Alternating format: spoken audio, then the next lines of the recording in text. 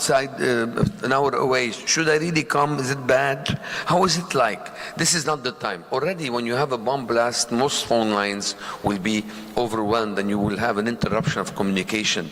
Do not burden the ED. Follow the plan. Go to where you need to go when you're supposed to be mobilized. Do not strain what's already strained and distract us. Follow or don't come. Pre-identify mobilization sites where they go.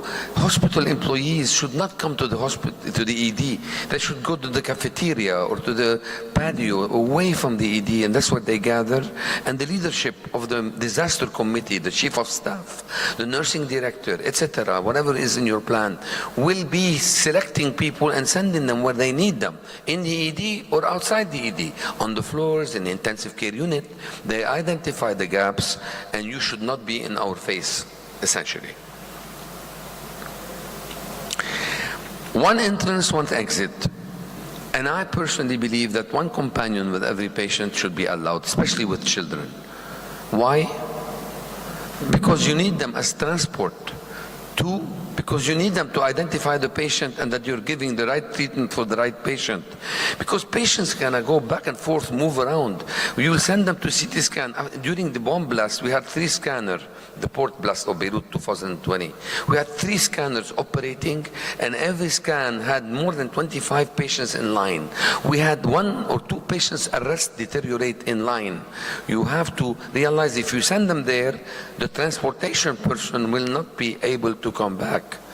So you need someone to stay with them to identify them, because identification issues are important. Drill everybody on their duties in every department. The chief of staff, the hospital director, they should not know your plan only. They should know where they fit within the plan. The housekeepers, the nursing director, the admitting head, the support personnel, housekeeping, everybody should be drilled and have their own. We use these categories, all of us, the red, the yellow, the green and the black. Well, I'll tell you 2 lessons. One, when I showed up during the bomb blast to my department, and my juniors, my own former students who now are leaders, but I arrived there and Evelyn told me, I go, where do you need me? I came on my motorcycle so I can squeeze between the shattered glass and all the debris. So I arrived to the department 20 minutes, we had people everywhere already. So when I showed up there, I came from Damour, which is 20 kilometers away from Beirut. So I arrived, I heard the bomb, I just came down. I didn't ask or call. So I parked and I walked in. A friend of mine called me with his wife injured from like 6 kilometers away, wife and daughter. I told him go somewhere else. Very hard to say, just said go somewhere else, because I knew it was necessary to use other resources. I show up there and she says, I need go to the yellow zone. This is not the time to say, but I'm the one who intubates, I'm the most senior, I want to go to the red zone. Why? Why? Because people are doing CPR in every bed, or intubating and doing primary, secondary surveys. I mean, that's not what we need.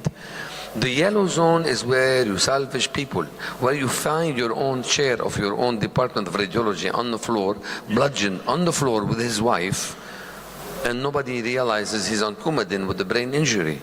That's where you can salvage patients who can be salvaged but should be read or resuscitated.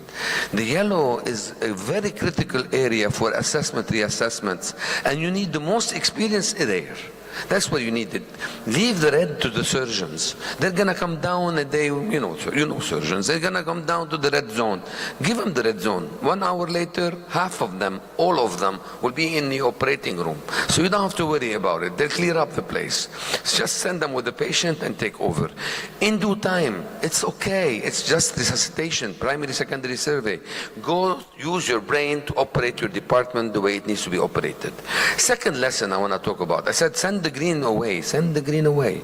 To send them to a floor that you in your own hospital where you send medical students with staples or something. Just you don't need to have them in your face. And the black, that's in the NATO. You can use black. Black. He's dying. He's gonna die. He's celebrating. We're away. Just let him die in a palliative area, and let's just send him to the morgue or put him in a corner where it's quiet with his family so they can pray together. That you cannot do in Beirut. You cannot do I mean, yes, obviously they're black, right? These shouldn't be brought in the department in the first place. Rescuers should know.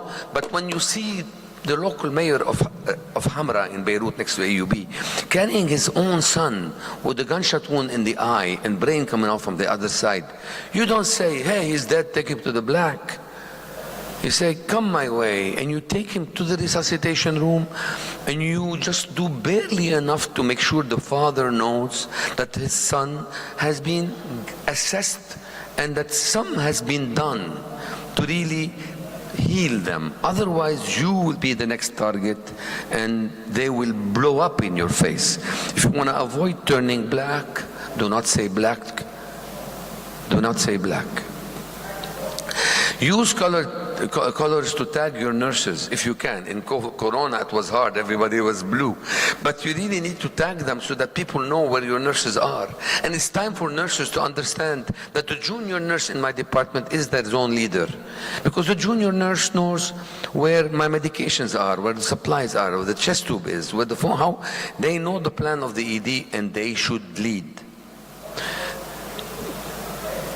If you don't have enough people, first thing you need to take care and make sure there is somebody who's a disaster medical officer, also a disaster nursing officer, to clear the department, bring the stock, bring the supplies that you already have on the side, move the chairs out of the rooms, put them in the zone, green zone, clear the ED from every patient, over-admit them or send them home immediately for delayed care. Make decisions. It's not time to charge, just empty your department. That's your first step. Put somebody at the door to do triage. The triage is a different type of triage. This triage is just to look at the patient. This is the triage. You look at them. Are they mentating? Are they posturing? Are they not? If they have cardiovascular collapse, they'll be out. So anybody who's unresponsive, who has decreased level of consciousness, obviously when respiratory distress or unresponsive, such a patient will go to the red. Patients who are in pain but alert and oriented can go yellow. So, and people who are walking, they go green. So you make that decision. Who can make that decision? You don't have to be a doctor. You may need a doctor in the red zone and the yellow zone. That's your two primary problems. So where do you send them? You put a nurse, a senior nurse can do this job sometimes better than your own doctors. That's the order, and then you assume that there will be other people to come and help you. So when Kazi arrives on his motorcycle, go to the yellow zone. Okay? So, and then you have the green and the orange. I mentioned orange, that's actually next to the red. It's an expansion of the red zone. Do the primary in the resuscitation, do the secondary survey in the yellow. If they make it and then don't go to the OR from the red zone or to the morgue. You need a Foley, you need an NG tube, you need the primary, secondary survey. Move them out to a larger expanded area where other people can do the actual secondary survey. Leave a safety stock. Before the bomb blast in Beirut, we had almost 300 enough supplies and stock planned carefully to take care of patients. And we had the safety stock that we replenish every 3 months, and we have it ready. We prepared it 20 years ago. That list can be updated, but it's there. We have pre-registered clipboards and patients that are in the room because they are a different color than the usual clipboards. So brown versus red. You can use color coding to help you know where the patients are. Beware of electronic records. Electronic records can be useful in small scale activations, but when you have 800 people showing up, and what do? You're going to use Epic to be able to really figure out what to do? We have Epic, yes. So what do? Epic will go beep, beep, beep, beep. They will blow up. You cannot use Epic in that situation. So that's when you use the surrogate that's with the patient transporting them. That's when you use medical student. 200 medical students can be very useful when they come from medical school. They will accompany, they will stay with the patients or within zones with the sole responsibility of making sure patients are correctly identified. Where do you put the ED triage? Outside your door or inside your door? Outside your door, they'll be stampeded on, so put them inside the door. Put gates with a small opening you open just for the patient. Because when the ambulance comes, especially with militias or the clans, you have clans, who come in, like the whole village comes down. When they come in in one ambulance, you open the door, you have 2 casualties and 10 people on top of them. And they will all come out and jump, and they want to carry the stretcher your way. When they carry the stretcher your way, what you do is you send your orderly to help with the stretcher, but instead of pushing your way, they push the other way. They actually slow them down, because these are literally torpedoes that will blast through anything. So strong steel doors that can handle a car, barely open, that open only to allow slowed down torpedoes from coming in and be assessed by your triage personnel. They get wrapped, tagged, they get the paper clipboard, and they get directed yellow, green, or other. And if you have conflicts between separating parties, I don't want to get into specifics, but we have 18 sects in Lebanon. If they start killing each other, or you have tribes, you have different, constituents of the Lebanese community, and they're all outside the door. What you do, you need to separate them. If the police are coming from riots, and you have the rioters in the same place, you don't want to transport that into your department. So think about separating them or taking their clothes off. And even better, before bringing them in, agree with the pre-hospital personnel to try to separate them to different hospitals. That doesn't work all the time, but if you can do that, it's a good trick. Zero tolerance for non-medical questions. If you find people asking questions, where were you shot, how were you shot, who was there, who shot you, get them out of the department. That's your priority. Zero tolerance for non-medical questions. Secure the perimeter. I have started something that is considered probably unethical, but when people show up in my department asking me whether I need them and they're not on my list, especially with the hospital directors, what I do to them, I say, welcome, thank you for coming. Please, can you help the people outside, the security outside, hold the crowd outside?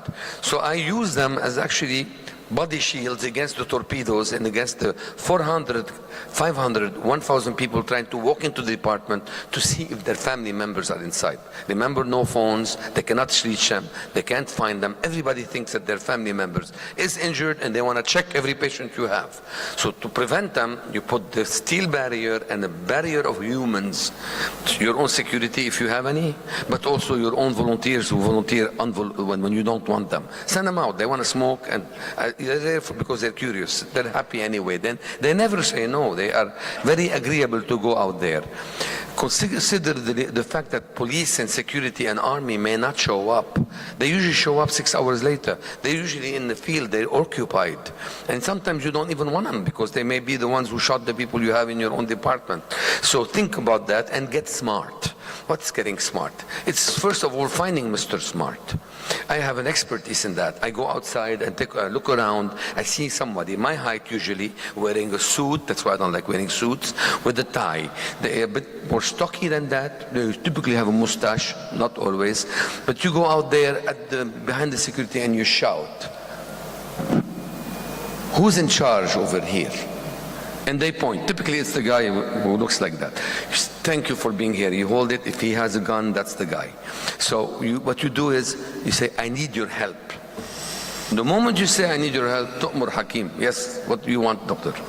Can you please help me do a cordon here, secure a perimeter for me? 95% of the time I would say, that's it. 2 different words. Mustafa, Muhammad, Hala, the 2 words, they know each other. You get a cordon and everybody is away. It's peace. Occasionally you've chosen the wrong guy, but the point is you end up 2, 3 more wounded. That's not a big deal. That's better than having them inside your department. So give the crowd or local stakeholders, prepare for these with your local community, the mayor, send the police from the municipality. You can have people in front of you. They're not all tertiary care centers. They may not have what I have at AUB, where I have security officers, protection officers to come and help me. But you need to secure your perimeter and prevent people from burging into your department. That concept was used in Darfur, by the way. I'm not the one who started that, by the MSF. Direct crowds away, get smart. So when they show up, they want to know if my patients, you make a list, even if it's not complete, and you post it away on the other wall. Like 500 meters away in the other main building. So they go over there. So there is a list. So they go check the list, and that's better. So you deflate them away. 2, you communicate with pre-hospital providers not to bring dead bodies into your department. So you don't have these explosions of emotions. And so what you do is you send them to the morgue. It succeeds in 30% of the time. They still bring people into you. And the best trick of all, when they're coming in, angry militiamen or soldiers, they don't have to be militias, your local armed forces.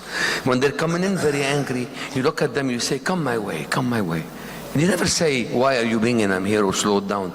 Just opposite. Come here, bring them to me, bring them. The moment they see that they come your way, you say, who's in charge here? And you'll always have an alpha person who's going to say, him, who's the leader of the gang. Is there a relative? I need you to come with me, but we need blood. What do you mean you need blood? You need blood. Everybody will stop. The torpedo will take a halt, and they'll say, take my blood. And you send them to the 5th floor blood bank on the other building, where they hate me, and they have a post for me saying dead or alive, wanted. So I send them all out there to give blood. So automatically you bring the other 2 with you, and you can this way be able to resuscitate and take care of the patient with you. And if you think that they're dying, these patients are in bad shape, you engage them in a little bit of bagging. That's the black. You make them help you, and then you become their friend rather than their target. This issue, he lives or you die, doesn't happen with me, because I'm part of the team. They always think of you as part of the team when you engage them as members of the team that's doing the resuscitation.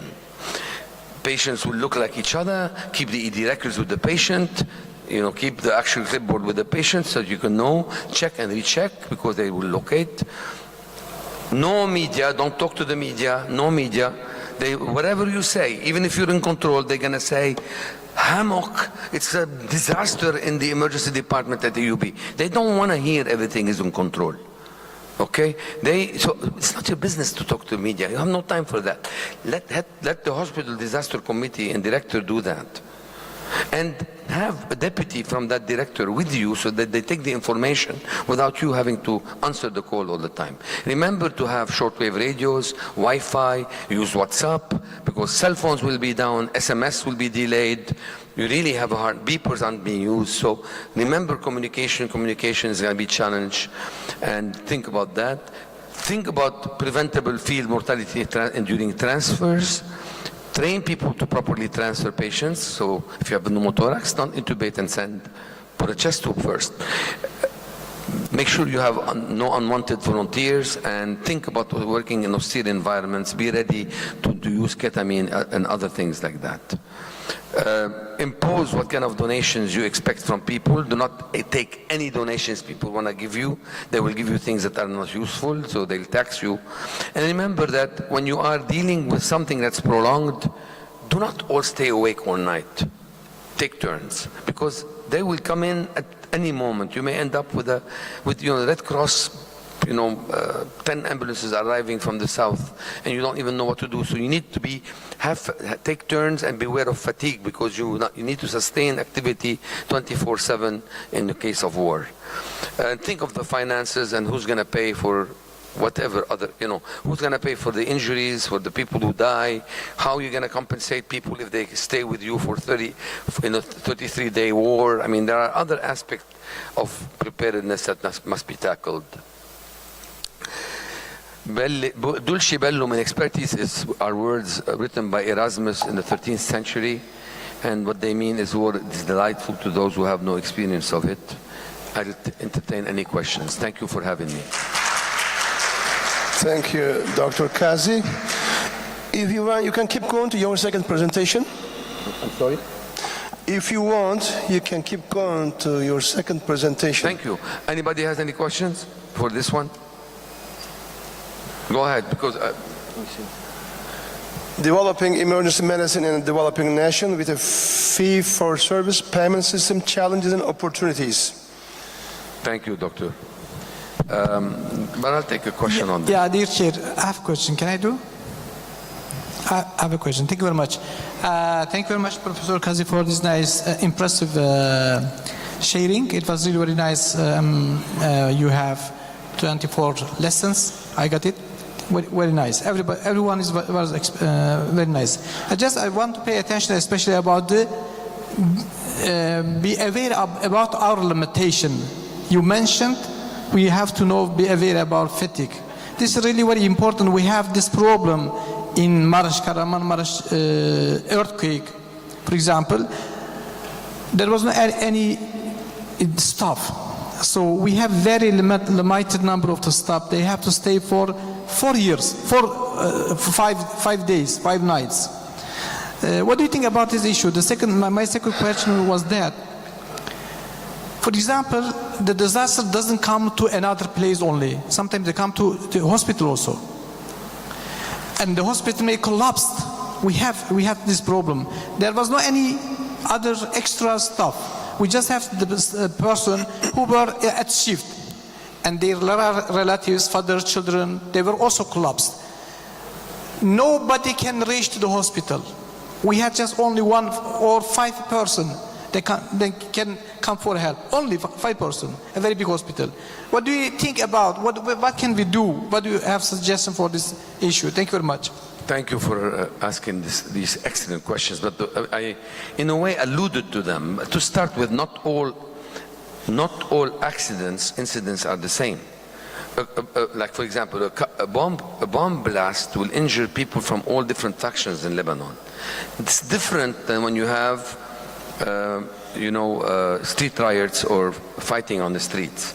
When you have fighting on the streets with, battles of the sort, you end up with no crowds at your door. You have 20, 30 people, 40 people, but you don't have 1,000 people trying to come in. So the crowds coming in it's not always, you need to have the experience to know that an air raid, an earthquake, different incidents have a different impact on different things. Things like available resources, things like crowd control, they have different flavors depending on the type of incident it is. But if you have a single incident with a large number of people, I gave you some rules how to manage crowds. With regard to fatigue, there was in the last slide a section on austere environment. In the interest of time, I didn't go into this, but I'll tell you that at the end of the day, I mentioned ketamine, right? At the end of the day, I can tell you that when we had 800 people in our department, we were not able to provide the same level of care that we usually provide on every day. So the first rule, we have even published an article, some of our own residents, literally talking about how hard it was for them, how much they cried, because they couldn't do the things they do normally for patients. So, I'm sorry, I'm talking to you and I'm getting a little bit of goose skin thinking about those moments. They're unforgiving, doctor. Yes, you have in this austere environment where you may not even have power or things to give to your patients. And that's a fact of the matter, okay? You really want to help, but you cannot help. So it's unforgiving, but you really need to do your best by taking care of the ones you can save and keep alive, and the ones where you have the capacity to intervene and save them. And this requires the experience of the people working in the department. Additional help, you have to be creative. I mentioned how you can use the local policemen, local community volunteers, who will many times just show up. I have not had at any time a shortage of people willing to help me. But the people who were willing to help us from the community often were not qualified. I mean, did I not see people who needed cervical spine immobilization be brought by blankets or carried on their back? I mean, we all see that. Is it ideal? No, it's not. Have we stapled wounds that had glass in them? Have we told people with glass injuries to go home and come back the next day to be repaired? Have medical students taken care of faces the way they should? Have we repaired and re-repaired some of these injuries later? Yes, we do. You have to be creative, doing the best you can with the resources you have. You mentioned to me families. In my department, we have 8 board-certified physicians. 3 of us had direct injuries in our families. Mazen was taking care of his wife and child. Gilbert brought his own son. He was just next to the airport, who was injured. He was 200 meters away. This whole apartment was injured. The head of our pharmacy and risk management were injured. The chair of radiology was injured. I can tell you, and no one knew he was on the floor. I mean, it wasn't his wife. I couldn't even recognize him. So, in the yellow zone. So we get injured in our families, of course, and that's very harsh and hard. But, I can tell you that's the best we can do. So I don't know how to answer your question 100%. Fatigue, yes, fatigue. Why did I mention fatigue? Because I have been exhausted staying up all night with the staff, and then I get hit with people who arrived unannounced from another hospital, evacuated unannounced to us from the south of Lebanon, arriving. It was the Red Cross. They had no communication. They just arrived. 12 casualties. I was too exhausted. I know that I could have been a better doctor that day. So, nevertheless, that's what I could do. So we accept those models. Okay, thank you. Hope I answered you right. The next talk I want to tell you is really about reimbursement models. I think I have maybe 10 minutes, right? 10 minutes. I don't have the answers to everything, but because I came to Lebanon and I was able to succeed in establishing the specialty in Beirut, for many of you who may not know me enough, I'm the past president of the American Academy of Emergency Medicine. So I trained at I'm a UCLA graduate who trained in Detroit and spent 16 years as a faculty at the University of California and in Detroit at Henry Ford Hospital. So I'm used to the American model, and I came to Lebanon and started alone with residents and developed a residency program that's ACGME accredited. So we are Joint Commission accredited, Magnet accredited. So it's we transplanted the place into Beirut. And from that, we ended up with another 3 or 4 residency programs showing up in the country. Now, when I arrived there, I had to deal with the fact that we had a fee-for-service national model, and was dealing with a situation where in many countries, I'm sure Turkey had to face those same issues and maybe facing them still, but the emergency department is an undervalued service by institutions, by administrators, by patients, by authorities, and the rest of the medical staff. They all were undervaluing the service, just complaining. They want more, but they give it less value and less support. They don't give them equipment, they don't give them staff, and they don't give them any adequate access to hospital resources. This was the way emergency medicine started in many countries, including Turkey, I'm sure. So we had limited ED leadership, limited support for them. They were part-timers who were given, usually the worst surgeon or the worst internist was left there to take care of it because they had nothing else to do. They would assign them something and not give them any resources to work. There was little effort to capture true expenses or generate revenue out of the emergency department. And nobody was out there to properly secure support and resources. The EDs needed support for the structure, for operations, for coverage by attendings, by physicians, by nurses, and needed people to run the place. It's a full-time job when you have 30,000 patients a year. It's a full-time job. When you have more than that, you need assistant medical directors. What if you have an academic responsibility also? Here we go. We have 3 leaders you need for a department.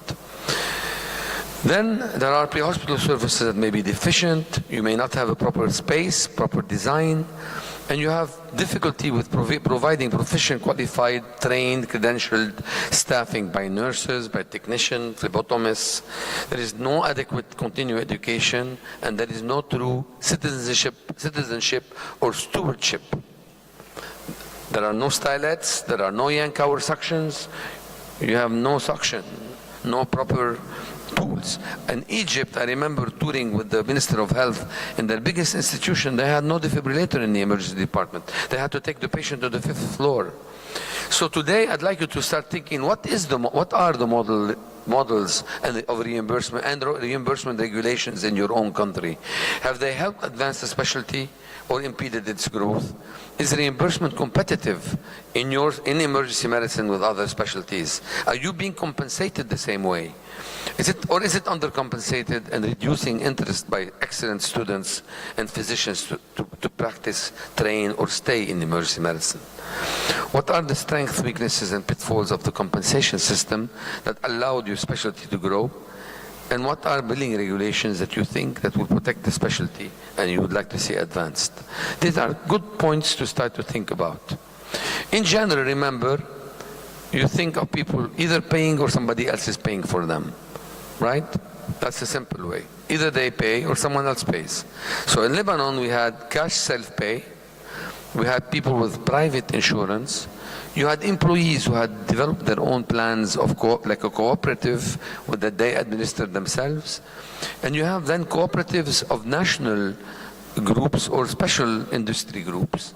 And then you have the labor ministry has something known as National Social Security Fund, which is almost a third of the population of Lebanon. And what they do is they also set the rates and determine what and how many people can be paid for every admission, who gets paid and who doesn't. You have then Ministry of Health coverage. So the Ministry of Health coverage is when, for example, people have no money. So if they don't go to a private hospital, there are allocated budgets that can be spent on non-funded patients. And that's the sad trick. So in 2006, I took care of 3,000 patients in my department, including 12 dead and 120 wounded, 270 admissions, and more than 300,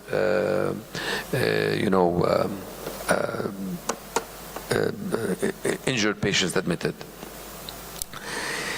The Ministry of Health paid the whole department for 33 days of work, $260 for 33 days. That's like 8 cents per patient. How can you provide coverage for 33 days? How can you pay people to take care of patients if you're going to give them 8 cents? So obviously it's not, we need to know the details because the devil is always in the detail. It's easy to go on national TV and say everybody's covered, but de facto people aren't. And they hide behind rules, like things like, oh, the Ministry of Health covers only inpatient admissions, they don't cover outpatient. Oh, you're not on the formulary, your specialty is not on the formulary, so sorry, we don't pay emergency physicians, we pay the admitting doctor only. Let them pay you. Take away from them.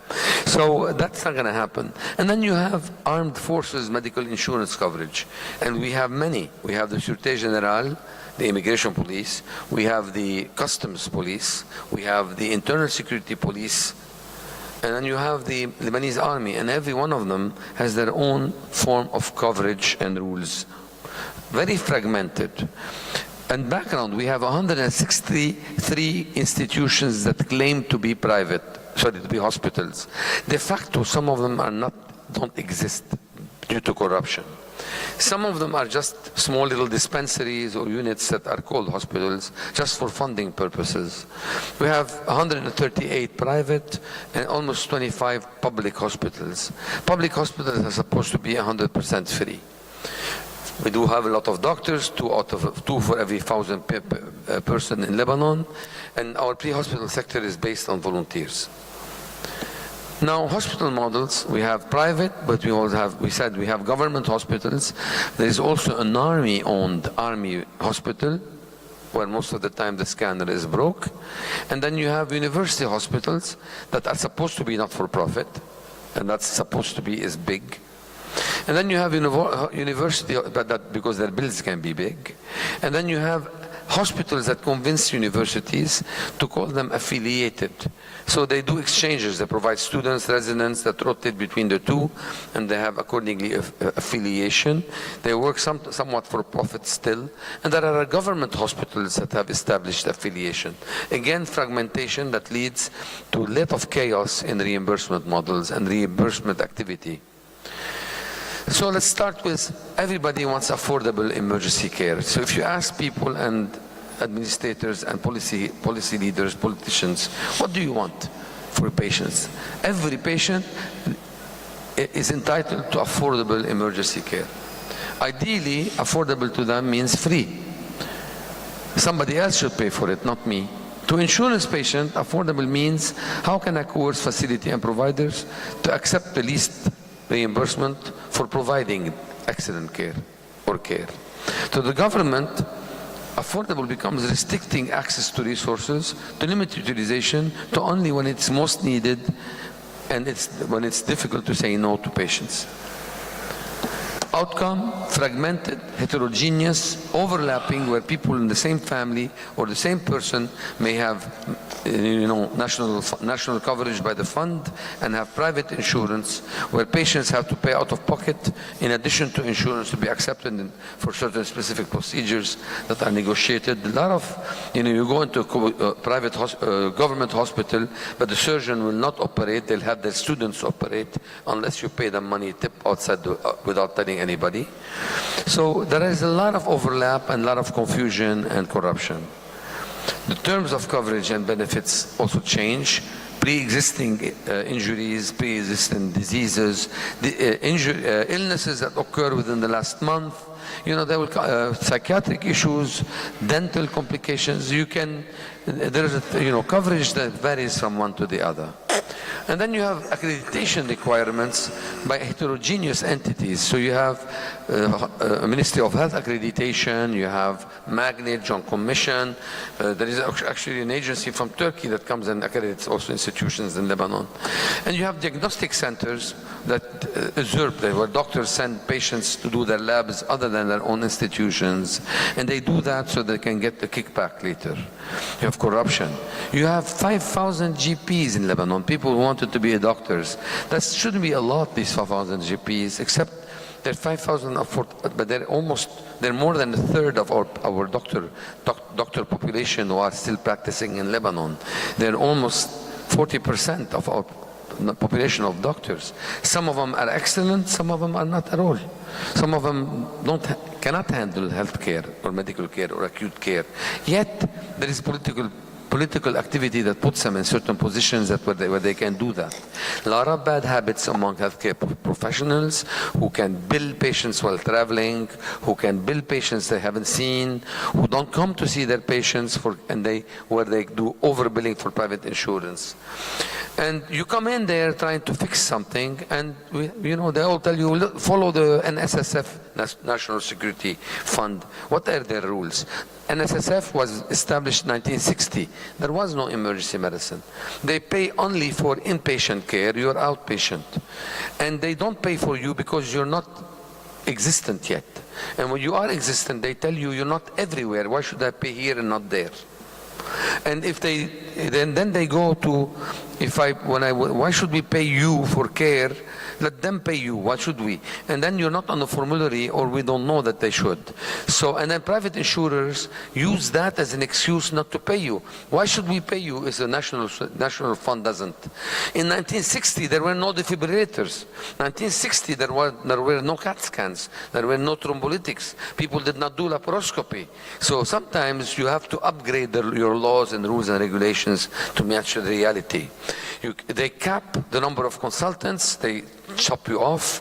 Your colleagues will conspire to take your bill out. They are all happy with collecting together, but you're the new kid on the block. They don't want you. There is bundling. There is also issue of coverage. Are you really covering the department or not? This is the American University of Beirut, a 200-year-old university, and this is my hometown where I live in Damour. Any questions? Thank you, Dr. Kazi. Any question? Not only for the Dr. Kazi, also Dr. Daniels. Please. Do you have a question, audience?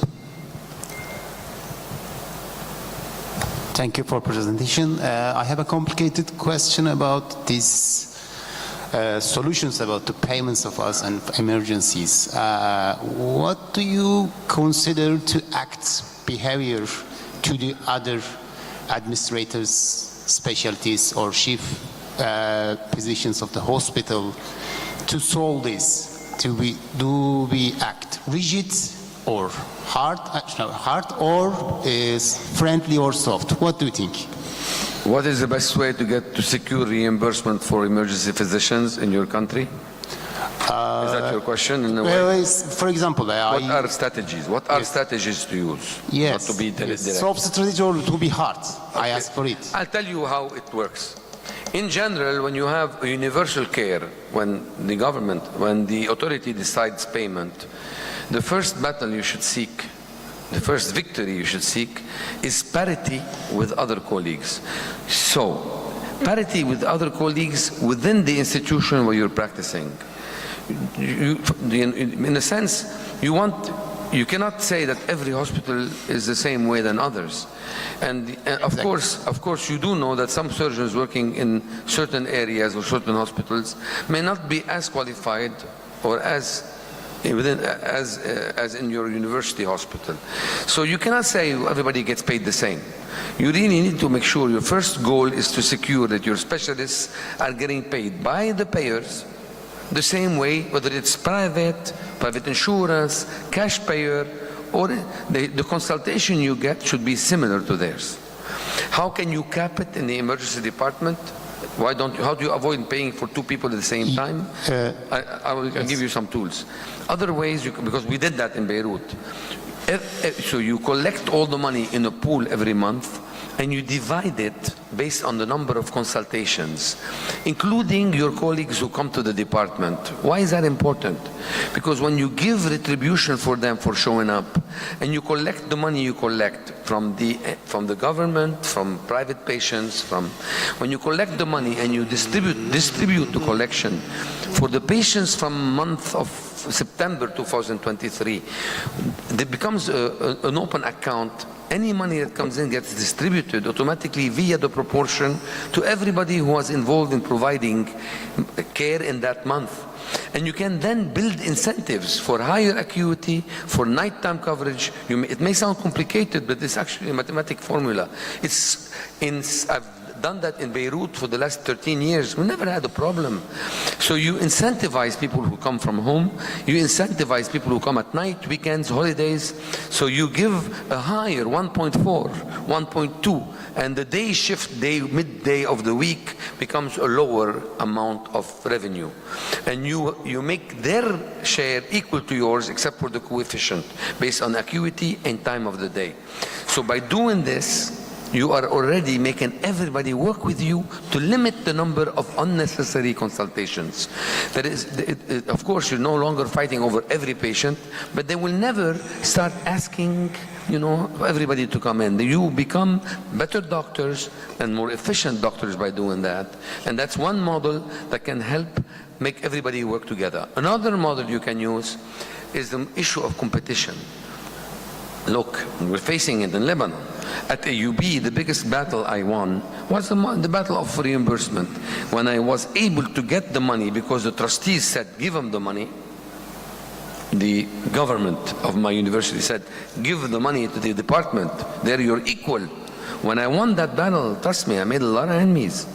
I had cardiologists making money all the way from France. Hello, on the phone call, then the resident or the fellow will come and put the bill. And they were putting an emergency bill. So, and then, there is only one emergency bill. You cannot have many. They are consultants, not primary. So when you want to reorganize that, you're dealing with colleagues who are making lots of money, easy money, on every Foley, every NG. So to avoid that, tricks to do that, because they said, first of all, you stand firm. We want parity with colleagues. And that cost me my position at the time. I was offered the job, but I had to sign what they wanted. I didn't. I refused the job. So they had to find an alternative, and they had to fight with all my colleagues. I may be bad, not everybody is bad, because when you are fighting for something that is fair for every one of your colleagues, for the welfare of the specialty, your colleagues will be there with you. So we won it a year later and got what we wanted. So this is technical, because what is going to happen is sometimes the institution is going to want to take the money and give you a salary, a very small salary compared to others. No, you're specialists like everybody else. You must win the battle of parity in your institution. How do you do that? What are tools to avoid? Why, Kaiser is an HMO in America. How do they decide what to pay their employed doctors? They cannot hire anyone if they don't pay them similar to the people in the private market. So in Lebanon, I've trained in the last 12 years since we opened the residency program in 2011, we graduated 30 people. We've retained 10. 10 are in the Western world, Europe and United States already, and 10 others are in the Gulf region. And why do they leave? When I started, they used to pay doctors in Lebanon in emergency medicine 10% of what they're getting paid now. In the Gulf region, they're paying them 4 times the amount. So 10%, Congrats. 10% of X versus 4 times X. So the market to competitiveness will resolve this issue. If you want good qualified emergency physicians, you need to do that. So let the market help you gain these changes. Now, you must also accept the fact that in Lebanon, which is the size of Orange County, 6 million people, we don't need 150 emergency department. You need categorization of these hospitals where the tertiary care centers, where the high acute are distributed properly, that's a national plan for the minister, and where the people there are qualified. Other places can have GPs who have telemedicine support, who have an administrative support. You can create a tier 2. I know it's hard to accept that, but I come from the United States, the American Academy of Emergency Medicine, where only board-certified physicians should do this. In the rest of the world, you have to have a tier 1, tier 2. The tier 2 are going to end up working in the rural places and in less privileged places with support from the main, but also you don't expect them to do the things you do. You need to create a trauma system where patients that have the stroke units, cardiac cath, are limited to places where you have the best of the best, and you pay the best of the best in parity with the people in that institution. That's it. I hope that helped. Thank you. If there is no question, this session will end it. Thank you. Thank you. Thank you for having me.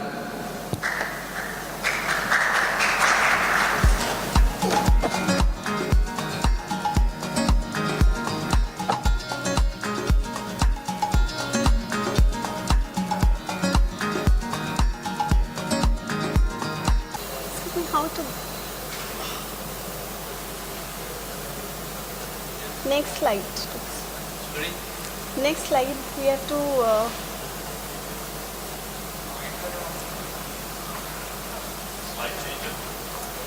slide changes. Hey, this one? Okay. Green. Okay. Green is next to map. Okay. Thank you. A very good afternoon, everyone. I am Dr. Indulata from India, and basically I am an obstetrician and dealing with high-risk pregnancy. And today's topic of my talk is emergency transfusion in pregnant trauma patients. I think you all are dealing with pregnant patients in your emergency department. So there is nothing to declare, and I would like to thank YSM team, organizer, to give me this opportunity to have here. So the objectives of my talk is management of pregnant trauma patients, prevention of RH isomerization, transfusion principles and risk, and blood products transfusion.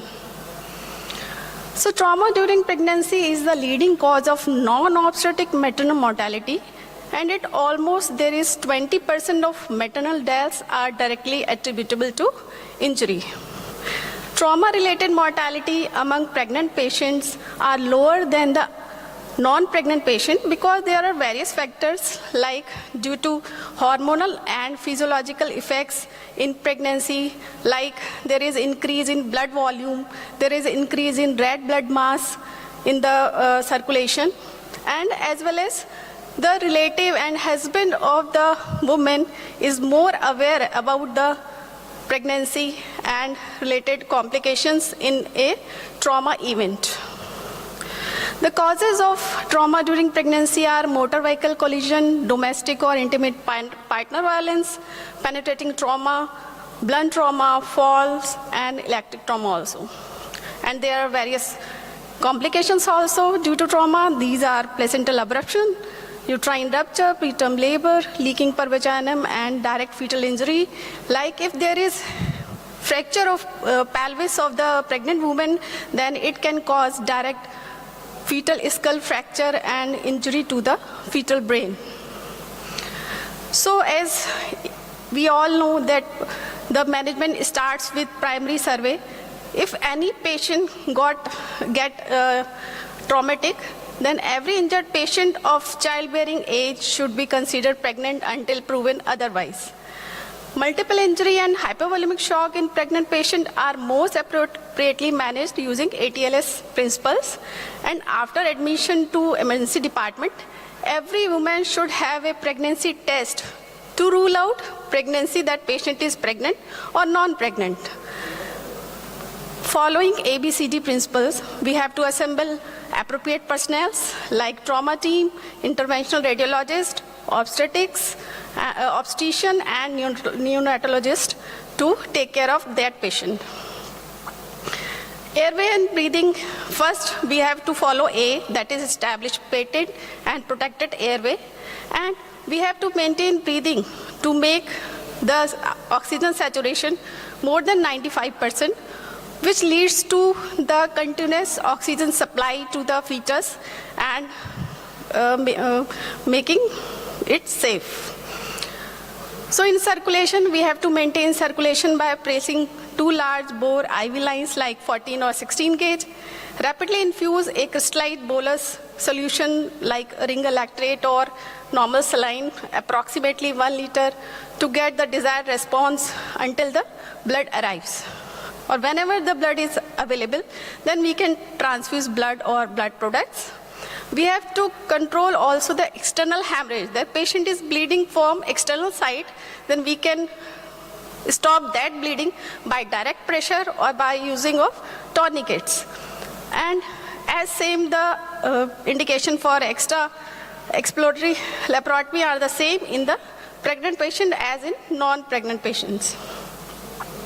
So basically the aim is to restore maternal arterial blood pressure with blood products, base resuscitation to maintain uteroplacenta perfusion and prevent unnecessary fetal compromise.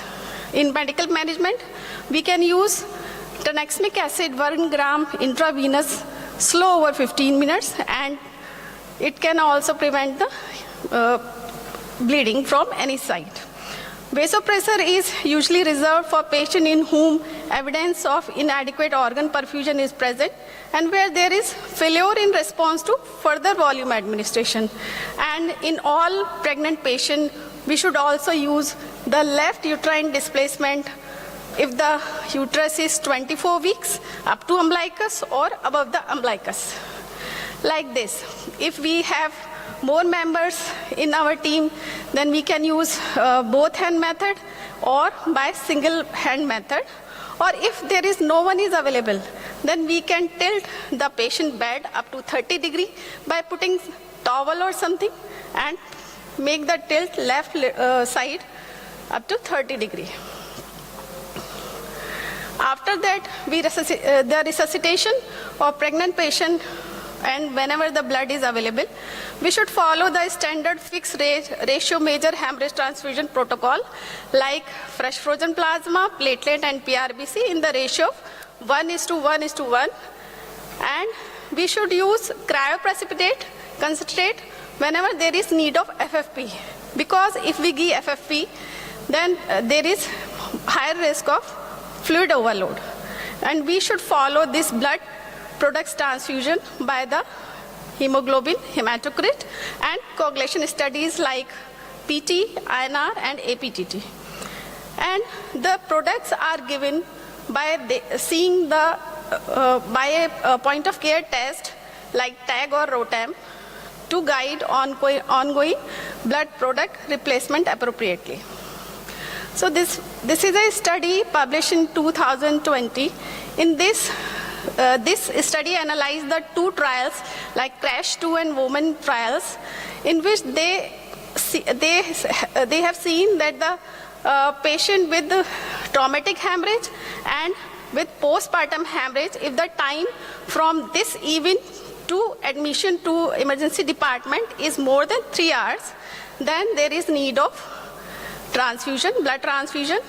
So we can decrease this blood transfusion related side effects by decreasing this time interval between the event and the hospital admission.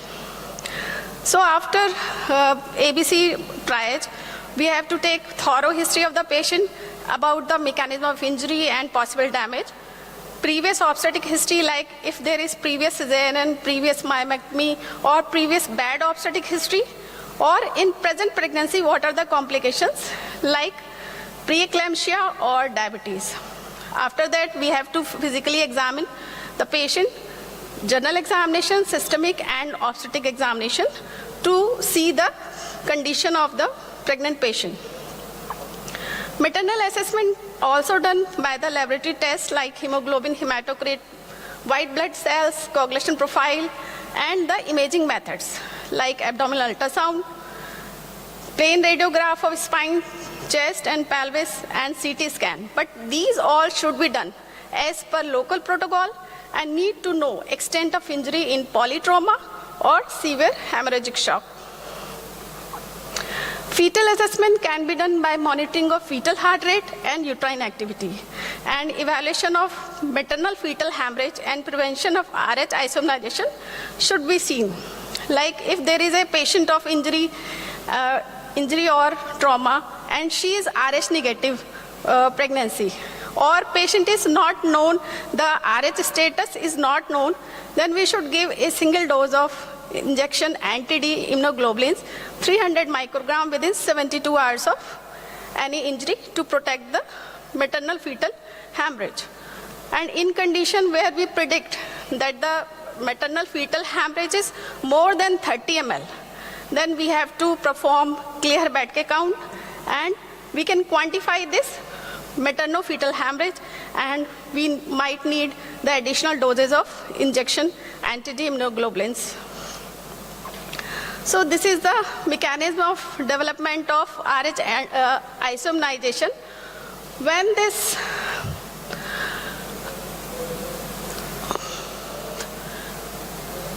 the mother is RH negative and fetus is RH positive, then this RH positive, due to maternal fetal circulation, these RH positive antigen create a immune system response, and these mother body response is formation of antibodies against this RH antigen of the baby.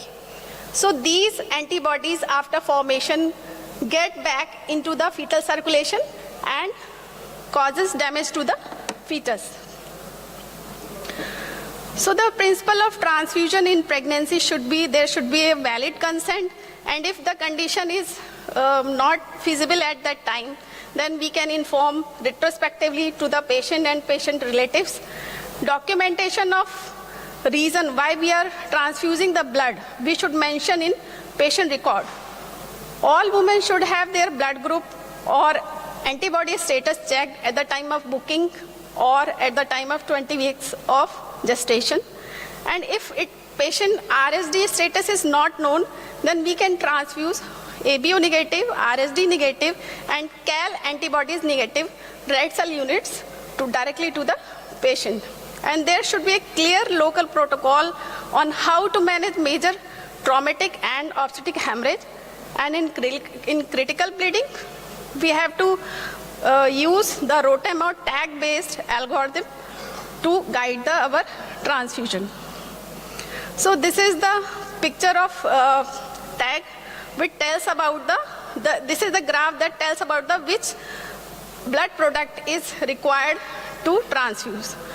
So transfusion-related adverse effects are many, like acute and delayed hemolytic transfusion reactions, transfusion-transmitted bacterial infections, anaphylaxis, or transfusion-related acute lung injury like Trolley. And risk of isomnization as if mother is RH negative. And most common, the human error. So we should do safe transfusion, because we have to give right blood, right patient, right time and at right place. If it doesn't happen, there might be acute hemolytic reaction from ABO incompatibility, which may be fatal. So target which we have to achieve is guided by this lethal diamond, that we have to prevent hypocalcemia, acidosis, hypothermia and coagulopathy.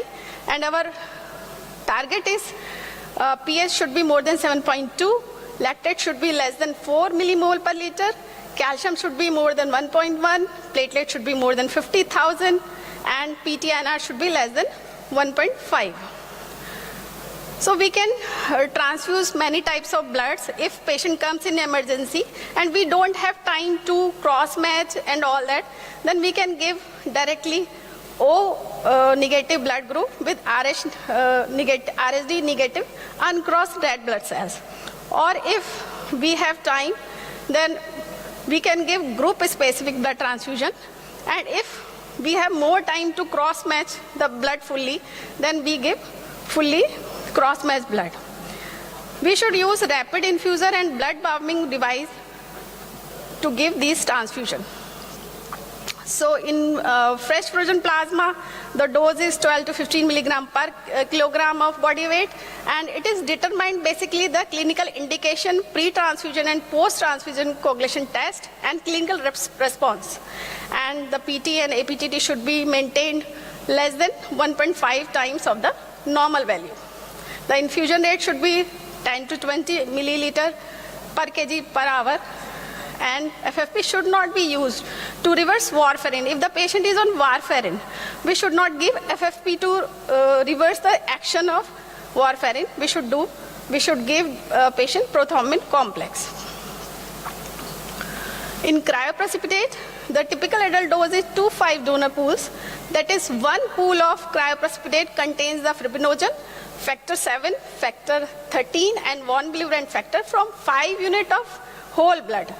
And it will raise fibrinogen concentration by 1 gram per liter in average adult, and it is administered at the same rate as previously. If you intend to use cryoprecipitate, then it should be thawed because it remains in frozen condition. So we have to tell our bank to thaw it if we want urgently. And the aim of fibrinogen level should be more than 2.5 gram per liter. Cryoprecipitate should be used group specific.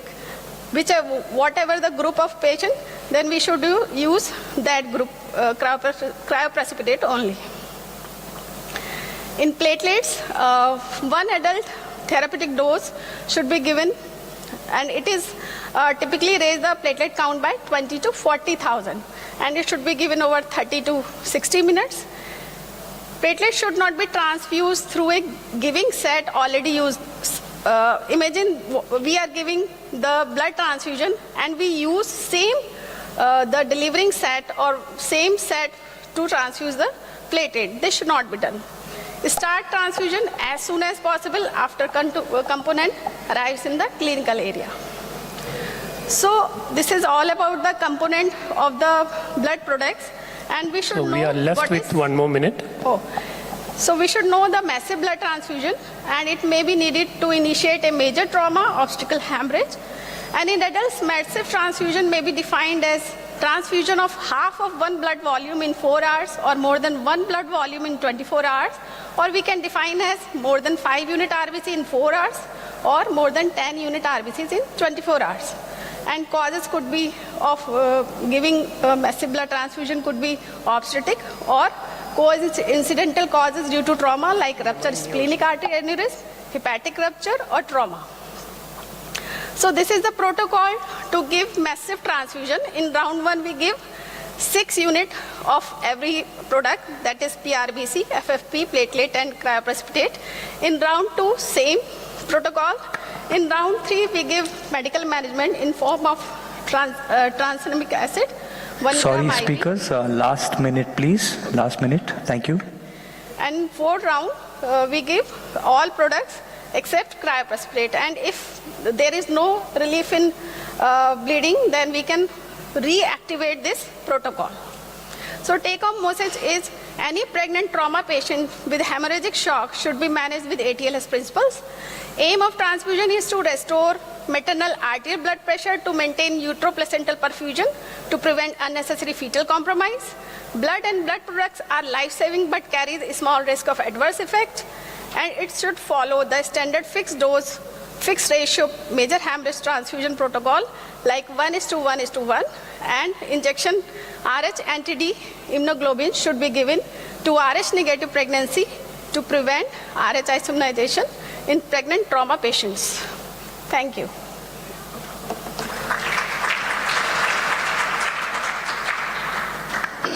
In the interest of time, we'll be taking questions right at the end of the session, if that's all right with everyone. Right? Thank you. Thank you. Thank you very much. Moving on from a vast and general topic to a very specific, specialized, super duper specialized topic, cardiac oncology in the ED. It's Dr. Katia M. Lugo. Thank you. Thank you. And thank you, everyone. It's really an honor to be presenting at WASM 2023. I got appointed with this topic, cardiac oncology, right? Which one I used to?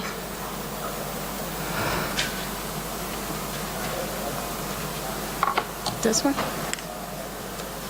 Okay, sorry.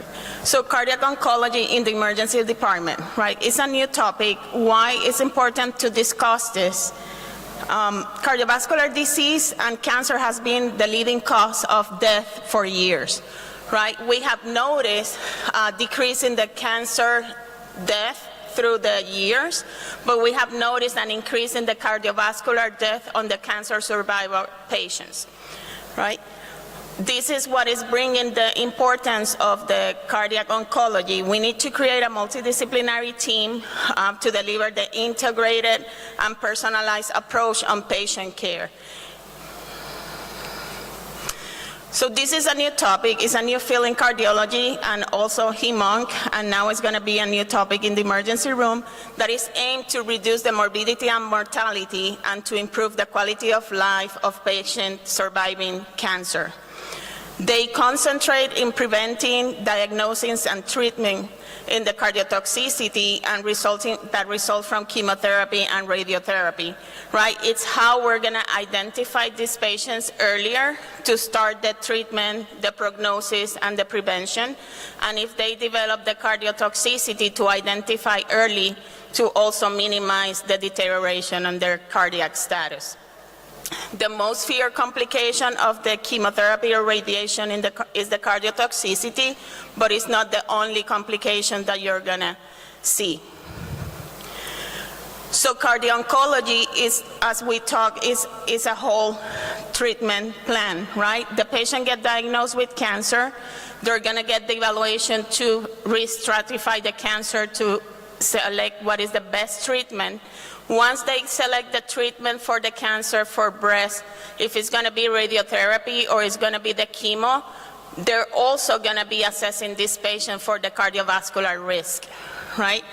They're going to be assessing these patients with EKGs, cardiac enzymes, pro-BNP, cardiac imaging, and they're going to stratify the cardiovascular risk, and then they're going to target the best treatment of the cancer and also how to minimize the potential complications of the treatment in their heart, and also how to identify early to start treatment to minimize those effects also.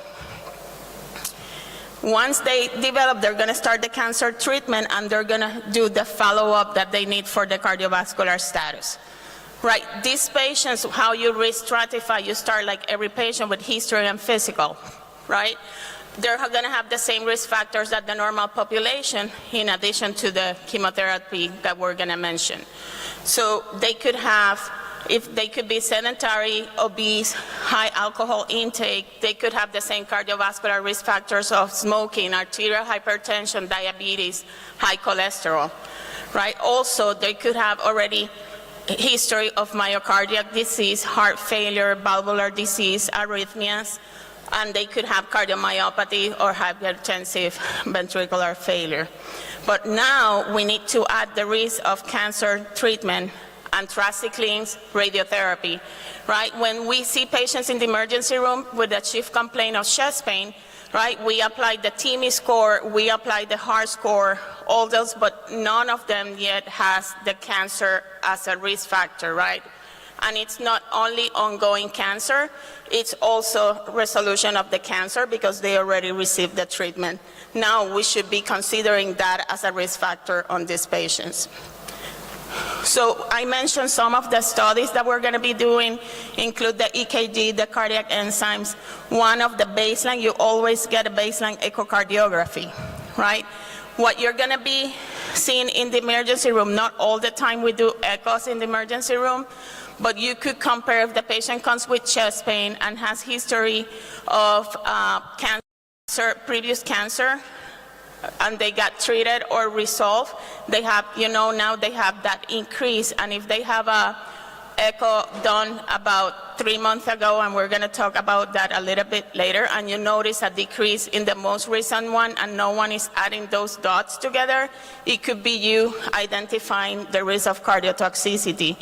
If they have a sudden decrease in the ejection fraction, or the ejection fraction in less than 50, that's highly concerning for cardiotoxicity.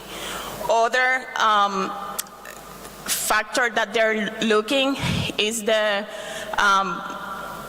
global longitudinal strain in the left ventricle. The studies have shown that that change of more than 50% is going to be even earlier sign compared to the changes on the echo in the ejection fraction. So if you notice the global longitudinal strain to be increased, that patients should be evaluated by the cardiology early and also in combination with the hematology oncologist.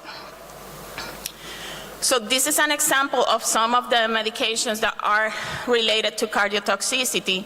Mainly is the anthracyclines and also the radiotherapy and the HER.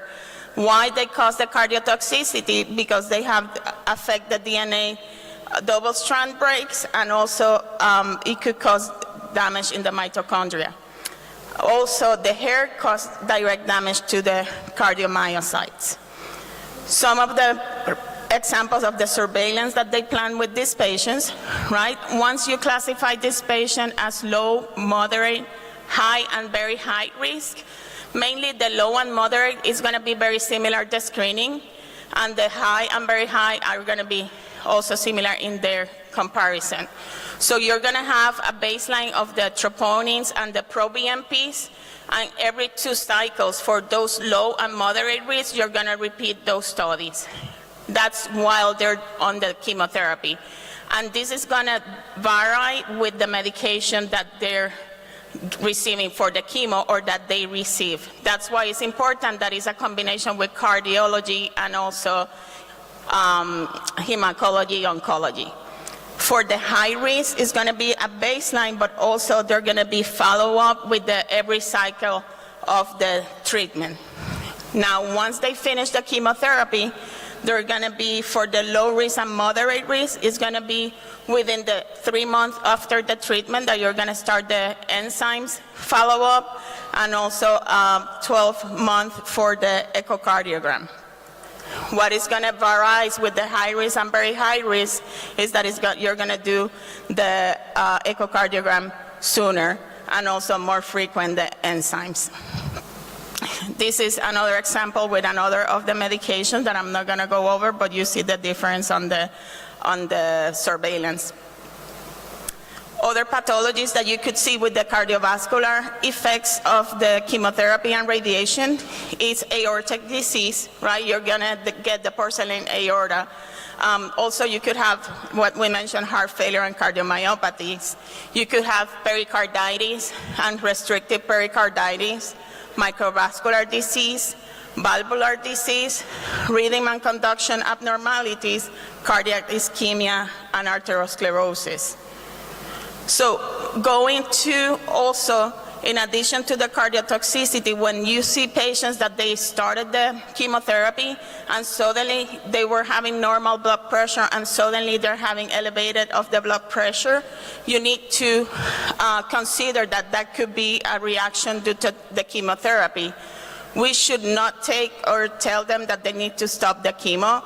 Many times what they do with those medications that is causing this is to decrease the dose of the chemotherapy until they start getting better, because some of these cases could be reversible. Or they could be started in ACE inhibitors or calcium channel blockers. Right. Also, when these patients present with arrhythmia, that the most common are AFib, and also they could have QT changes.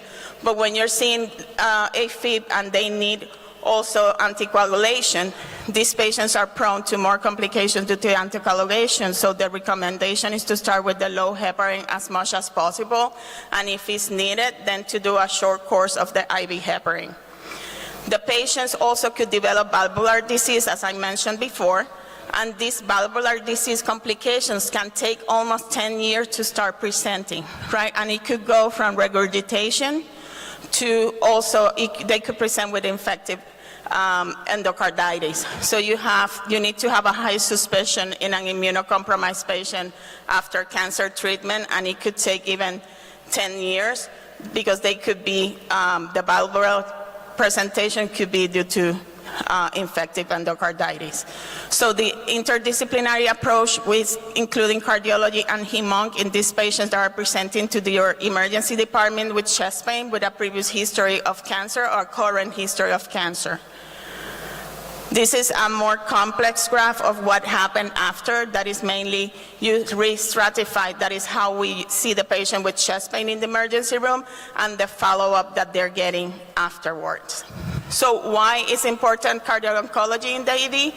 It's, they have the consensus and also how they make the diagnosis of the cardiotoxicity. As I mentioned before, a change on the decrease in the left ventricular ejection fraction more than 10%, or a global decrease in the ejection fraction less than 50 that they mentioned, that is mainly 40, the goal, and the global longitudinal strain, a reduction of more than 15%. It has a high possibility.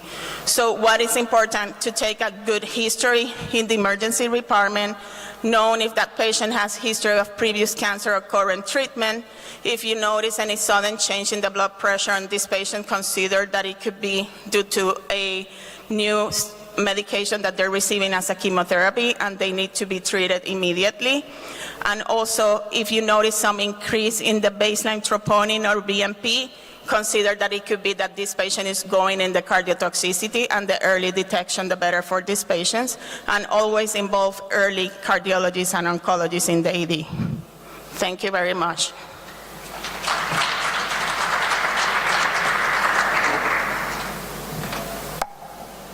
Any questions from the audience?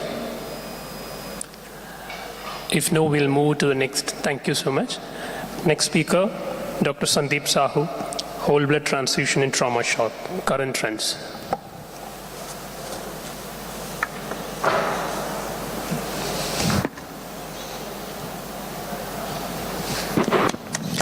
It usually doesn't hurt to applaud, so let's do that. Yes, cheers. Thank you, Chairpersons. I am thankful to the organizer from the Turkey, especially Dr. Basar and Beshet, and it's really a privilege to speak in front of Professor Vincent, because a lot of friends from India, and we are listening him for years. So this whole blood transfusion in trauma shock, I'm going to present the current update or trends that is evidence in last 3 years. Namaskar, salam from India, and very thankful to the WASM and APET physicians from the Turkey that you have given opportunity to share us, and it's very nice hospitality that we are enjoying for last 2-3 days. So what is the current status or evidence about whole blood? Whether it's true that old is gold and old wine or whiskey is definitely good as compared to new things? Or I am speaking of new things, or it's already a debate is already clear which came first? Because definitely here this is not the question. Here is because whole blood comes first, then the component comes. And when something comes first, we already have seen maybe our seniors and other colleagues who are senior to us, they have already used this. And what is the current status in trauma? Because in emergency, other condition, there can be things that one patient needed only, like in dengue. Like in India nowadays, a lot of fever, and this is because of now dengue shock syndrome and dengue, and where we have to transfuse platelet and isolated component. But in trauma, that everything is losing. We are losing PRVC, we are losing platelet, we are losing coagulation factor, and we want to definitely give 1 so that we get everything, so that we have a good clot.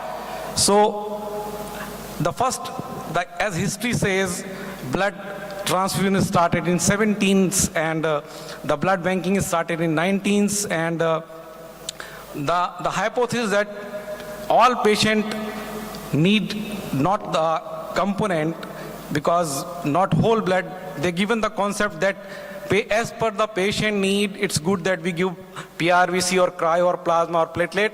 But what is the real thing now?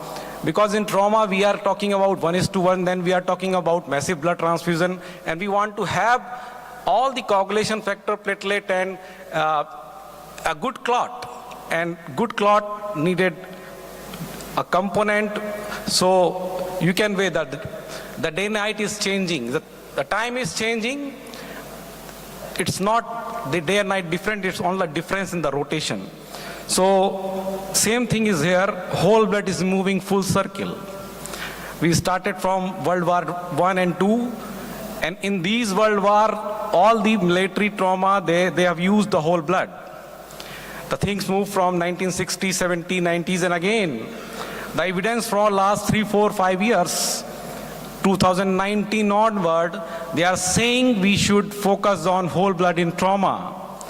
Because one whole blood is not equal to one FFP platelet and PRVC. Definitely.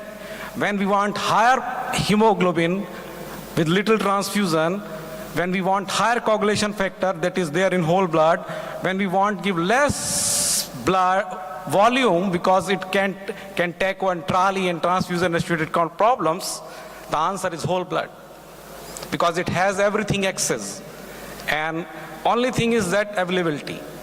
If human has thought that they want to discover the world, they have done it. So if we reconsider it and we make it available, then we can't compare the whole blood with the component 1:1, because whole blood is better. Definitely there is advantage and disadvantage of both things, but there is advantages of whole blood.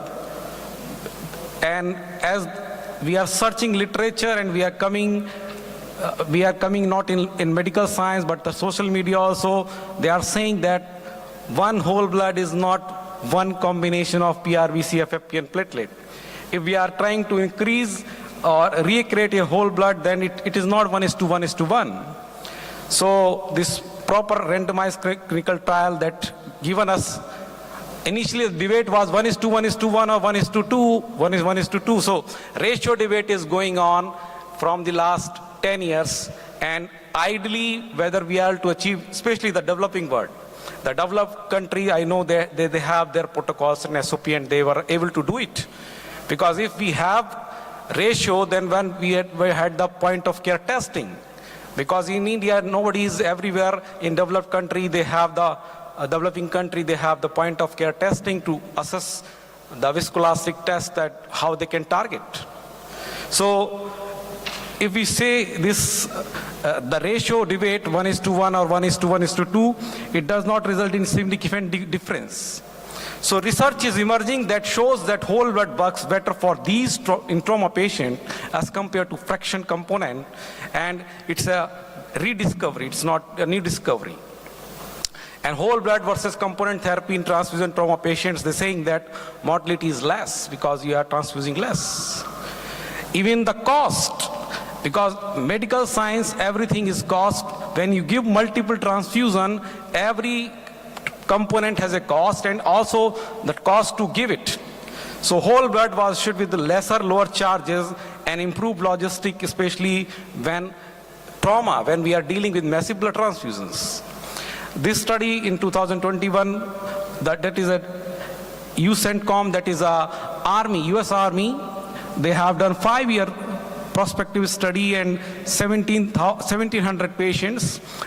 Those receive both the component and the whole blood, and they say whole blood use increased significantly with time in last 5 years. And because the supply is also increasing, and without a long-lasting platelet component, that is a problem with the component therapy, because we know that as the components of more than 14 days, this platelet is only working for first week, 3 to 5 days. Another study that whole blood transfusion versus component in adult trauma patient with major hemorrhage.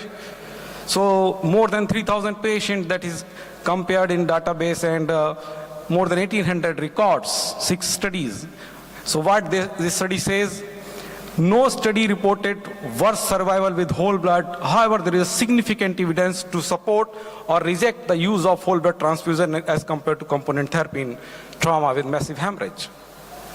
Another study, whole blood transfusion versus component therapy in trauma resuscitation, a systematic review and meta-analysis, and in 2020, and this says that on this meta-analysis, whole blood transfusion was not assured with 24-hour mortality, the odds ratio as compared to the component therapy, whether it is 24-hour mortality or 30-day mortality.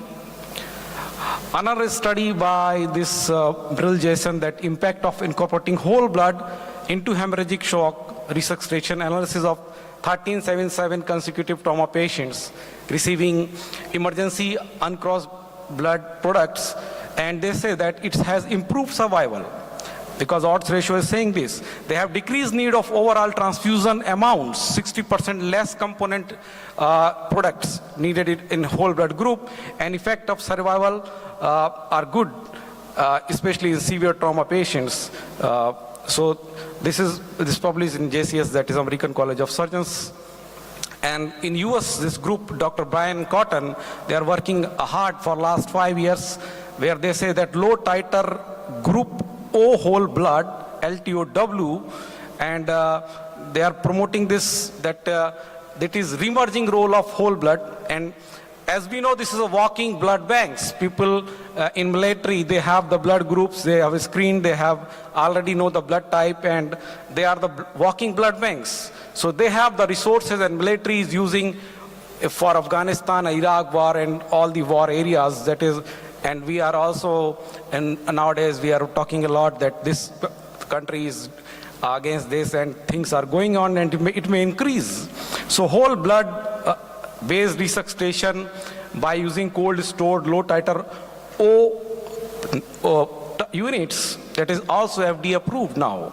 So this can be used. Only question that it is universal versus type specific blood, RH whole blood versus RH negative blood, or we can use safely in children. The answer is that. Answer is yes. Whole blood resuscitation is safe in pediatric trauma patients. This multicentric study that says that it can be safely used in pediatric trauma patients, 0 to 17 years. And another study is low titer whole blood, truly a universal blood product. This answer is that it appears to be a safe product for universal use across all blood groups.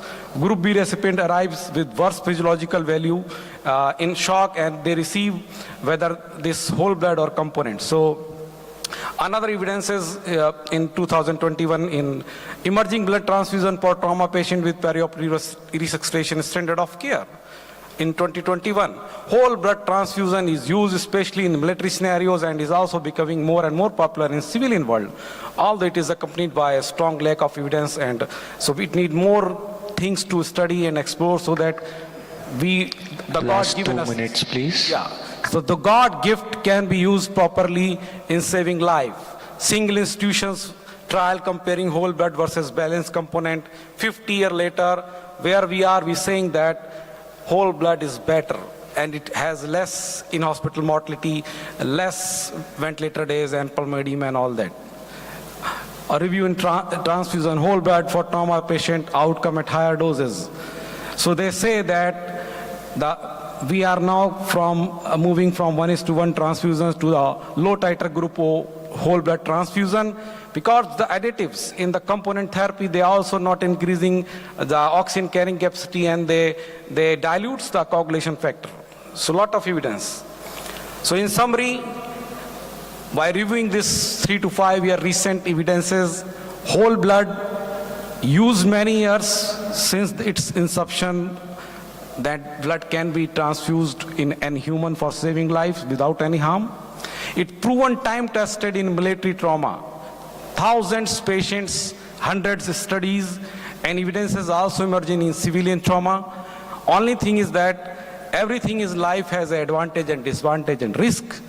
So same here with the component and the whole blood. Only thing that availability. If it is available, definitely, because in my residency in India we have used this. Now, if it is available, I think most of you would like to use it as per the evidences, both in adult pediatric trauma patients and in civilian setting also. Thank you. Thank you so much.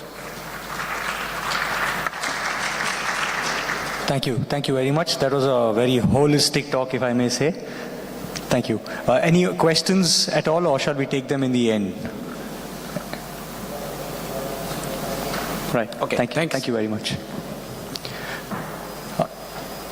If anyone in the audience has any form of backache, headache, heartache, any of those things, please do not leave this hall. The next talk is on newer analgesic drugs by Dr. Rahul Balasubramaniam.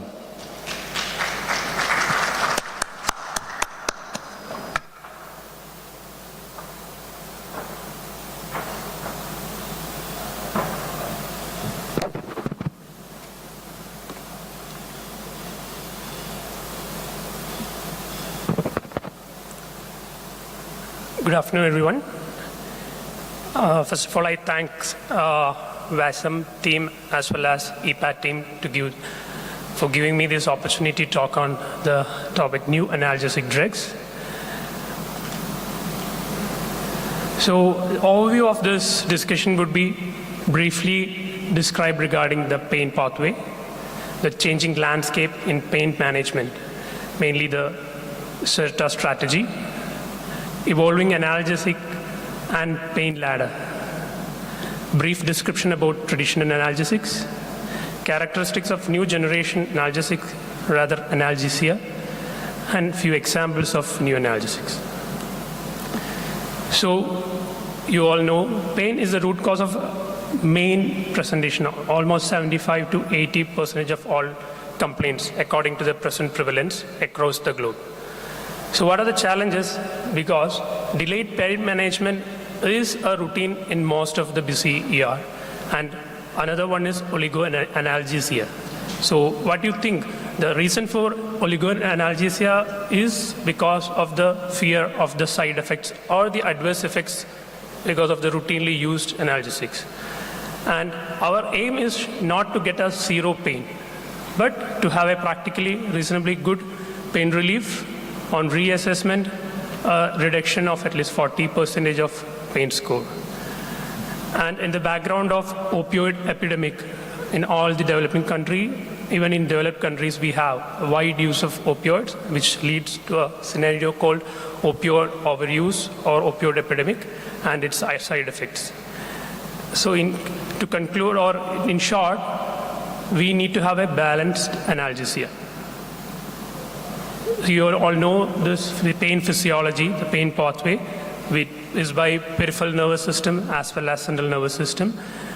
Any nociceptive stimuli from periphery goes through the myelinated as well as unmyelinated fibers, reaches the dorsal column of spinal cord, and then to the brain and the higher centers. So as in the diagram, there are different levels of analgesics which can help decrease the pain. That can be both pharmacological as well as non-pharmacological. So my talk would be not only new analgesic drugs, rather analgesia. So it need not be always drugs which can decrease the pain. It can be some other non-pharmacological techniques too. So to review the pain ladder, so the conventional pain ladder, we have 3 steps to start with: mild, then moderate, and severe pain. Usually we have the conventional drugs. To begin with, the most safest one is acetaminophen, paracetamol, or maybe NSAIDs. Then we move on to weak opioids and strong opioids. So what WHO has come up with is a new addition. In each step, it can be an integrative medicine therapy. And while you leap from step 2 to step 4, we have an additional one, that is minimal invasive intervention.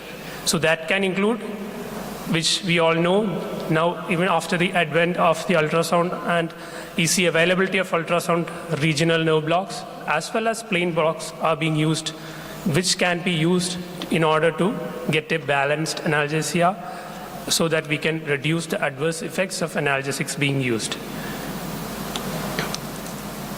So what is the armamentarium? We told that the integrative medicine therapy, which we can include in each and every steps of pain ladder, can be a non-pharmacological, which include physical like physiotherapy, osteopathic manipulation, mechanical support, or active mobilization. Direct like heat or ice, acupuncture, all this have got even adequate evidences to use. Transcutaneous electrical nerve stimulation, deep breathing, and ultrasound. Indirect like music therapy, aromatherapy, hypnosis, and even guided imagery, which can actually decrease the pain. Educational and physiological like cognitive behavioral therapy, which been using for psychiatric patients, verbal suggestions, and family support. So this can be integrated to any step of the pain ladder. So it has come to an extent that a virtual reality helped reducing the pain during labor. So there is a Frey and al. Showed in 27 unmedicated pregnant female could decrease the pain and anxiety. And in 2018, a systemic review by Scapin et al., which includes 34 studies, showed virtual reality can decrease pain while dressing changes, physical rehabilitation, and physiotherapy. Coming to this, what is CERTA approach?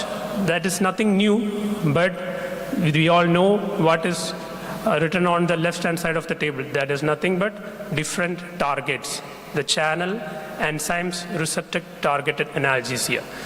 So rather than shooting blindly, we'll narrow down it and nail it. So that's what the CERTA approach is all about. So according from the history and the pathophysiology or etiology which you know regarding the pain presentations, you can actually target or nail the exact cause. For example, for COX and COX-2 inhibitors, we usually use ibuprofen, diclofenac, naproxen. So you can exactly nail the causative inflammatory markers. So coming to a few drugs which are considered new, need not be a newly invented one, which was used previously for some other indications, now being used as a neuroanalgesic modality. So methoxyfluorine, known as green whistle, it is a halogenated volatile anesthetic. It is a non-opioid alternative to morphine that is used for acute pain relief. So usually when I talked to some of my friends in UK yesterday, so they were telling they use it frequently in pre-hospital scenario when there is some fractures. So now this is being used widely in New Zealand as well as Australia, but it is banned in United States because of the nephrotoxicity, which was there when used in higher doses.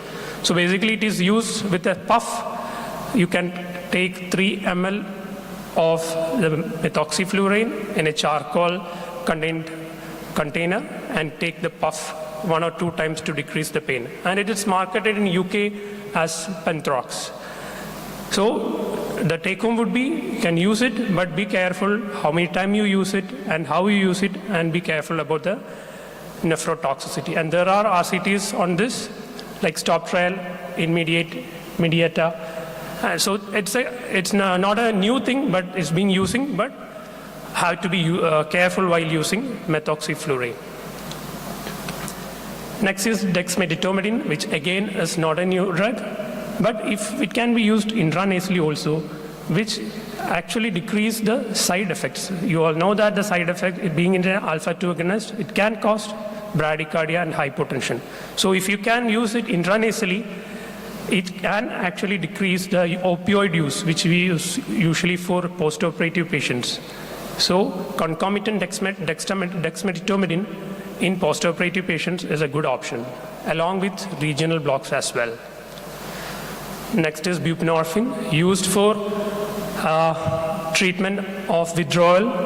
It's an opioid receptor agonist, and it is being successfully used for neuropathic pain, cancer pain, as well as post-operative pain, and even in renal colic. So 4 milligram sublingual buprenorphine is an option for acute bone fractures. Next is a sub-dissociative dose of ketamine. It's a non-competitive NMDA receptor antagonist, and the main mechanism of action is decreasing the central sensitization and pain memory. And sub-dissociative doses 0.1 to 0.4 milligram per kilogram. Again, this can be used intranasally at much lower doses. Early and rapid pain management and long-lasting analgesia is one of the advantage, and it bypasses the first-pass metabolism. So again, it helped in decreasing the side effects. Next is topical clonidine, which is classically used for refractory hypertension, and especially in chronic kidney disease.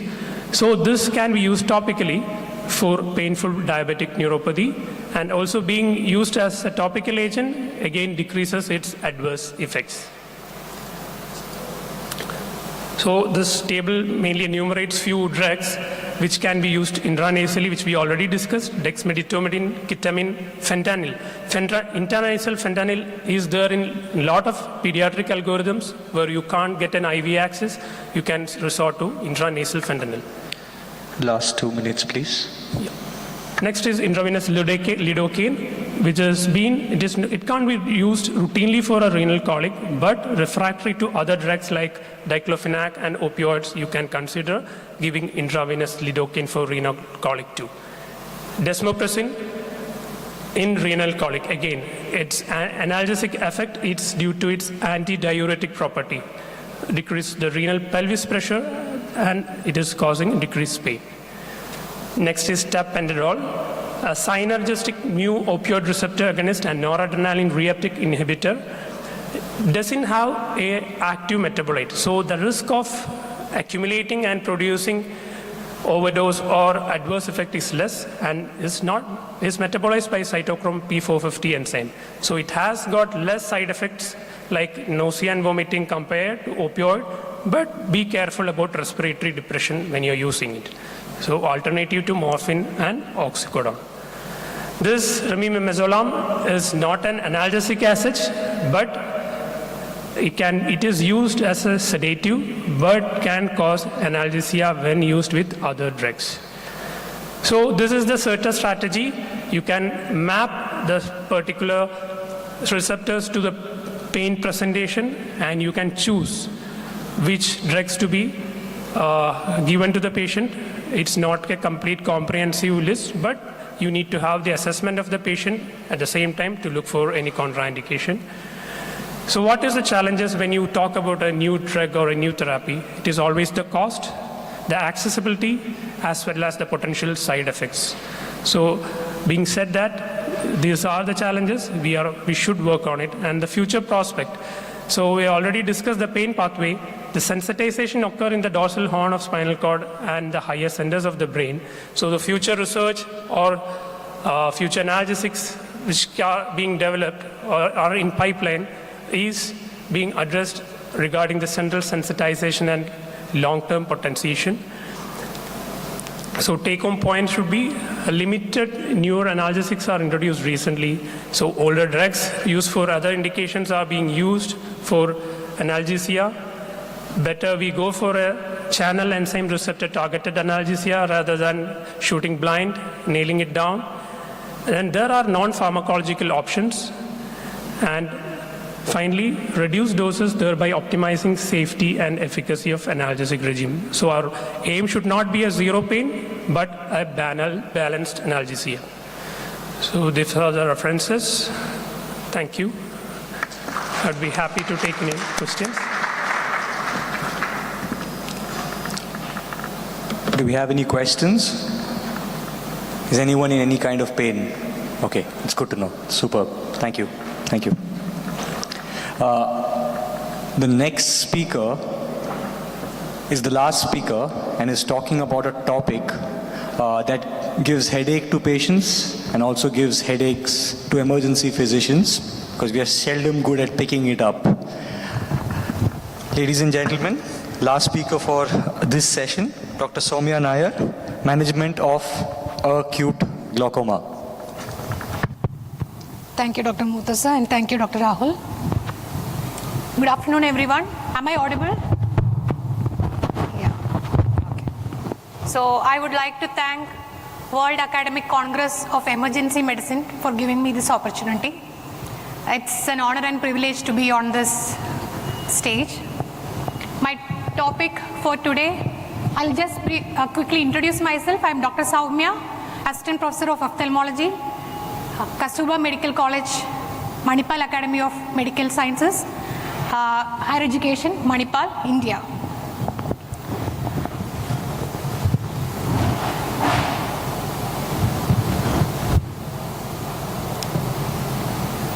Slide change.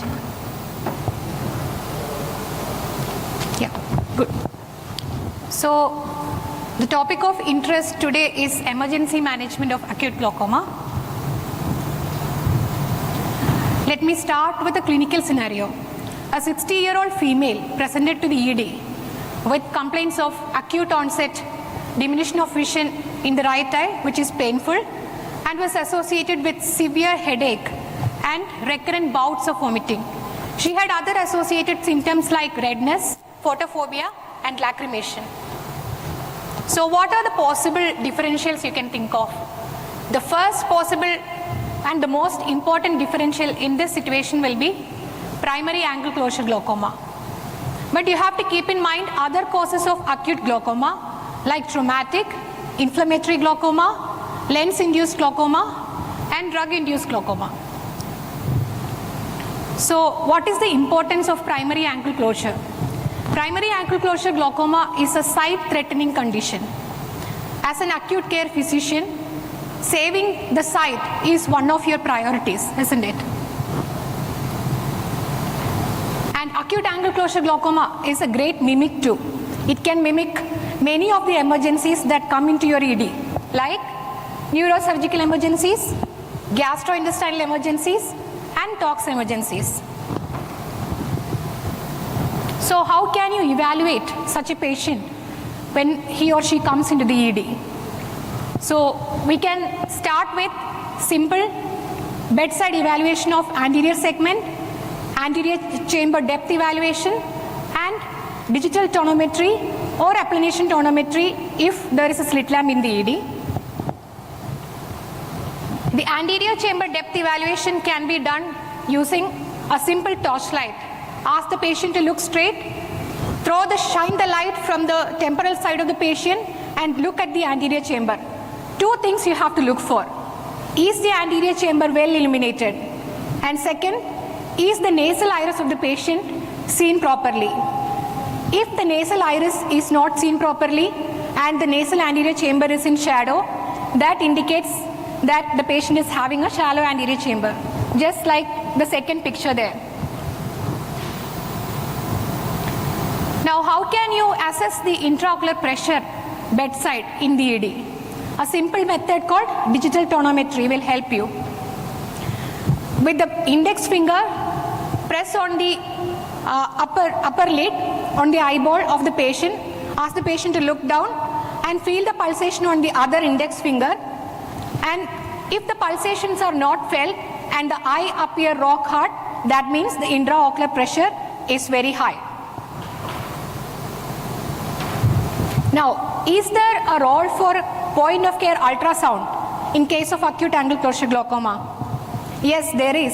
Why? Because often in cases of acute angle closure attacks, the patient will be having a cloudy cornea due to corneal edema.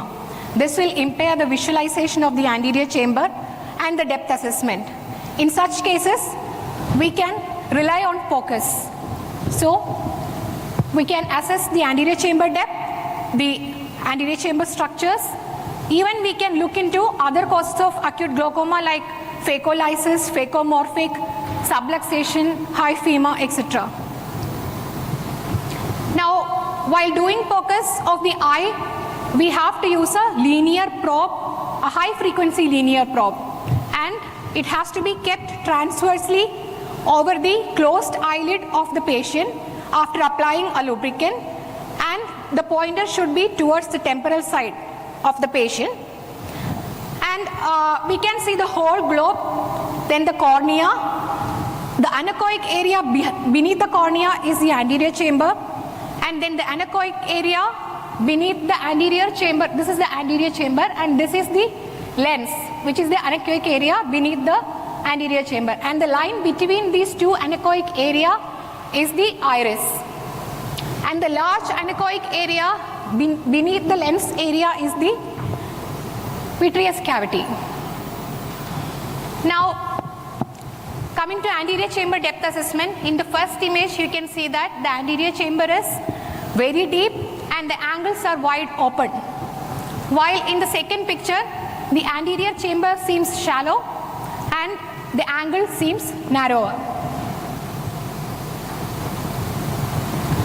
Now, this image, the first image, shows the pupillary block. The iris is opposed to the lens at the pupil, and there is an iris bombe which is causing complete closure of the angle. The second image, you can see an anechoic lens, and above the anechoic lens in the anterior chamber, there are hyperechoic areas which is suggestive of a hyphema. We can also evaluate lens changes using focus. In the first picture, as you can see, the lens appears hyperechoic and bulging forwards, which is pushing the iris diaphragm forwards, shallowing the anterior chamber. This is suggestive of a phacomorphic glaucoma. While in the second image, I hope you can make out that the lens in one area is pushing upwards or subluxated anteriorly, and it is pushing the iris in that area only, causing a shallowing in that area, shallowing of the anterior chamber in that area. Now, coming to the treatment of acute angle closure glaucoma in the emergency department, what can we do? So, the first and foremost priority is to bring down the intraocular pressure immediately. As long as the IOP remains high, the more damage to the retinal nerve fiber layers happen and irreversible visual damage will occur. So we have to prevent that. The drug of choice is always hyperosmotic agent mannitol. We can give 20% mannitol 100 ml IV over 30 minutes. Also add on IV antiemetic medication and stabilize the patient. Once the patient is stabilized, we can switch to oral anti-glaucoma medication such as acetazolamide, oral hyperosmotic such as sorbitrate or glycerol. When the patient is in the ED, avoid prone positioning because it will exacerbate the angle closure. Also, if there is a traumatic patient with hyphema, advise head and proctor positioning. Avoid mydriatic cycloplegic medication, which will also worsen the angle closure. And in certain cases, we have to have a high index of suspicion for drug-induced angle closure as well. So my take-home message from this session would be, if a patient walks into your ED with headache, take a second to look into the eye of the patient. Clinically evaluate the patient in the ED and judicious use of focus if there is a suspicion of angle closure glaucoma. And immediate reduction of intraocular pressure should be done to prevent irreversible damage to the vision of the patient. So, say this lady walks into your ED. I hope you will keep these points in mind and you will be able to pick up the angle closure attack and manage to bring down the IOP at the earliest, so that the patient won't have a scotoma but will have a clear, good vision and a good quality of life in the future. I'll be happy to take questions. Thank you. I think that was an eye-opening talk. Does anyone have any questions? Yes. I see some redness of eye in the audience. Where is that? Sorry, there. Yeah. Yeah. Yeah, the digital tonometry. Yeah, it's a very simple test. Ask the patient to look down. Use the pulp of your 2 index fingers. Okay? Place the fingers above the tarsal plate, at the edge of the tarsal plate. Press with 1 finger so that you can feel the pulsation on the other finger. You can feel it on your eyes itself, can't you? So that is indicative of a normal intraocular pressure. Normal. If it is very high, the eye will appear rock hard and you won't be able to do these pulsations. Okay? Is that clear? Yeah. Thank you. After this talk, you can meet her. She'll do a free examination for you. I'll be happy to. Yeah. Any more questions? Okay. Thank you. There's one more, sorry. There's one more from... Thank you. I have a question, Yes. actually. The setup in your hospital, is it based on ophthalmology present in the ED or emergency physician providing the care for acute glaucoma? Acute glaucoma, both actually. When the patient walks in, emergency physician can start the IV monitor, but of course, ophthalmology team will be the ophthalmology team will be notified, and they will be taking over the patient at the earliest.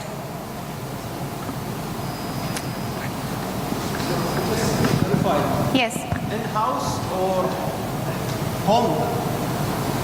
Yes, sir. The ophthalmologist will be in-house in the ED, or he will be called to come. So time is a factor here. Yes, yes. So what is actually the time factors that will require for ophthalmologists to be in-house to provide the care for this patient? Yeah, so it will take at least 10 minutes for the ophthalmologist on duty to come, but we can save that time also if we are trained to look into the eye and understand that this is an angle closure attack, then no need to wait for the ophthalmologist to reach. We can, that much amount of time can cause that much amount of damage to the retinal nerve fiber layer, so that can be prevented. Yes. Okay. Thank you. Does anyone have any questions for the first 2 speakers? We rushed them because of keeping interest of time in mind. Any questions for emergency transfusion in pregnant trauma patients? Dr. Indulata is still here. In pregnant trauma patients, emergency transfusions. Any questions on whole blood transfusion? Yes. The question on whole blood transfusion. So, Dr. Sandeep Sahu is here. Yeah, if it's okay, Dr. Sandeep, I have a question regarding actually your protocol. You said in your hospital you do have whole blood transfusion. So what is the setup and how this impacts on massive transfusion protocols?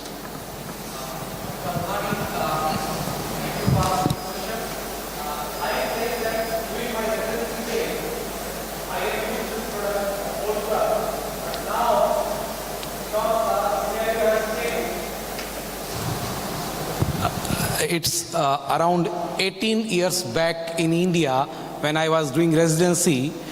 At my hospital that time we don't have the component therapy. So we are using the whole blood for gunshot and all the laparotomies. But nowadays, in other emergency, definitely emergency medicine, we have component therapy nowadays.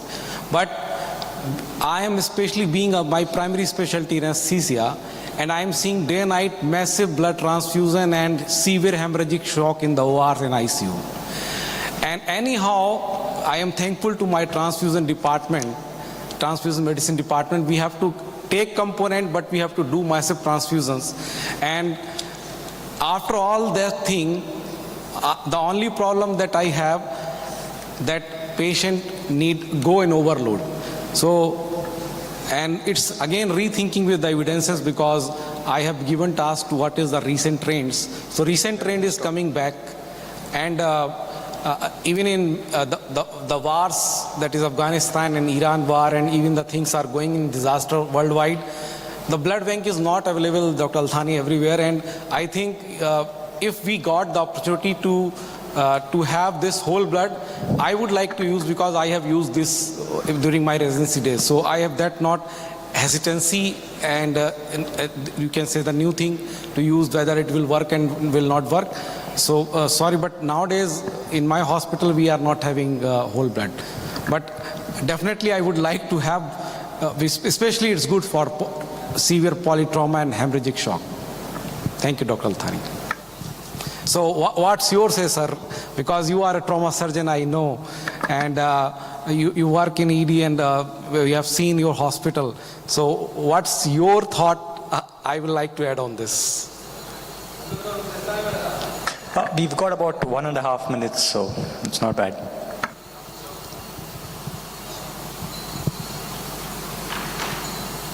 Thank you. Regarding actually whole blood, the resistance comes usually from the blood bank and hematology. And in our setting, we managed to have whole blood, but that actually has two sides to it. One, you have to have availability of point of care.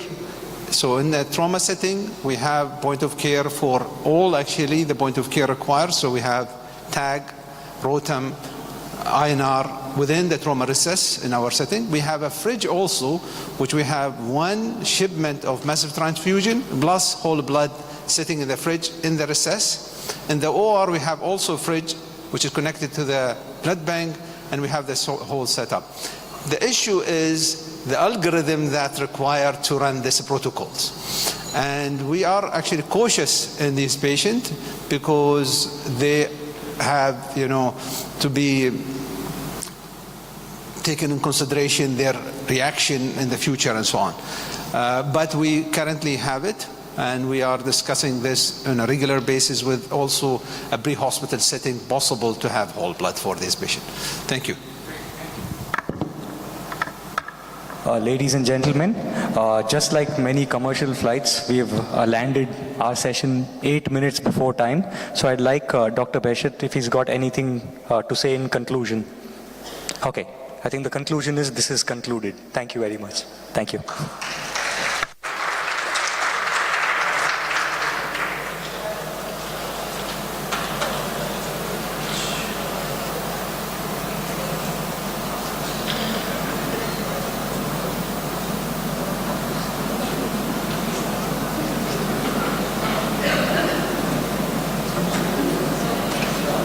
Microphone is on here, please.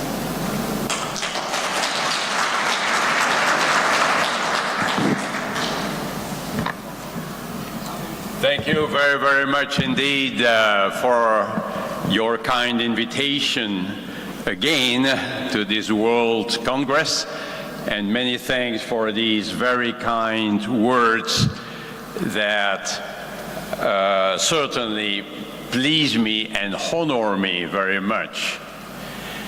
I like to speak about one of my favorite topics, sepsis, a terrible problem. And you know that we define it, we have always defined it as a bad infection, as a life-threatening organ dysfunction caused by a dysregulated host response to an infection. That's what it is. For a scientific publication, one could use a score to determine the severity of organ dysfunction. But for our everyday practice, we don't need any score. And that's the same in children. So if you look at the pyramid of severity, starting from colonization, an infection will be characterized by some host response, usually fever, an abnormal white blood cell count. When it is sepsis, there is more. There is organ dysfunction. And if there is septic shock, there is an alteration in tissue perfusion and an increase in blood lactate levels, typically above 2 milliequivalents per liter. So sometimes we identify sepsis in a patient having an infection complicated by organ dysfunction. But we must keep in mind, and this is very true in the emergency department, that sometimes patients come with some degree of organ dysfunction and it's not so clear why they have it. It may be sepsis. There may be a severe infection. And when we speak about organ dysfunction, we need to consider 6 organs: circulatory, respiratory, renal, neurological, hepatic, hematological. And these are the 6 items included in the SOFA score to evaluate organ dysfunction. But I'll focus on management this afternoon, and I will look at the 3 components: infection control, hemodynamic stabilization, and modulation of the host response. So if you think that antibiotics work, then we should start antibiotic therapy without delay. And we should give the right antibiotic, right? That is particularly important in severe cases, that is in septic shock. So the timing is an issue. We should not waste time when the situation is severe. So if I go back to my pyramid, it's particularly true in septic shock, when there is an alteration in tissue perfusion. And we know that sometimes we waste a little bit of time in the administration of antibiotic therapy. This is a nice recent study emphasizing at the bottom of the slide that this is particularly true in patients with septic shock. Now, hopefully, when there are signs of infection, the antibiotic administration is usually relatively rapid. So you can see when there is hypotension or when there is fever. But still, sometimes we waste time. Sometimes in the administration of antibiotics, we order the antibiotics, but the nurse is very busy with other things, and the antibiotic administration is delayed. So it's not only in the hands of doctors, it is in the hands of the team. Some people may say that we sometimes overuse the antibiotics.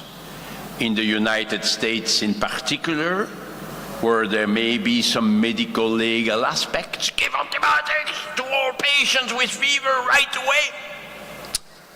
That could facilitate the development of resistant organisms. So today we look at this like this, as disease severity versus degree of certainty. So if we are not so sure about septic shock, but if it's septic shock, the severity is there, we should not hesitate too much before giving antibiotics. But if it's not too bad, we may have time for additional tests if it's not septic shock. Remember these important studies showing that sometimes we admit patients in the intensive care unit for likely sepsis, but actually this is doubtful at the end. When we have all the elements, we may think, after all, it was not septic shock. Or here in an emergency department in Boston, they found the same thing. Sometimes we think it's septic shock, but it's not. It may be cardiogenic pulmonary edema. It may be a drug effect. It may be some malignancy. So sometimes we give antibiotics for some patients who may not need them. We must accept it. But the choice is important too. I like this paper published recently, where they showed that if you don't give the right antibiotic, prognosis is worse than if you give the right antibiotics. Okay. But this is very interesting. If you give wide spectrum antibiotics to patients who do not need it, the outcome may be worse. Perhaps because there is a selection of resistant organisms. So the message is, too narrow spectrum may be harmful, but too wide spectrum may also be harmful for the patient. And we should never forget that the antibiotic administration can be reassessed later. So give antibiotics as soon as possible. The more severe the presentation, the more urgent the antibiotic administration. And antibiotic therapy should cover all likely pathogens, not less, but not more. And of course, source control is very important. And here also, we need to motivate the team, the nurses, the surgeons, if there is a need for laparotomy, for instance, the radiologists before that, the anesthesiologist, a team effort. But let's move to the hemodynamic management. My mentor, my teacher, was Dr. Weil in Los Angeles. And Dr. Weil was saying every patient is a VIP. Ventilate, infuse, pump. Ventilate, well, we have good ways to use non-invasive mechanical ventilation today. But in shock, we should not wait too long before endotracheal intubation if required. If we wait for too long, there may be respiratory arrest. So what are the things to look at? With my colleagues at the Surviving Sepsis Campaign guidelines, I said we need to give recommendations to the doctor about when to intubate the trachea. And they said, oh, Jean-Louis, there is no randomized controlled trial on this. I know, but we need to give some guidance. So would it be the degree of hypoxemia, the neurological status, sometimes the PCO2, the hemodynamic status, the muscle function? Are there plans for major surgery? It could be a combination of those. We need to help the doctors. So my recommendation, actually it's not mine, I found it on the internet. It is to ask the patient to pronounce metoprolol If the patient cannot pronounce metoprolol, it's the right time to put the tube in the trachea. Infuse. Every patient with sepsis will need fluids. Not too much, but not too little. Not too little. And we cannot go by formula. Because a patient with pneumonia may require less fluids than a patient with peritonitis. There may be a little bit of vasodilation or much vasodilation. There may be more capillary leak with unavoidable edema formation. And we may need to bring cardiac output to a supranormal level to bring enough oxygen to the cells. So some years ago, a couple of years ago, people were discussing restricted liberal fluid administration. This is over because these trials randomizing patients for more or less fluids showed no difference in outcome because some patients may benefit from one strategy, but some others may be harmed, and vice versa in the other group. Look at this recent paper published this year in the New England Journal of Medicine, comparing more fluids with less fluids but more vasopressors. Well, if anything, the patients who were in a restrictive fluid therapy were worse than the others. They were more likely to need a stay in the intensive care unit. Clearly, fluid restriction is dangerous. There will be some edema formation. We don't like it, I agree. But that's the price to pay to have a sufficient cardiac output. We may need vasopressors, I will go to that in just a moment. But vasoconstriction is really to avoid. So we need to navigate between the two. We all know that. Maybe artificial intelligence will help us in the future to decide whether we should give more fluids or more vasopressors. But to stay with simple things. An edematous patient may be hypovolemic. Sometimes there is a doctor coming and says, oh, there is some edema here. Oh, stop giving fluids. That doesn't make sense. No, we don't know. Because in sepsis, there is always some edema formation. So let's be careful about the word fluid overload. Because sometimes we say the patient is in fluid overload when there is edema. But edema does not exclude hypovolemia, especially if there is hypoalbuminemia, which is associated. So let's be careful. Likewise, the fluid balance doesn't help very much. The patient may still need fluids even when the fluid balance is positive. So we all agree now that we need individualized therapy. Initially, in the salvage phase, when the patient arrives in the emergency department, we could just pour fluids initially,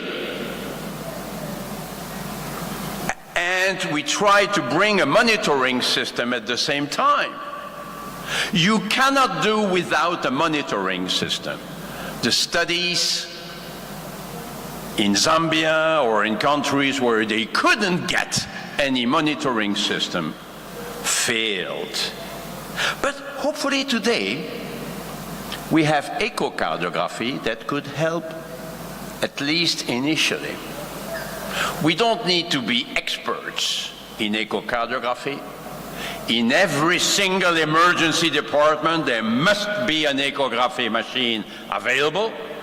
Not only for a septic shock, but also for trauma, for heart failure, for other problems.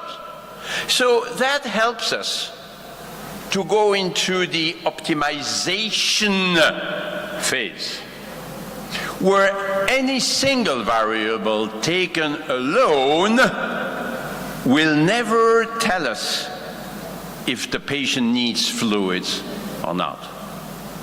We actually need to combine variables. We need a dynamic approach. In the operating room, when the patient is anesthetized, we could look at the effects of mechanical ventilation on the blood pressure tracing, on the pulse pressure variation over time. That would indicate that the patient is still responding to fluids. But in the emergency department, no, because we want to avoid sedative agents in shock. Sedative agents today are better avoided because they can decrease vascular tone, decrease the myocardial contractility, increase the risk of delirium, and they induce long-term weaknesses. So today we try the ECASH concept. We try to explain to the patient what's going on when we can. Of course, we control pain with analgesia, but the patient may not need sedation.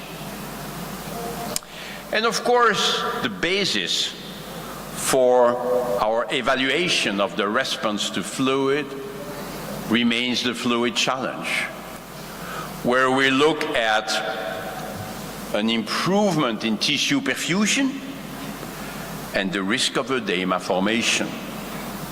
This is based on the Frank-Starling relationship.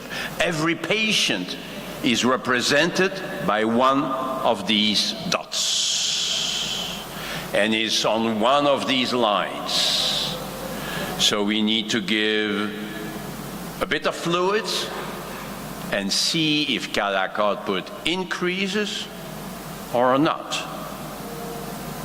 And if we want to assess the risk, we want to have a central venous pressure measurement. Oh, that's invasive! I know, but the central venous catheter can also help to have access to the central venous oxygen saturation, SVO2. It can also help to give fluids quickly. It can also help to give vasopressors safely. Oh, vasopressors can be given by an intravenous peripheral line. Yeah. But one single complication would be terrible. So, the fluid challenge is not the fluid loading, right? It is a technique in which we give a bit of fluids and we assess the patient's response. Sometimes people do it over a too long period of time. I'll try to give fluid for half an hour. That's much too long, because so many things could happen in half an hour. And in the emergency department, the patient may have to go to the X-ray for a CT scan, and we lose that information. So it's 5-10 minutes. In the operating room, it would be 1 minute, because so many things happen in the operating room. But if we return to the emergency department, the studies have shown that giving about 250 cc's in 5-10 minutes is sufficient. So give 200 cc's in 5-10 minutes. If the patient seems to respond, seems to benefit, you repeat it. And during these 5-10 minutes, if you want to assess the patient's response, you should not do anything. Don't touch the patient for 5-10 minutes. What shall we check? Heart rate? Well, maybe, but it's not perfect. The blood pressure? Not really, because the patients in septic shock may respond to fluids by an increase in cardiac output, and yet the blood pressure may not increase much because there is decreased vascular tone. We showed it many years ago. So optimally, we should actually assess cardiac output and see if cardiac output increases with fluids or not. We could use the technique we like. We just reviewed it for critical care medicine, if you like to look at the various systems available. But again, if you are good in echo, you could just use the velocity time integral to reflect cardiac output, stroke volume, and thus cardiac output. Today, it can even be done automatically. There are some softwares available now that can measure it for you. So that's the fluid challenge technique. You can go to that publication if you want to see the graph. It's quite easy, but we need to pay attention to some simple elements. And the most important one is that if the patient does not benefit, we stop giving fluids. The fluid challenge does not encourage to give more fluids. It does encourage to stop giving fluids when the patient does not benefit. Internal fluid challenge can be obtained by passive leg raising, but it's a bit more difficult to do actually, because the changes in cardiac output will be very transient and very mild. If you like, we did a neat chat, you can find it on internet, with Dr. Monet, who is a world expert in this, asking him, how do you do this? But to go back to simple things, ChatGPT says, the goal of fluid resuscitation in sepsis is to restore perfusion to vital organs and tissues and to prevent organ failure. The appropriate amount of fluids will depend on the individual needs of the person with sepsis and should be determined by a healthcare provider. It is important to monitor the person's vital signs and response to treatment. And it's only then, when the patient is stabilized, that we can think at the stabilization phase and the de-escalation phase with diuretics, with ultrafiltration, if the patient does not have urine output. If you like, we just reviewed it in this paper, the various phases: salvage, optimization, stabilization, de-escalation. Very important to look at which phase we are in. Very briefly, there was a discussion until recently about the type of fluids, the amount of chloride we could put in the IV fluid. That was a question which was overstated, because we know that saline solutions include a lot of chloride. We know that during surgery, the chloride levels will increase after 2 hours if you give only saline. We know balanced solutions include other electrolytes than chloride, and hyperchloremia cannot be good. Any abnormality is associated with a worse outcome. It has been known for many years that hyperchloremia is not good for the kidneys. So I don't know why we need to do prospective randomized trials with saline versus... If there is hyperchloremia, there is more renal dysfunction. But we knew it from the beginning. So we said it's not even ethical to allow hyperchloremia to develop in some patients. Oh, so we should no longer use saline solutions? I didn't say that. I said we need to monitor chloride. Look at that, 112 as a mean value in this prospective randomized controlled trials. More major adverse kidney events. This was expected. So is it so difficult to look at chloride levels? And if they are, let's say, above 110, if it's a neurological patient, we should not give Ringer's lactate solutions, which are somewhat hypotonic, very bad for the damaged brain. But otherwise, Ringer's lactate solution would be a valuable one. And there may be a place for some albumin as well, some colloids, when the patient has lots of edema associated with hypoalbuminemia. But let's move on. Let's emphasize that severe hypotension must be treated right away, because it's too bad to be severely hypotensive. So don't wait for the response to fluids. If hypotension is severe, we need to give vasopressors right away. Studies of large databases have shown that severe hypotension for 1 hour or 2 may be very harmful for the patient. In this, there have been several studies on this, also on renal function. We could even perhaps propose the administration of vasopressors in the ambulance before getting to the hospital. So VIP, the 3 elements, must be managed concurrently. And we know noradrenaline is the first agent of choice. Adrenaline should not be a first agent. This is a small study, quite old now, showing that the trend is going in the wrong direction.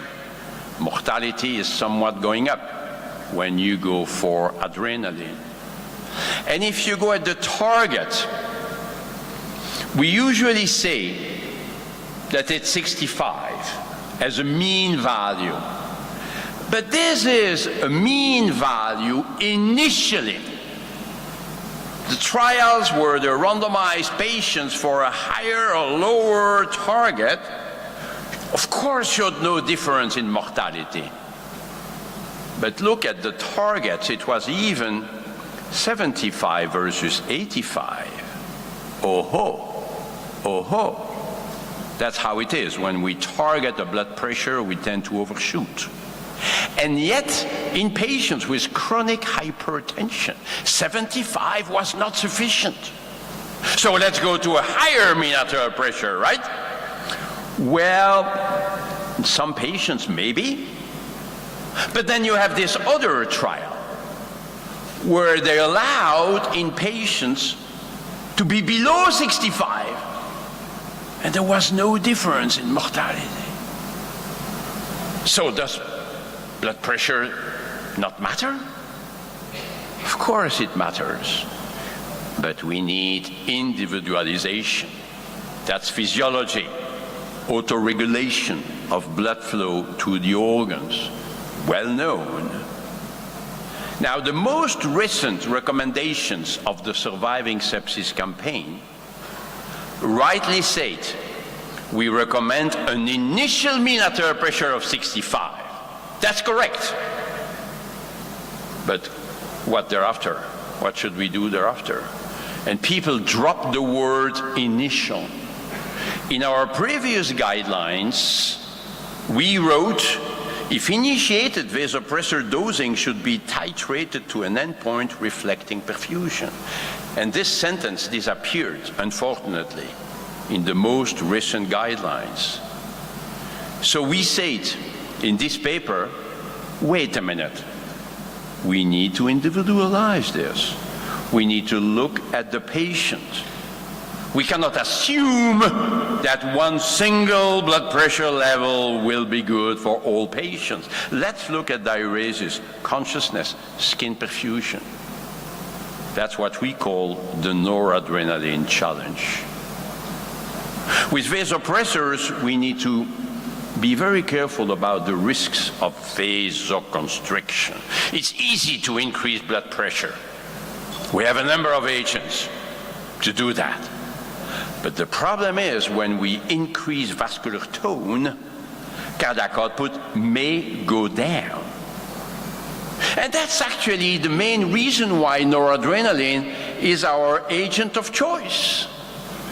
Because it has a little bit of inotropic effect. It can maintain cardiac output to some extent. There is a lesser risk of decrease in cardiac output. Because if there is a low blood flow, then vasoconstriction can become very harmful. The vasopressor therapy could harm.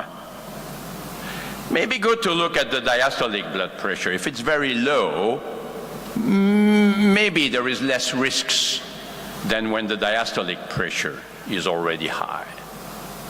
And of course, we can look at peripheral perfusion. We can look at skin perfusion, because there are other options if the patient is vasoconstricted. We could look at it by the capillary refill time. I'm not sure we need to spend much time on this, but let's examine the extremities of the fingers. We may not need a particular device for this. In the past, we were measuring the toe temperature with Dr. Weil. Now, with our team, we look at laser Doppler to evaluate peripheral perfusion. The point is that if the patient is too vasoconstricted, it may be hypovolemia, it may be a poor myocardial function. We can look at it by echo. We can look at it by measurement of central venous oxygen saturation. Remember, in the emergency department of Detroit in the US, Dr. Rivers showed that when the SCVO2 is low, we could give more fluid, transfusion, or dobutamine. And this action may result in lower mortality rate. 3 studies subsequently were negative. They could not confirm it, but the patients were already resuscitated. They didn't have a low SVO2. So the point is that when SVO2 is low, it could be good to do something else to increase oxygen delivery to the tissues. Fluid, dobutamine, perhaps a transfusion. We can even look at the veno-arterial PCO2 gap, but the time is running. I will skip these slides. You could read it. This is our paper in Chest showing that if the patient does not improve quickly, we could actually find valuable therapeutic interventions to increase flow. Patient says tachycardia, pacemaker, no. We cannot afford vasodilating agents in patients who are already vasodilated naturally. So it's either fluids or inotropic agents. That's the dobutamine challenge. We could give a little bit of dobutamine in addition to the noradrenaline to try to improve blood flow to the periphery, and this is quite safe. In septic shock, we have known it for many, many years. Oh, dobutamine induces tachycardia. Yes, it does. Because any inotropic agent that we know will increase heart rate if it increases the myocardial contractility.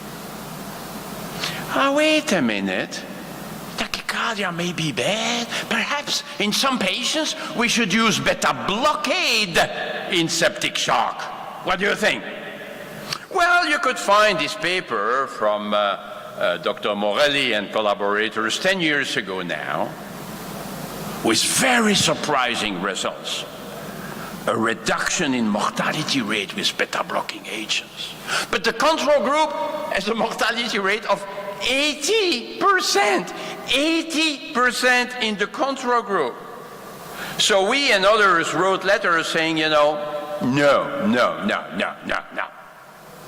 Last week, in the latest issue of the JAMA, you can find this paper where they used the same approach and they had to stop because it was harmful.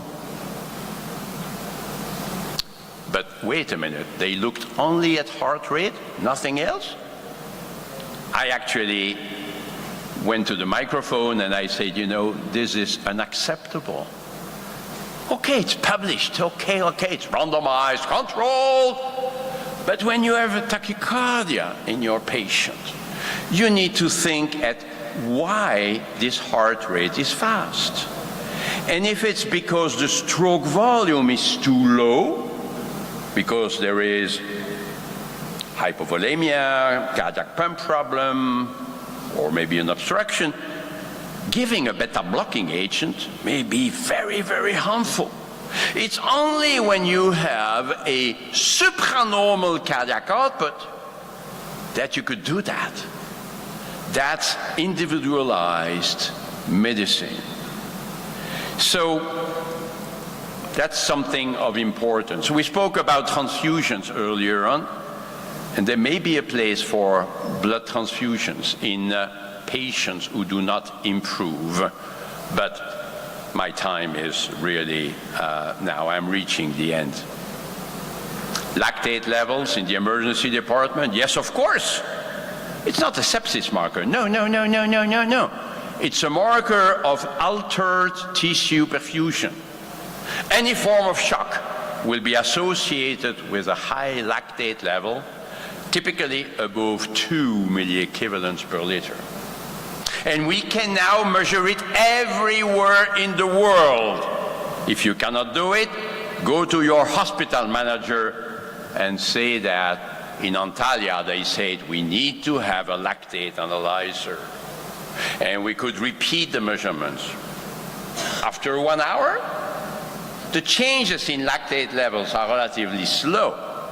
But the idea is that we would like to see the lactate levels going down with time, not going up. Can it guide therapy? Well, it depends what you mean by guide. It helps to tell us whether we are in the right direction or not. But that's all. We should not wait for the next lactate level to decide what to do. Lactate levels change slowly.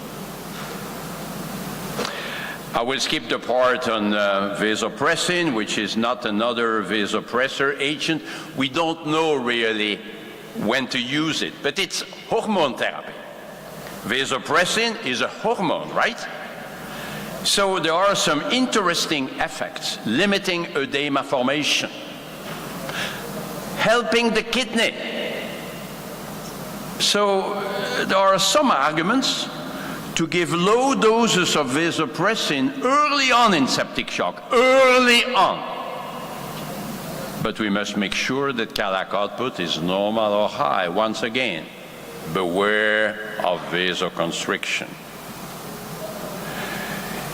So maybe if you are sure that cardiac output is not significantly reduced, you use small doses, especially if you are concerned about kidney function, especially if you are concerned about edema formation. Hopefully the doses are fixed. We should not really titrate the doses. Angiotensin II is also coming up. Maybe it will have some beneficial effects on the kidney, but it's very costly. It costs about 1,000 euros a day. So we need to have more evidence for this. Last minute, hydrocortisone. Should we give it already in the emergency department? Rarely. only if shock is very, very severe. We have one study from Australia showing no improvement in survival, but we don't know much about the patients. Many patients were not in septic shock.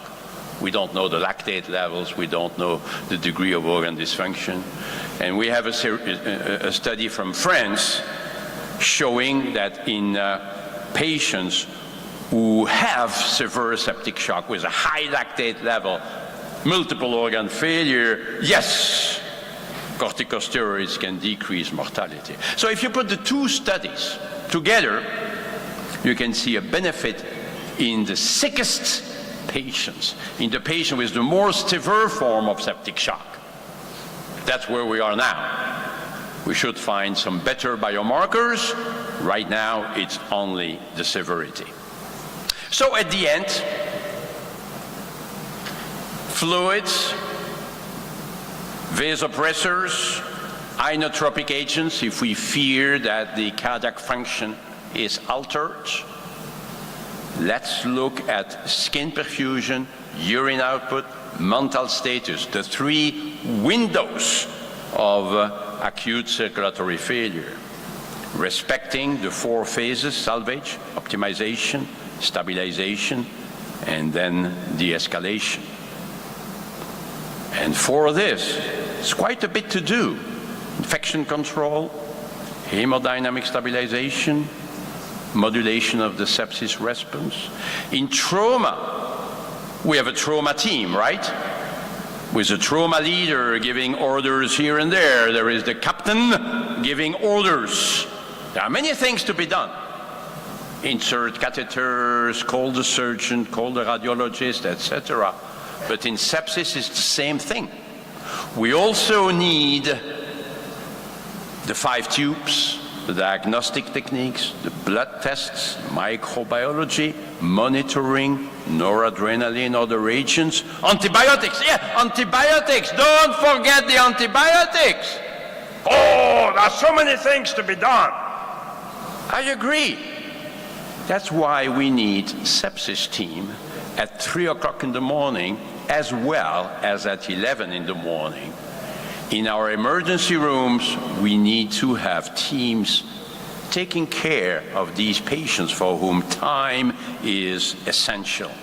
When every minute counts, it's the same team perhaps for sepsis and trauma and myocardial infarction. Okay, but we need to have these people ready 24 hours a day, thinking at these 3 parts of the sepsis management that must be conducted together.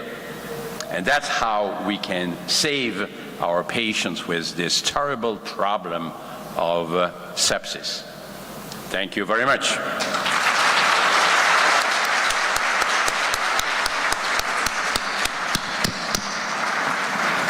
Thank you so much, Mr. Vincent.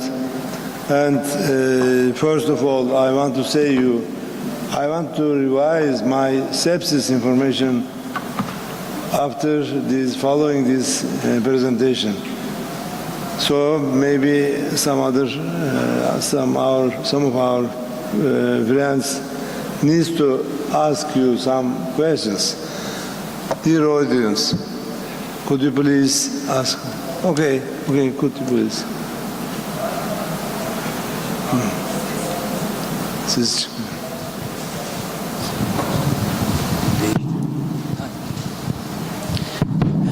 Dear Professor, thank you very much for this great and wonderful and excellent presentation. You explained and summarized the topic in a very short way, and you made me to love this topic. Thank you very much. I'm very grateful about it. My question is about that. I listened to you 10 years ago or 12 years ago. If I listened to you 20 years ago in 2020, perhaps, I may listen different thing. So it seems that in recent years, there are so many changes. My question is that, 20 years later, what kind of change do you expect to be done 20 years later? Thank you very much. Ooh, thank you very much for this question, which is an excellent one. but it's another talk. If you give me another 40 minutes, I can discuss it. But, you know, I think that we would like to be less invasive, but at the same time, we want to be accurate. So at least for some years to come, we will continue to be invasive. The arterial catheter, the central venous catheter will continue to use it for a while, but maybe not in 10 years or 15 years from now. Echocardiography will be automated, as I say it, with AI programs, with artificial intelligence programs. We will see the heart on the screen and the variables being displayed on the screen, and that will help us to treat the patient in a better way. We will have better methods to identify the microorganism more rapidly, and this will help to orient the antibiotic therapy from the very beginning. And even sepsis itself will be better identified by biomarkers. We already have the C-reactive protein, the CRP. We already have the procalcitonin, the PCT. I think what we will do is first to bring other biomarkers, but also to combine them so that we will have a more accurate recognition of sepsis in our patients. I believe that we will have a better understanding of the type of fluids to be given, in particular when to give albumin, when to give red blood cells. Because right now we are in an era where we say, no transfusion, no. But, you know, if the patient has alteration in perfusion, the cells need oxygen. And oxygen is provided by the red blood cells. You cannot change it. So that will be another development. And of course, there will be many developments in surgery, radiology, better antibiotics or newer antibiotics, etc. We will benefit from the progress made in other fields. And above all of this, artificial intelligence or augmented intelligence, AI, in any case, AI will help us to better identify the problem and better treat it. We will remain in charge. We will not be replaced by an AI system, but the AI system will provide a very effective help to the team. I'll stop here. Thank you so much. Please, could you please bring the microphone here, the second line here.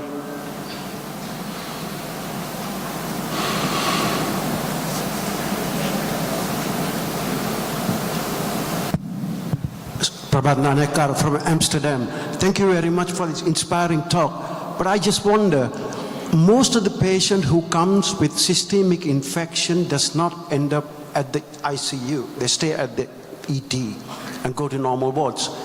And in the Western world, at least, the sepsis is a disease of the elderly. They have no fever, they have hypothermia, they have no tachycardia, they have normal blood pressure, they have no low pulse rates and all that.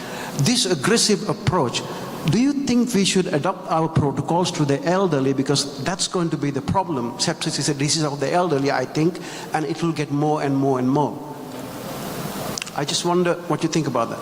Yeah, it's a very important question, absolutely.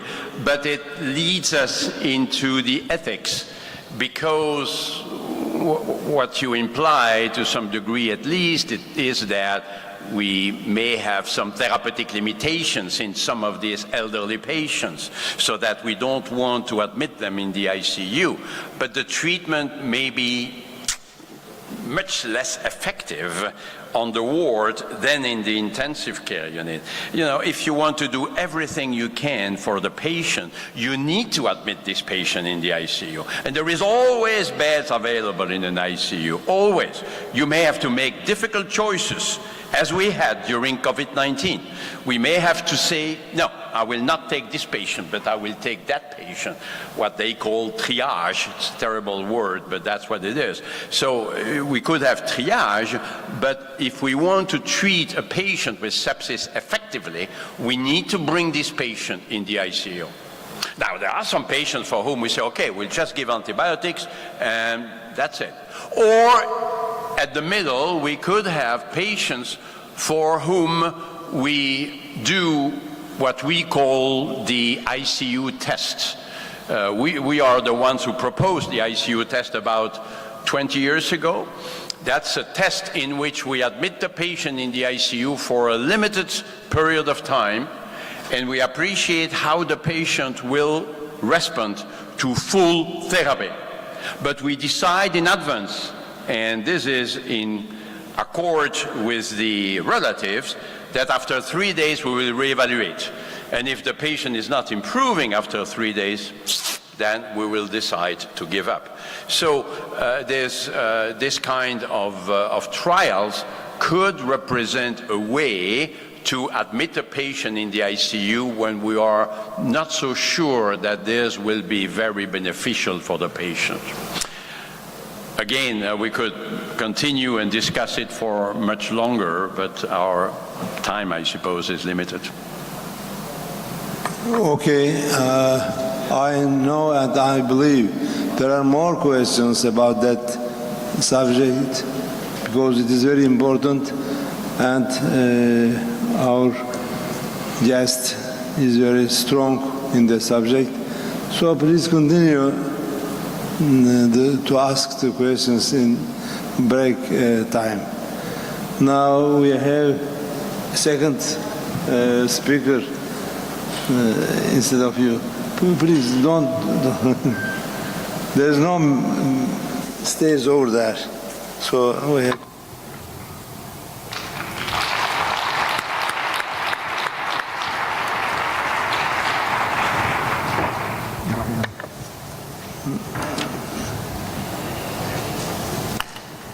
Now, a reflection on 20 years of practice. David Kerr will tell us about that subject. Please go ahead.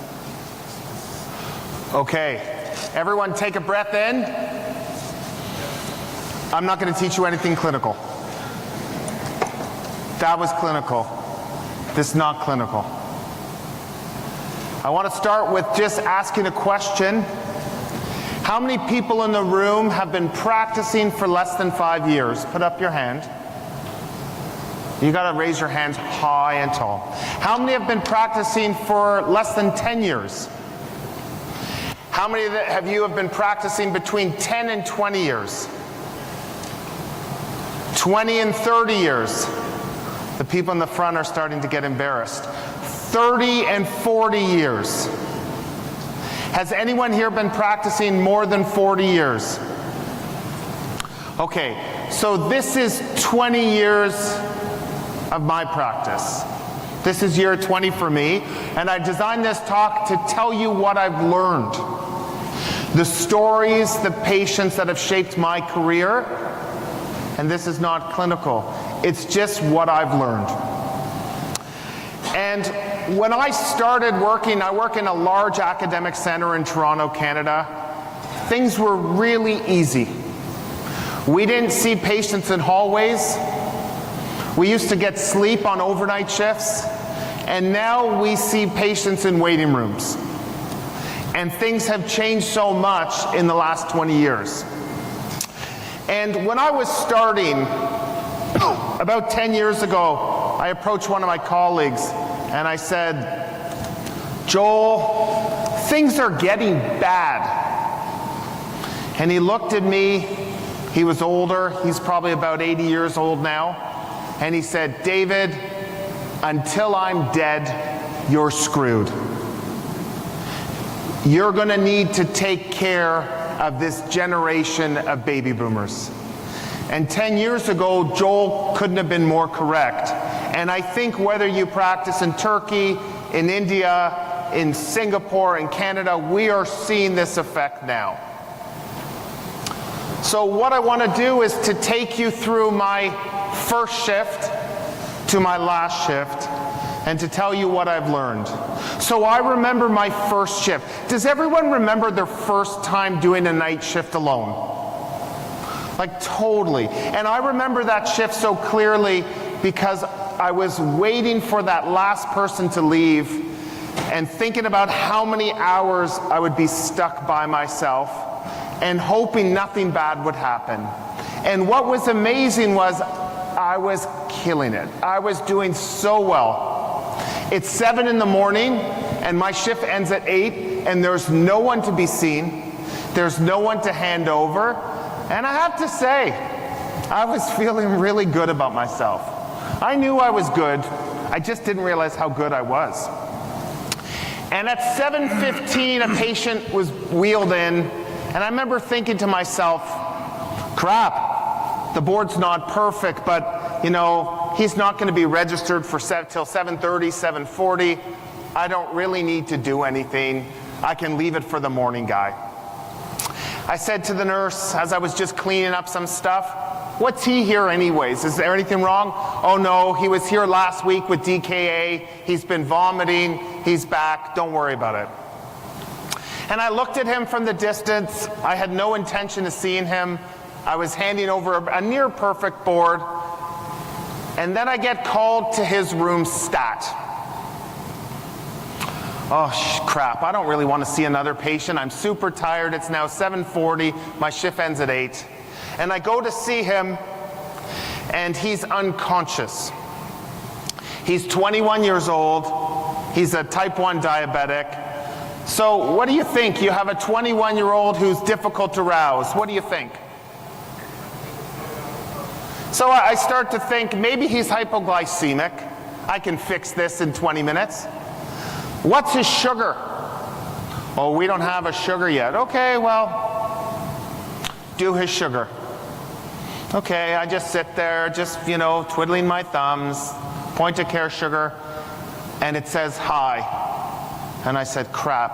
And I said, check his pulse, and he's PA. So it's 2003. And I start CPR. And CPR in 2003 is different. I gave him all these amazing drugs. I got him into PA, and then he went into VF. I gave him amiodarone. I gave him lidocaine. I gave him magnesium. I gave him beryllium. Anyone remember that drug? I gave him procainamide. I put in a central line, a triple lumen catheter, because that's what we were doing. I intubated him. I put in an art line. I gave him some bicarb. I gave him some insulin. And 40 minutes later, he's still got no pulse. And I get his gas back. And he's hyperkalemic. And I give him some calcium. And I pronounced him dead. And I remember after that case, I felt gutted. How could I have not given calcium right out the gate? And I spoke to my friends, and they said, oh, Dave, you gave him beryllium, amiodarone, lidocaine, you intubated him, you did everything right. But in my mind, and I know what this guy looks like today, I know there's something I needed to do that I didn't do. And I learned that day 2 things. I learned that when I started practice, I used to be afraid of what walked in the door that would scare me. Throughout my journey, I've learned that the more important thing to get comfortable with is to get comfortable with those who walk out the door and not be afraid of them. But I also learned the most important lesson that day, and it's why I'm here today. If you want to save lives in the emergency department, teach. You don't save lives sewing up a drunk on a Saturday night. You save lives by teaching things that you missed, because you know others will go down that same pathway. And this was the first thing for me that had inspired me as an academic to want to make a difference, to say, you know what? I only used to think about calcium for dialysis patients. Maybe I should be more broad in who I give it to in an arrest state. The other thing I've learned in my 20 years is to listen. The average emergency physician will let a patient speak for 7 seconds before interrupting them. Are you average? I'm certainly below average. I'm more like a 3-second. And when the person starts with, in 1983, I developed this pain, and you're just like, just stop talking. We don't listen to people. And that's a challenge, and I want to talk to you about the art of listening.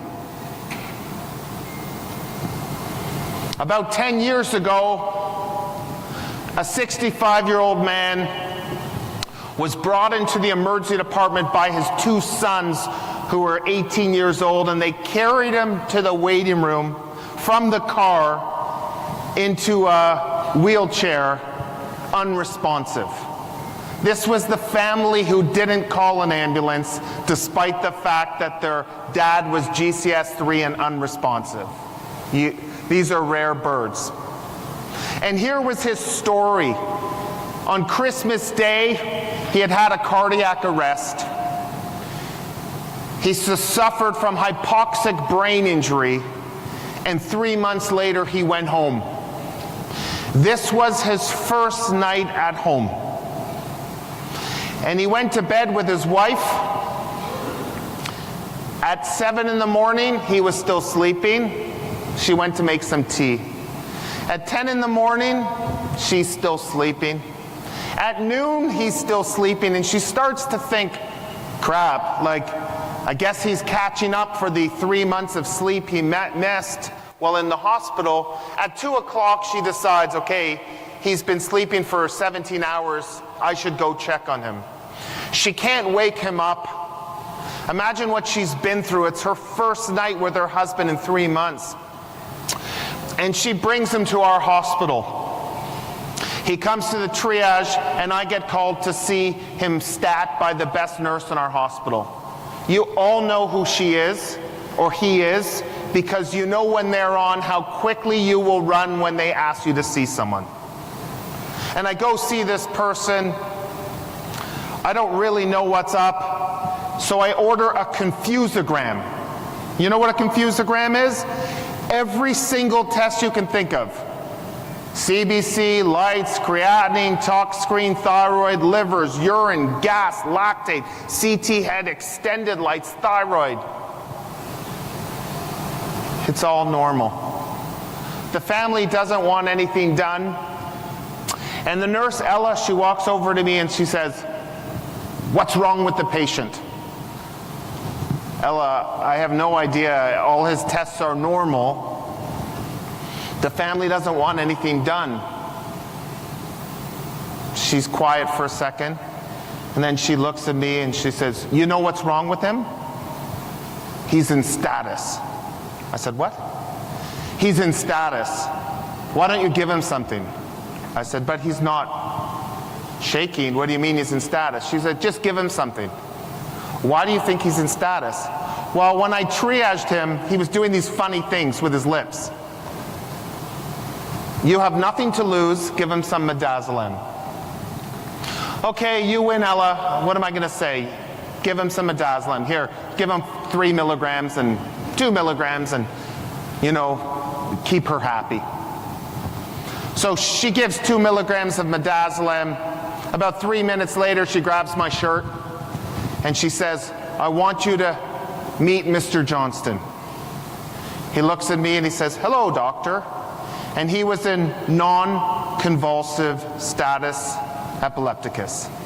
I had never seen it. I had never diagnosed it, and it's a big problem in people who've had hypoxic brain injury, of comatose patients in the ICU. This is incredibly common. But you need to listen to others. And listening to Ella was what is the reason that that guy was talking right away. And giving midazolam to patients right before I'm going to give them that intubation has bought me some people from avoiding plastic. Those people on neuroleptics, on antidepressants, history of seizures. Sometimes when I'm about to intubate them because their GCS is 3, I give them that midaz right before, and I wait a minute or two just to see if their LOC is from seizures that are non-convulsive. Do nurses ever ask you to come see them as a patient or to look after their family? Has that ever happened to you? The nurses in the department will say, hey, Dave, can you come see my loved one? What I've learned in all these years of practice is the biggest compliment you can receive as a physician is when a nurse or colleague asks you to look after the person they love most. Don't get annoyed. Realize that this is the ultimate form of flattery when they want you to care for them. Every day we wake up, we have an opportunity to do some good, but there's so much bad that you have to navigate to get to the good. And this is Captain Chelsea Sullenberger, who landed his US Airways flight on the Hudson River in New York City. Sometimes we see a lot of crap, but there's inspiration in all the patients we see. Joe was a guy who came to our Emerge about 250 nights a year. Every single night, the chief complaint was the same: intoxication. I was doing a night shift about 10 years ago. I've seen Joe maybe 60 times in my career. And he walks in, his chief complaint, it was a little different. He had fallen and can't get up. Okay, it's 4 in the morning. He's not going to go home till the morning anyways. I go see Joe. I heard you fell. You can't get up. Yeah, doctor, I can't feel my legs. So I go and I say, can you feel that? Yeah. Can you feel that? Yeah. Can you feel that? Yeah. Okay, well listen, why don't you sober up and I'll come see you in the morning. And Joe said to me, doctor, I've been drunk every day of my life for the last 30 years. I'm not drunk. Oh, that's interesting. And Joe taught me an important lesson, that sometimes the neurological exam is not just a CT of the head.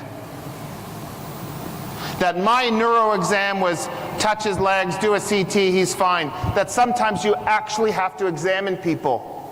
And I said, you can't feel your legs, Joe? He couldn't feel touch. So I took my fingers, do you feel that? So he could feel touch. So I started with pain. No pain to about the belly button. So then I went to temperature, and he had a sensory level of pain and temperature loss from T10 down. And Joe, who had been drunk in our Emerge for 35 years, 60 nights a year, had an anterior cord syndrome. Just because I listened to someone, and just because I decided that sometimes you actually have to do an exam. It was very humbling. This past year, I picked up a chart. The chart was the next to be seen. 30-year-old female with a headache and 36 weeks pregnant. I'm going to say it again. 35-year-old female, headache, 36 weeks pregnant. When you pick up that chart, how much are you hoping that the person beside you picked up that chart instead? That's a tough one, right? I was like, crap, what did I do wrong? So I go see this woman. My first thought, okay, hypertension in a 35-year-old in her 3rd trimester. What are you thinking about? Shout it out. Preeclampsia. Her pressure's 100/60. I thought maybe we could get it higher and then I could refer her to OB. but it wasn't high. And I was like, crap. So I ordered all the preeclampsia blood work. I went to talk to her. I was hoping that her pressure would be higher, because then I could just say she has preeclampsia. But it wasn't. All her blood work was normal. I do a real neuro exam because I sure as heck don't want to CT this woman. There's nothing to find. So I said to her, why are you here? You're 38 weeks pregnant, 36 weeks. Have you had preeclampsia? No. Are you sure you haven't had preeclampsia? No. So I said to her a question that sometimes I ask people, and sometimes it's snarky, but sometimes it's helpful. Do you come to hospitals often? She paused, and she had like a 2 out of 10 headache, occipital. And her husband says to me, doctor, can I say something? So polite.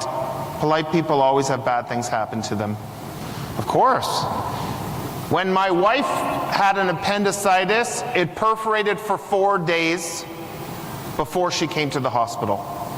And you know how much that made me nervous. So I did a CT venogram and diagnosed a sagittal vein thrombosis that went all the way to her IVC.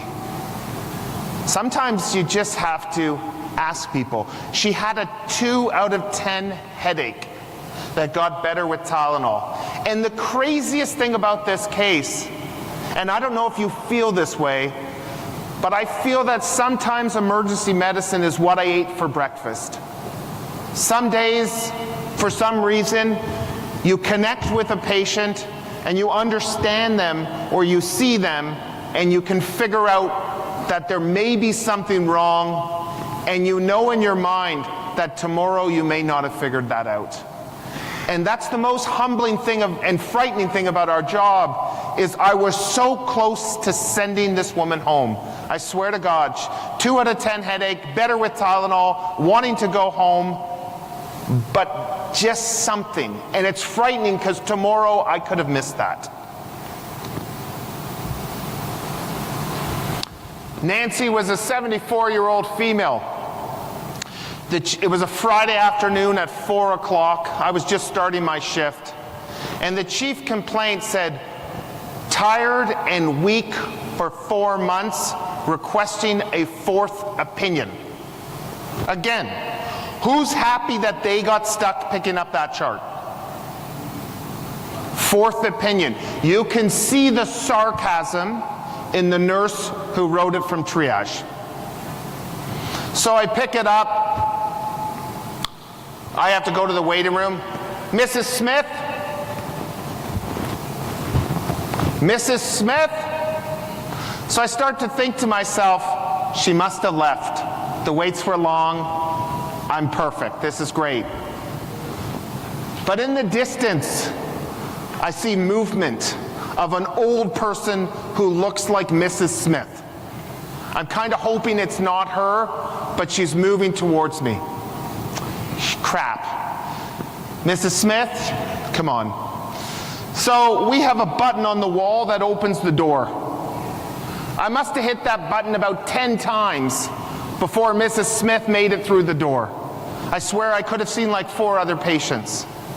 Eventually she comes here. After I've opened the door for her 10 times, I figure I'm going to bring her to the closest room possible so I can get rid of her short, because it took a long time, and this is a 4th opinion. So I go to talk to her and I say, you've been weak and you're sore all over and it's been 4 months? Yeah. And she can tell that I don't really care. Unfortunately, I'm grumpy. The rust and the cynicism has kind of acquired in my tenure. So I ask her all these questions. You saw this doctor and that doctor and this doctor and this person, and how can I help? So then I turn and I say to her, are you depressed? She pauses and she says to me, what year were you born? Okay, think about that. How are you feeling when she says that? Well, I get all defensive. Well, I don't think my birth has anything to do with you. so I'm not going to tell you my birth. Well, she says, I'm going to guess you're born in the 70s. Before you were born, I played tennis for Canada in Wimbledon. Oh, this is not her, that's Billie Jean King.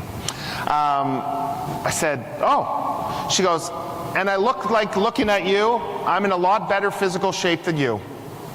I play tennis 2 sets, sometimes 3, every single day, 7 days a week, and all I want to do is be able to play tennis again. So you asked me if I'm depressed? I'm used to playing 4 sets of tennis a day, and now I can't even get out of bed in the morning. Of course I'm depressed. Does anyone know what's wrong with Mrs. Smith? I looked at her and I said, I'm going to order 1 blood test. And this blood test is going to change your life. Anyone? I can't hear well, but Mrs. Smith had an ESR of 120, and she had polymyalgia rheumatica. Now, this isn't the most exciting thing in your textbook. In fact, no one has ever in the history of a conference been invited to speak about PMR. But I'm going to tell you something. PMR, next to like a pulled elbow, is the best diagnosis you will make. There is no other diagnosis that will cause gratification. Now, every year, you know, my wife, she's an internal medicine specialist, and every year around the holidays, she gets chocolates, she gets champagne, she gets scarves, she gets tomato sauce. I get nothing. You get nothing. But Mrs. Smith used to buy me a box of chocolates from a really kind of borderline chocolate store in Toronto that your grandmother would have given you chocolates from when you were a little boy or a little girl. And every year, for 10 years, Mrs. Smith bought me chocolates at Christmas. Never saw her again. The only person who's ever bought me anything. About 4 years ago, the chocolates stopped. What's on your differential of chocolate stopped? She's dead. Nah, it happens. We're all gonna die. What can I do? During COVID, I went to see an old man. I walked in the room. He was there with his partner. Everyone's wearing masks and gowns and all that. And a woman says, "Hello, Dr. Carr, do you remember me?" Again, a question I hate getting in the emergency department. Do you remember me? You know, with the mask and the gown, it's really hard to tell. She said, "I played tennis in Wimbledon." I said, "Your ESR was 120. I've never forgot about you. Where the hell are my chocolates? I thought you were dead." And last year, the chocolates started coming back. Billy Mallon said, if you became an ER doc because you love thank yous, boy did you fuck up. Because your best work does not know who you are. And in emergency medicine, it's very thankless what we do. It's very thankless. You make the diagnosis of an aortic dissection, the patient is going to think the surgeon is God. But you're God. And you have to realize that you need to celebrate yourself in this job. When you make that diagnosis, go home, have a nice meal, buy yourself something special, do something fun that you wouldn't be, because no one celebrates you. Celebrate yourself. It's the only way to succeed and to survive in this business. So my interest clinically is hunting for zebras. I have spent my career looking for diagnoses that other people struggle to make. And people will say, "Dave, you see all the cool cases." Okay? I want to tell you a story.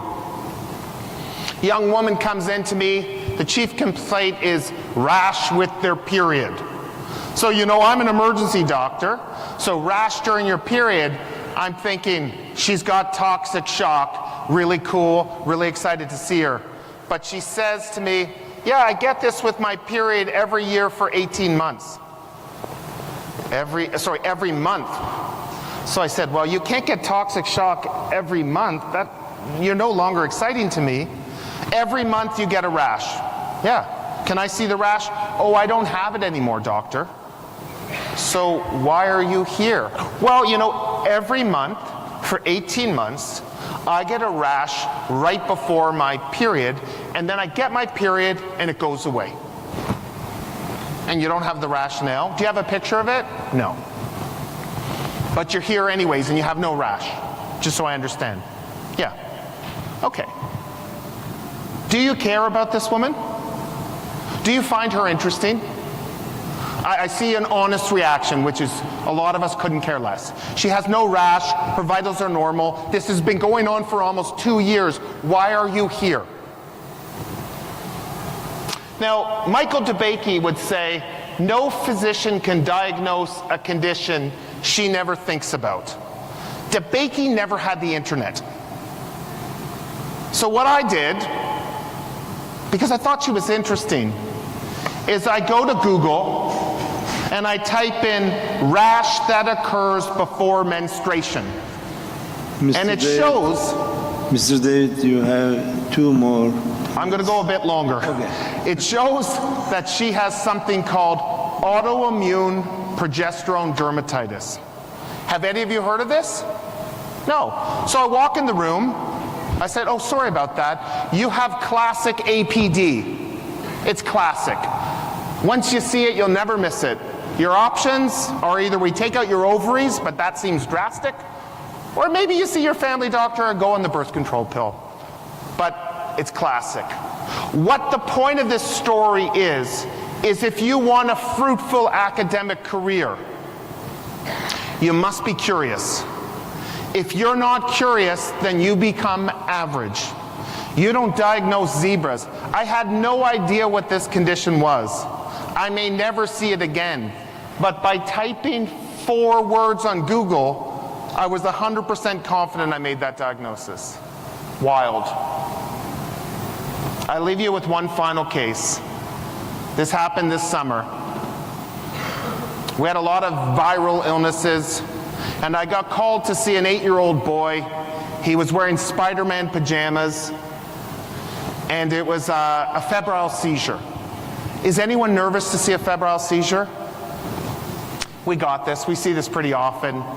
Temperature was 38.5. Apparently hasn't been well for 3 or 4 days. Parents brought him into the resus room, or to the room. He had had a seizure with EMS and another seizure. So I went to see him, getting a little bit of the story from the paramedics, getting a little bit of a story from the family, and all of a sudden, he has a cardiac arrest. I've run a lot of arrests in my career, but I can count in one hand, and not even all of it, the number of arrests I've run in children. And I can't count any of them that I've seen talking to me who've arrested. My brain was like mush. There are all these formulas you knew for ET tubes and chest tubes and medications. My brain was nowhere. I pulled out this Breslow tape and I ran this arrest. And, you know, with adults, we take so much pride. We don't ask for help in a cardiac arrest because they're kind of supposed to die if they're 90 and have a cardiac arrest. But the pediatrician came down.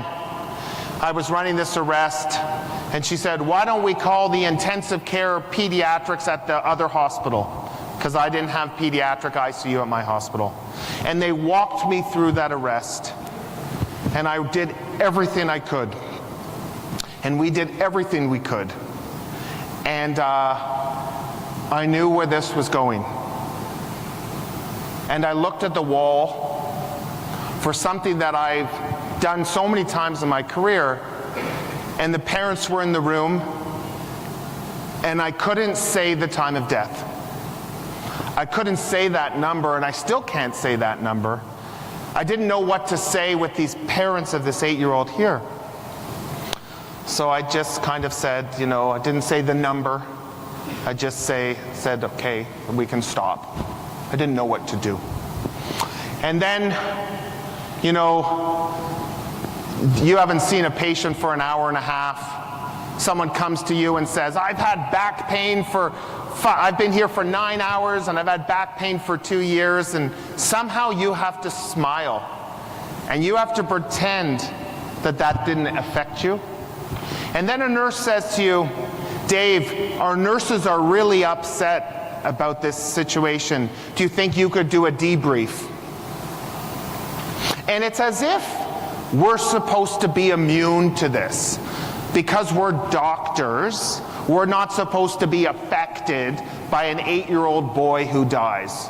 But the nurses are. And I said, I'm the same as you. Hug your child. I don't know what else to say. Everyone did well. Life is very short. It's very tragic. You will never forget this kid.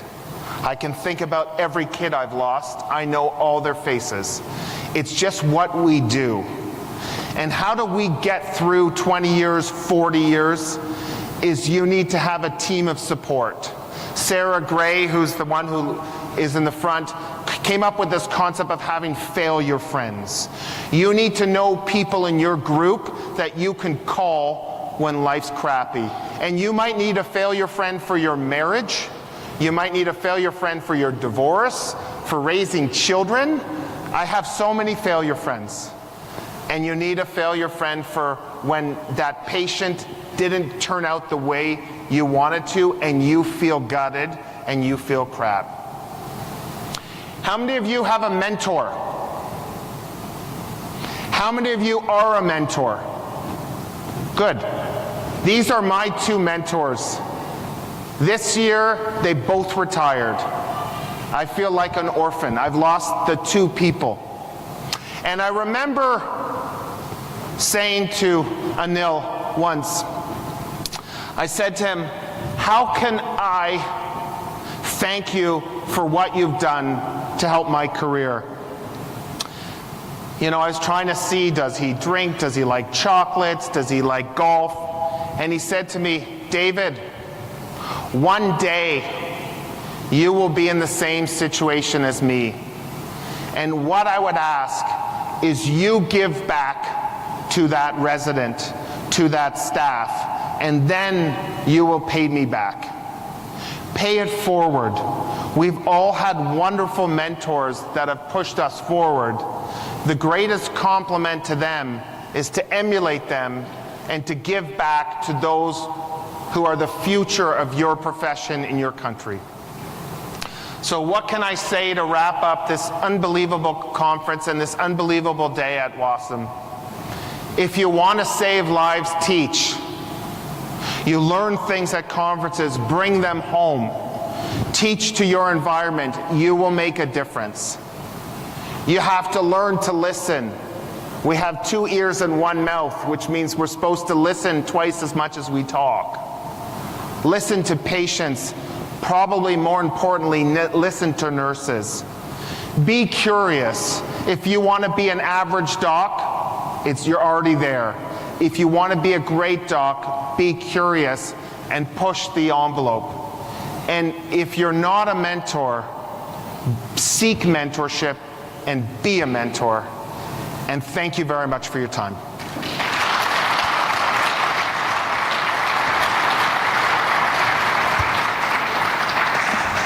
Thank you so much, Mr. Kerr. And they were, all the slides almost, were very nice reflections about life. It looks like there's a big party tonight, a big gala, right here, 2015. What's the dress code, Bashar? Do we have to dress up nice? A tuxedo? Everyone come celebrate tonight, 10:15, 8:15, and we'll see you all later.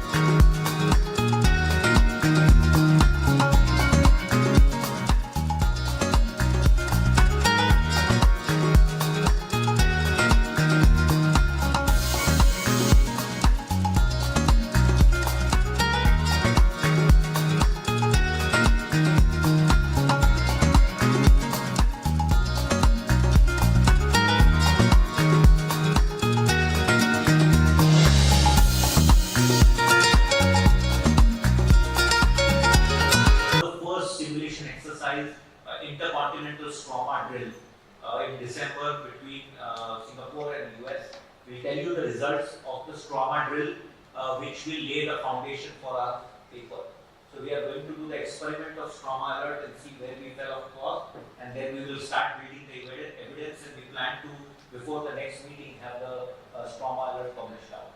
It will be published at the same time in 2 journals, so Eurasian Journal of Emergency Medicine, which is now a WASM journal, it will be going to PubMed next year, and our Journal of Emergency Trauma and Shock will publish those papers. We'll ask JETEC whether they would publish it, so the more the journals publish it simultaneously, the more it will look nice. So JETEC can also consider this is the Qatar Emergency Trauma and Acute Care Journal. So that's where we are right now for collaborative work, so I commend Dr. Fatima. Fatima is coming back to us after a couple of years, and Dr. Gacy. One thing you might want to think about, Sagar, is just a similar protocol for cardiac arrest and trauma, because that we've is done that a bit. You know, you see the single car MVC beat up into a tree, and the trauma surgeons and the emergency physicians need to work closely with that, especially when it turns out to be a setting or something. So we'll call it cardiac arrest and trauma survival, CATS. Cat trauma. Yeah, I think that will be it. Yeah, I think it will be good. So we need that. So trauma is being done by Dr. Fatima.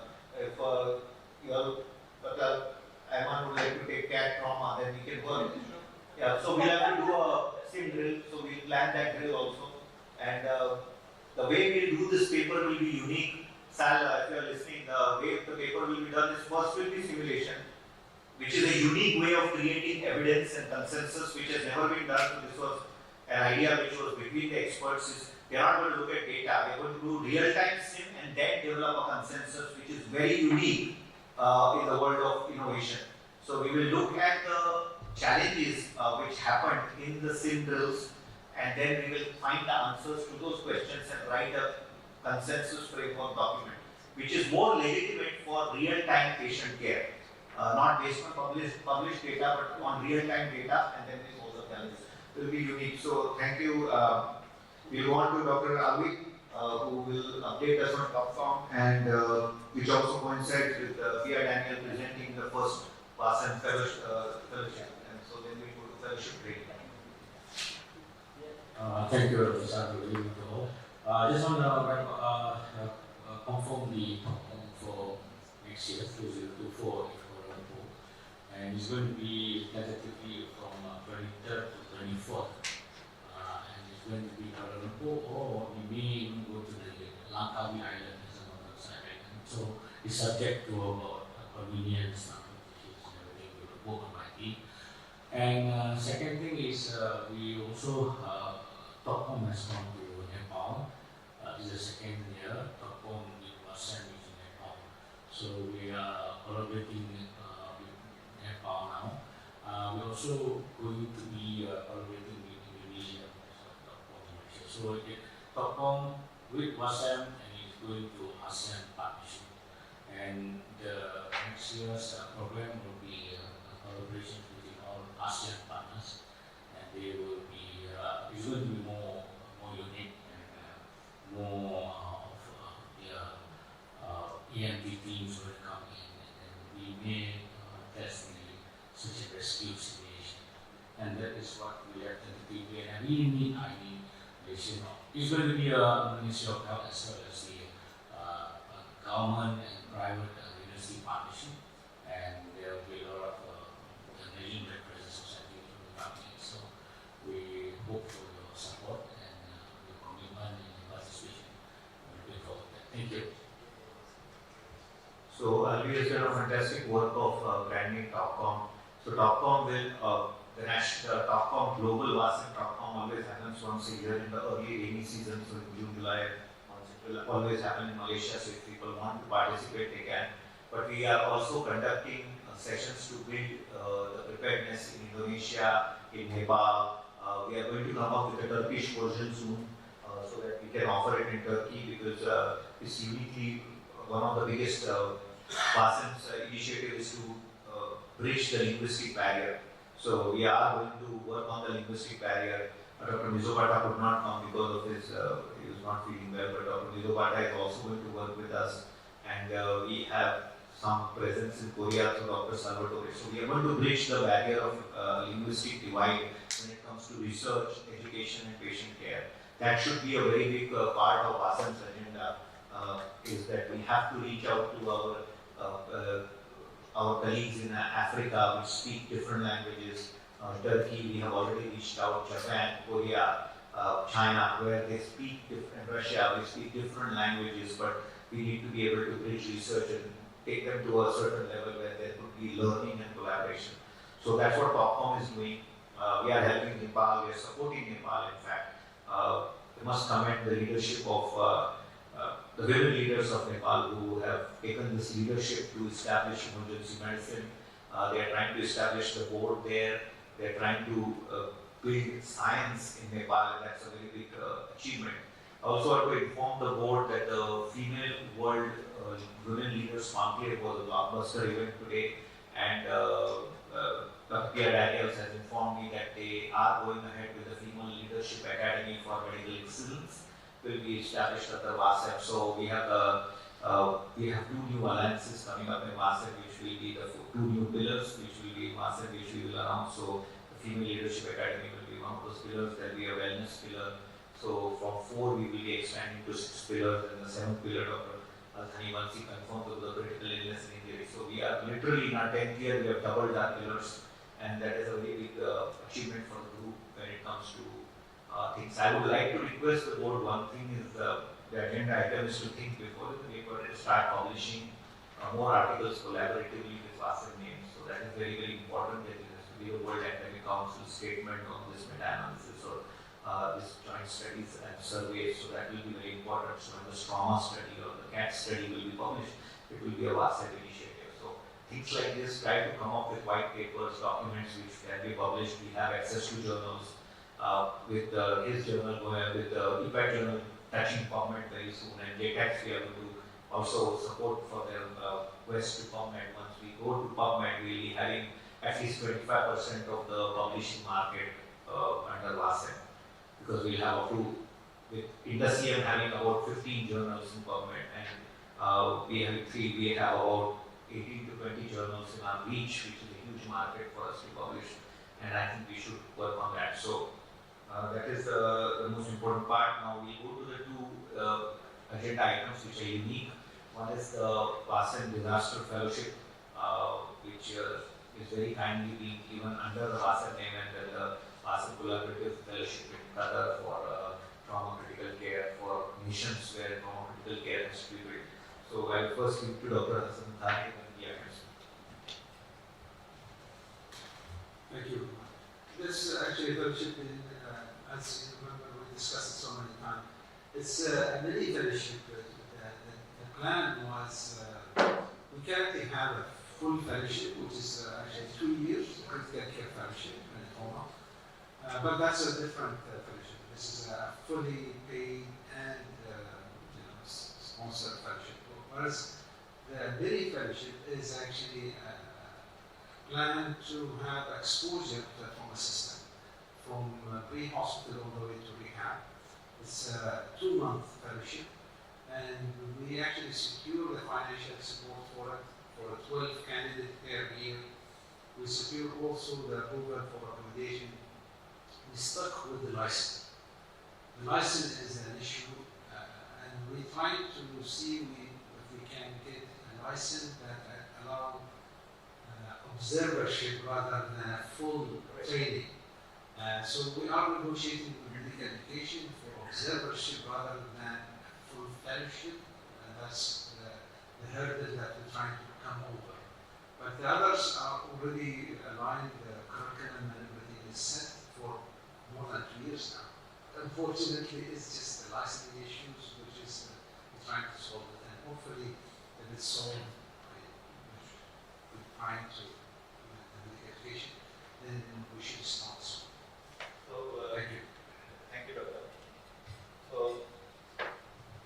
Dr. Althani, once the fellowship is announced, we will work on the agreement that WASEP, the conduit that WASEP will publicize it on the website, and the selection will be jointly done to make this happen. Because I think exposure to an American-style trauma system, which is so uniquely and Joint Commission approved, ACGMI approved, existing in Qatar will be very big for Asia and Africa. I think that is very, very important because we need the support also to develop emergency and trauma system in the whole of Africa. That is also a very big area of need right now and a very big area of growth where we could make a difference. We have our partners, Dr. Joe Boni, Anna, Dr. Boten, who could not get a visa to come to Turkey. They were trying to get a visa because they have to, there's a process, a paper visa. So we have our presence in Ethiopia, Kenya, and I am going to have a meeting with the Kenyan Health Minister soon, so we are going to have a presence there in a very big way. And I think that mini fellowships like this, and it's when what PI is going to present is going to make a huge difference. So I think observer model also will work. Tomorrow, if it works out to be a clinical model, that also works. But we are just getting exposure to the research division led by Dr. Alvenia and seeing what you do and understanding the processes is very important. Clinical skills they can do in their country, but the process management, operations management is very, very important. Before I go to Dr. Qazi, I'll tell you, in my experience in our studies conducted across the world, we realized that the greatest problem to developing emergency medicine was the lack of understanding of operations management. Everybody knows how to manage a trauma, everybody knows how to treat a chest pain. They just didn't know that ER has something called, and trauma has something called operations management. There's something called as patient flow, there's something called as metrics, there's something called a movement. They just did not know. And it took me 18 years to realize that all our work on training them on clinical systems was a waste because 90% of the world of non-emergency medicine and trauma does not understand how to operate a trauma center or operate an emergency department. We talked about that. All this ADLS is of no use. It's of no use. They just don't know how to operate it. They just don't know how to run it. They don't know process management. They don't know metrics, people care. They don't know how to audit it. It's unique. And there are countries where they are doing color coding system. But that's only to get in. What do you do after the emergency and trauma resuscitation? How do you move those patients? How much do you CT scan? And that is a monumental failure for Dr. Visa. You'll be shocked. It's a monumental failure. That we did not recognize that the growth of emergency medicine was stagnant because zero operations management acceptability or training. So last 1 year, we have started training emergency physicians in India on operations management, how to run the department, what is the difference between policy, what is the difference between process, what is the difference between protocol. These are three different things and there was no concept. If you ask any doctor in trauma or emergency medicine, what do you do for a motor vehicle accident? I'll change my name. The answer will be COVID, run ATLS, temperature, pulse, blood pressure, respiration, primary surgery. I can ask you that. How are you going to, what is your policies on managing this trauma? What is the process you follow to manage this patient? And what are the protocols? So you will only know the protocols, but that is very different from the policy, that is very different from the process. And that was one of our greatest failures, which I humbly accept, is now we have quickly moved away to that and now we are focusing on operations management. So that should be a part of the fellowship. Thank you, Segar. Thank you, Lisa. Dr. Azani, I actually had two items to talk about. One, I talk about that you mentioned. I think it's very important to it's going to be a little bit of bomb in this meeting, so I will have to come back to it. There are some little questions about the Azani, you just said the limited amount of information I am hearing right now raises one concern and a lot of I can tell you from my work in Lebanon, one of the main issues that I've been working on over the years, and I finally now have a minister who's busy and wants to make a reform with limited resources versus others who are more with corruption and selling and buying and importing equipment and medications like commissions. So now we have the different minister. The minister we have is actually because he needs me to train the GPs to become the staff is fully funded hospitals. So he's willing to actually work with me on reforming the system. I'm asked to reform includes many prongs, many elements, a handful of elements, so many. But two main ones include the categorization of hospitals across all of the acute care facilities. Categorization based on trauma, critical care, and emergency capacity. Who has a blood bank? Is the blood bank really blood bank just a license? What is the trauma preparedness? Do we have surgeons who have the responsibility? Or are we able to take care of these unique needs? Are we going to listen to people now? This kind of system, along with the issue of residency review committee, is something that many boards and deans and boards and medical schools will have. And like with the dean and the president, we raise all the physicians, and we are at the point where we would like to do that. So when I hear about the availability of a fellowship, I see opportunity. I see opportunity because I presume, and I don't know, but I presume that Qatar is a very good system. And I can tell you one of the things that came up in my meetings was the fact that who are we to go to another university and tell them the hospitals need are not at the level of B1, 2, 3, 4, 5. So the discussion with our Saudi in the MEMC, in Rhodes, with Dr. Majid Salami and others, was that potentially we could, that's what there is a role for Wasam and for Qatar, was to really have non-Lebanese come to Lebanon, and the Lebanese come to Saudi Arabia, and the Saudi, do this exchange where we have people voting and then deciding on the category of, the credentialing of these categories. And I'm not talking about your commission accreditation, I'm talking about really categorization based on capacity, preparedness. So you bring us a very good opportunity. And I think it is time to look at how we can combine this beyond Qatar, via WhatsApp, with your help, and use these activities. Now, you mentioned the 2-month fellowship, that's my concern. Once we use the name fellowship, something, we have a law and unintended consequences. Have we defined what the fellowship means, and are we putting the name of WASM next to the 2-month fellowship? 2 years. 2 years, if I mentioned, we have two different types of fellowships. Should we use the same name for the public, or could we do better for this time? You mentioned the licensing issue. I can tell you that the licensing issue, I know that we can send people from Beirut to your fellowship. We have our board, we have eligibility, so I'm sure we can tell them in your fellowship. But the idea I want is, what do you need people to come off things?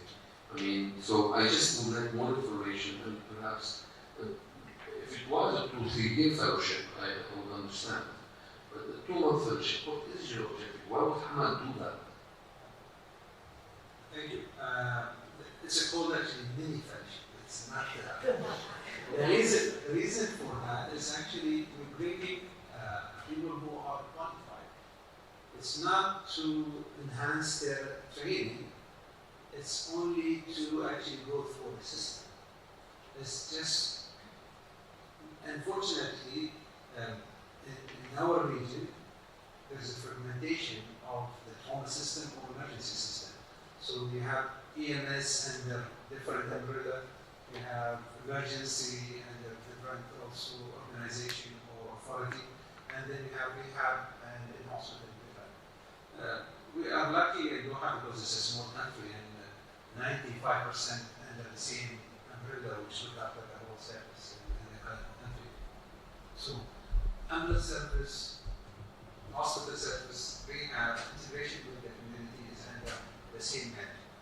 And that's actually give us the chance that we have to go through the whole system, the North American system, which is under the same umbrella. It's a national ambulance service, it's a national drone service, and it's a national rehab support. So all the things under the same umbrella. So the one who will come for 2 months is not somebody going to know how to do station. It's just to see how ambulance service work, how the National Command Center coordinate, the dispatch system in the country, and then how the trauma system in Hamad networks, all the components of the trauma, and then the rehab center. And during that time, they also can go and do some research at the same time. So we have also a strong national trauma database, which is actually we work with North American National Trauma Data Set with the TQIP also with American College. And this is the only center outside North America, submitting this from 2011. So that's actually what's the benefit. I think that the one who's coming mature will have a chance to go through this without going to North America. That's the whole thing. But we can discuss also the application for the formal fellowship, which usually is very tough because most of the candidate is from within Hamad. It's too old, but it's very difficult. Thank you. Yeah. Can I just say one thing related to that?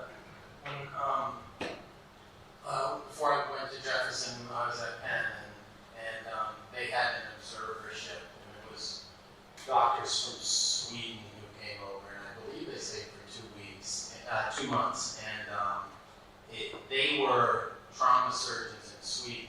They were coming over sort of to simultaneously learn about how our systems work, what our patient flow is, how our helicopter transport system, and then also to observe and do simulation in penetrating trauma, because they saw so little penetrating trauma in Sweden at least 10 years ago. I think that's changed a little bit. So it's just something to think about. And Bill Schwab or John Pryor, I'm sure will be willing to talk about just some logistics in their experience. Maybe, BI speaking. So I'm the fellowship director for the Disaster Medicine Fellowship at SUNY Downstate Hospital in Brooklyn. And what we did is I adapted the fellowship, the one-year program, and initially really designed for emergency medicine physicians, but we've actually, the director of our PICU has done the fellowship, so we broadened it to other specialties. And we adapted it so it could be remote. So essentially the exact same curriculum that the fellows who come train with me in person, we adapted it so it could be done remotely. And to give you an example of how it's worked, we tested it out about 2 years ago. So I had a fellow who was a doctor in my facility, an ER graduate. And then I had Dr. Giovanni, who was an ER attending in Ghana. And then I had a critical care doctor in India. And so the three of them were doing this fellowship at the same time, following the same curriculum. And so the beauty of doing it this way is that every sort of assignment they would do would be tailored towards their facility. So for instance, when we were on the block of chemical disasters, each of them would have to review the plans or policies for their facility, or if they didn't have one, and create them. And then they would have to develop training, and they would have to train at least 50 people in their facility. And through that block, we would meet once a month, and each fellow would then present through what their institution was doing. So not only were the fellows learning the knowledge, but the institutions they worked for were benefiting, were getting a new plan, were getting staff trained, and they were learning from each other and seeing, okay, what's the difference between the policies in New York, in Ghana, and India. And then as part of the fellowship, there's always research, some sort of research either abstract, paper, and I gave them the option of actually if they wanted to do any collaboration. And so each of them did their own academic project, but then we started to look at creating databases that kind of included all three facilities, and sort of looking at doing joint IRBs between them. So it really, it's a one-year fellowship. The curriculum is accredited by my academic institution, SUNY. It's the exact same curriculum that the U.S. doctors say when they rotate with me, but it is always directly applicable in real time to the facility of the participant. And so that's the model that I've done so far. A newish model that I'm developing with Dr. Ali that hopefully will be starting in January is that Dr. Ali would like to give me 15 fellows that are going to be doing it remotely. There's going to be more diverse, so there'll be a mixture of ER physicians, other types of physicians, some other healthcare sectors, and public health, etc. And Again, everyone will follow kind of the same topic month by month, but sort of approaching from their sector. And the beauty is that we meet virtually once a month, we kind of review things so by having sort of one country with multiple sectors, now they're going to be able to kind of see what other sectors are doing. And so after the sort of pilot version of this program, the idea is that in the coming years, we'll have, again, multiple countries, again, everybody learning from each other, doing collaboration, trying to take their research projects and see how they can kind of collaborate that. So far we've tested it with just, one fellow from 3 different countries at the same time, worked really well. And then this next year, I'm testing it with 15 fellows from the same country, but from different kind of parts of the healthcare sector. We'll see how that goes. And then the goal is eventually to kind of do multiple countries, having multiple sectors from each country. We're learning from each other. We have joint journal clubs, and then ideally joint research projects. So she will put up the curriculum to circulate to the group, so the curriculum is there. Both the curriculums will be circulated, and then we will certify them. So hopefully by this year, now that we are all meeting in person, we should be able to get it done. We have already discussed about the ultrasound and the WHO, she said. The other part which I want to inform the board is the mic. The part. Yes.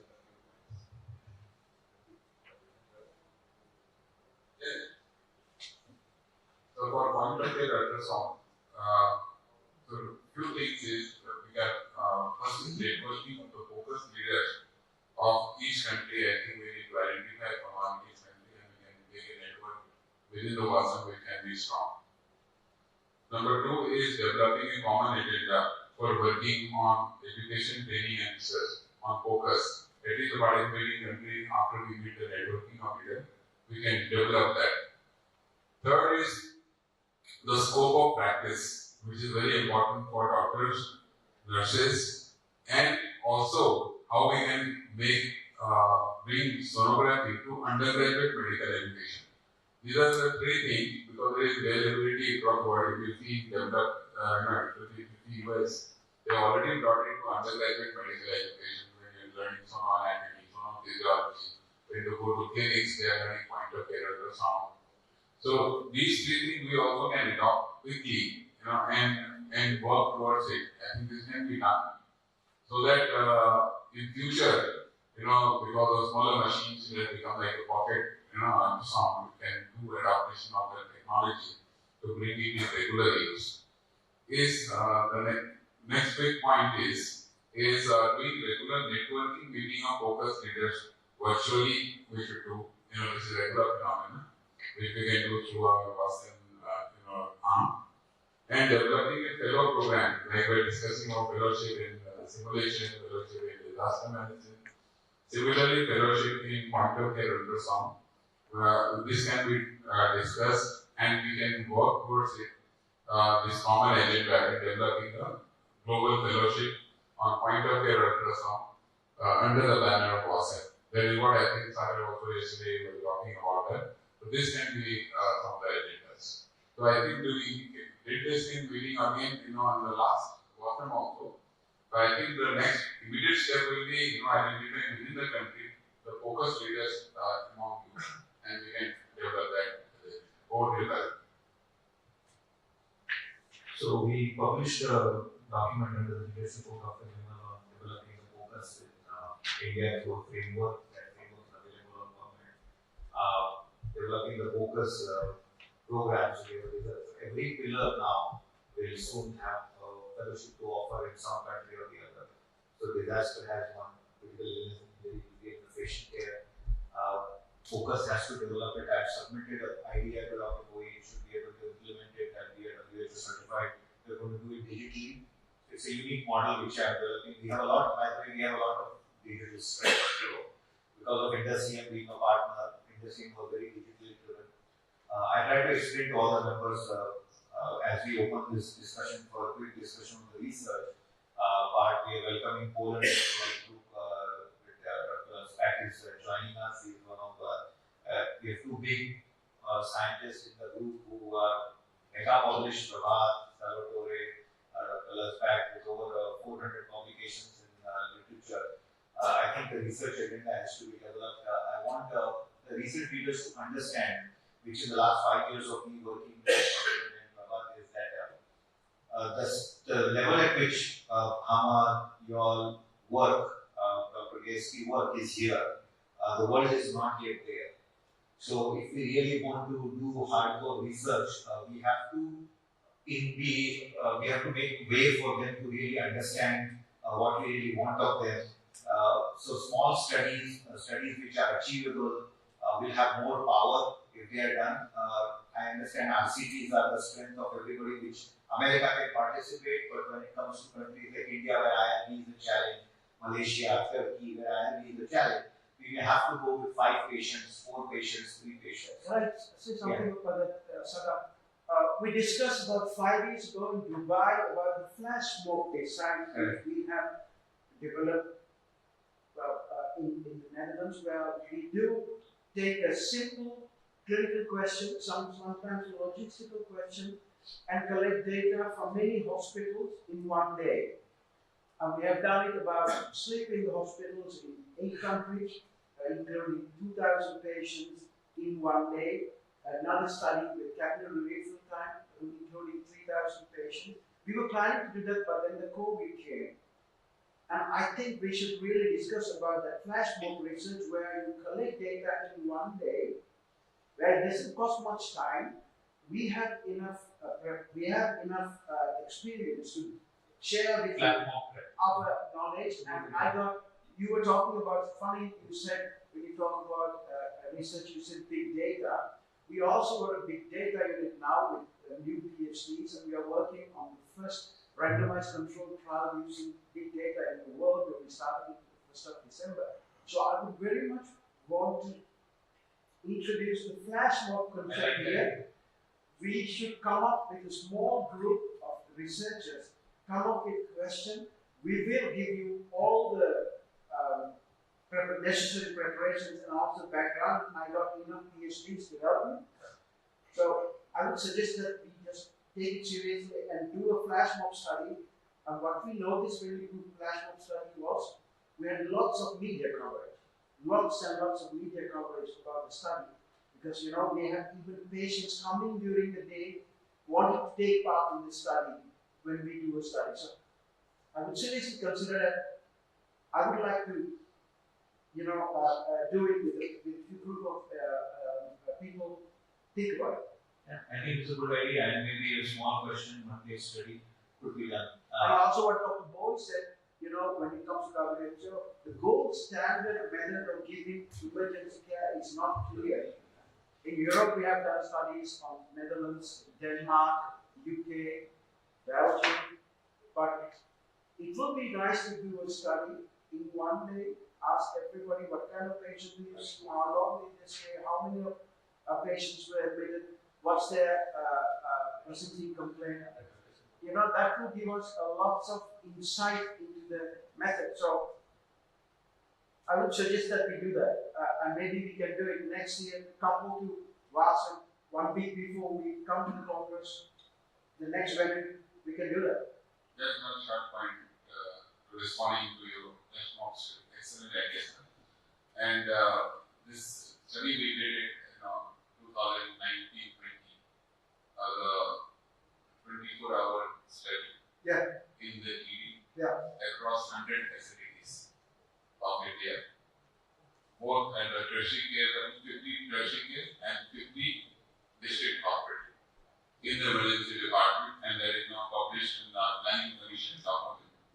So that is helping our government to make the policy national. Second point which is saying is that regarding emergency cases, constantly in LMIs, we are doing right now adaptive modeling of facility-based emergency care in India, right? So we are doing what can I say? We were given a grant by the Indian Council of Medical Research. I think we should talk. We should form a small key group and talk about it and come up with a plan. I think we should do platform modeling is a very good modeling.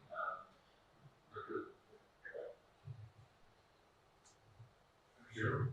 This is a great idea, and I think we can cooperate. If you are ready, or you scan all contacts, and we can send you the email cooperation, because firstly, cooperating also with many hospitals, even looks like my company has on 15 hospitals in Poland. And besides, I think I would implement analysis. So if you in future you will have some ideas for meta analysis, I can contact it together with you, and then, for example, send to you to create some draft, and it will be also fast way to increase the number of publication. And I think, as we're sitting here, if we publish any articles, maybe we will agree that from today we will also sign the affiliation of us and our names. And for example, after the full name of the list, we should put that this is the team of Boston. Yeah, it's like what we do is we have lots of collaborators. We give them all collaborators, so they will all get the publication of format. We'll be doing a flash mode in a couple of months in the UK and Denmark. Maybe after that, next year I would say we'll prepare well. We'll talk about a research question. We need to have ethical approval. We have enough experience with doing this multi-center study. We could do something nice together, and then we can propagate it through Acil, flash mode.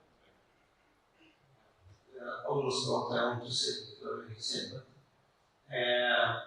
I think that the research effort will be very good if we have a dedicated research task group led by somebody and have a team with them to distribute the work, to organize the work.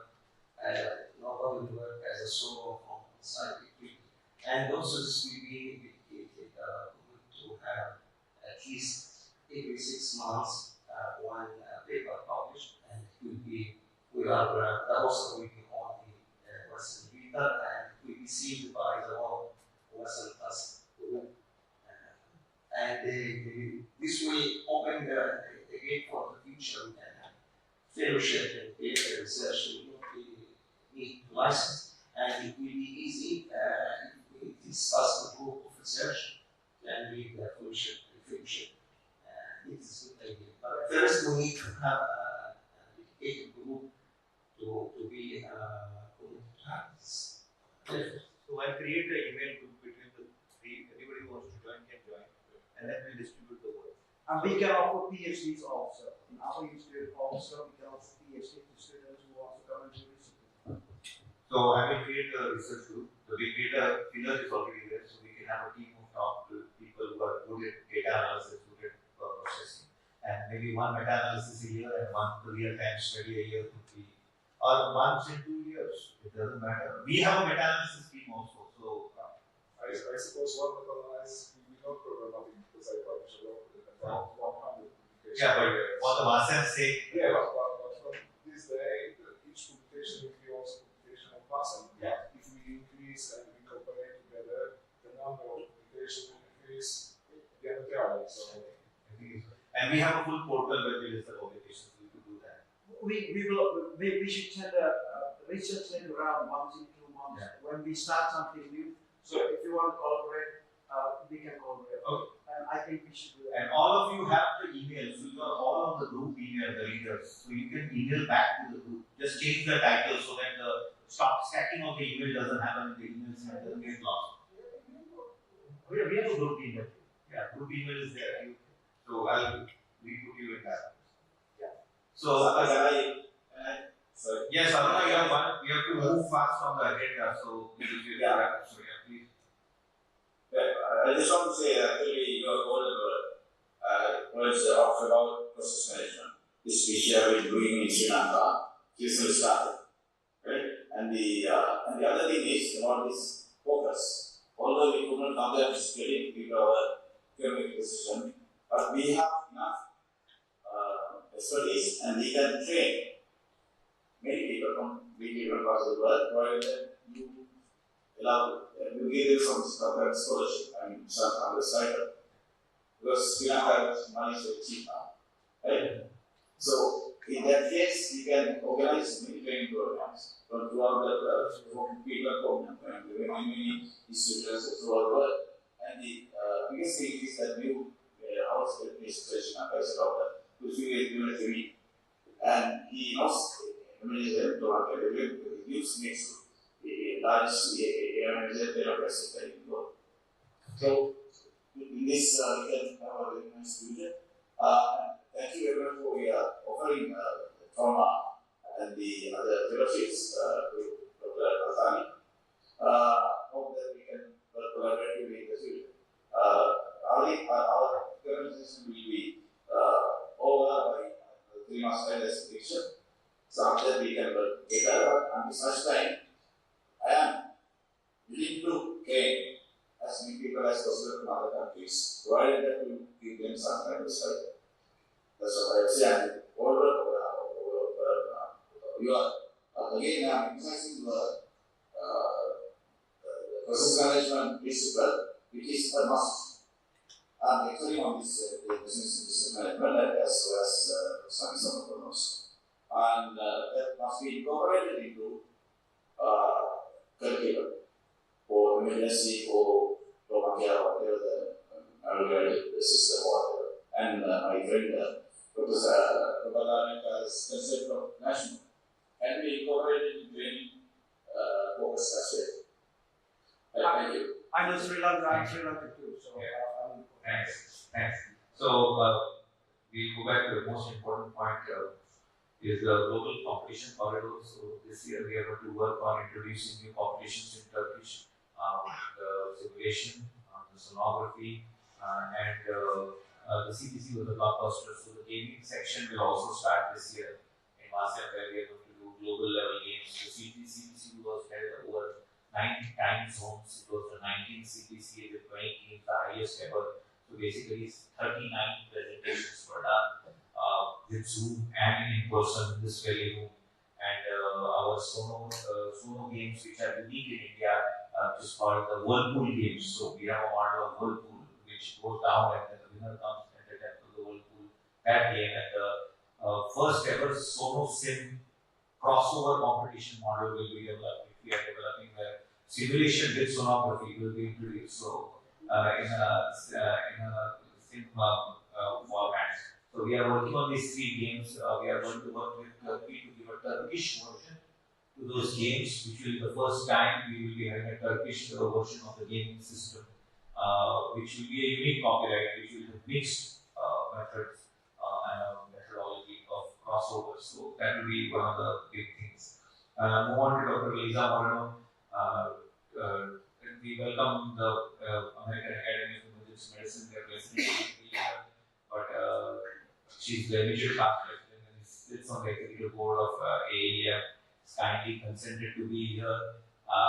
We are on the verge of AEM joining WASEM, so this is I think the last step towards AEM bringing their full 15,000 membership to the WASEM board, which is a very big benchmark in the history of development of WASEM and for an American organization of that stature.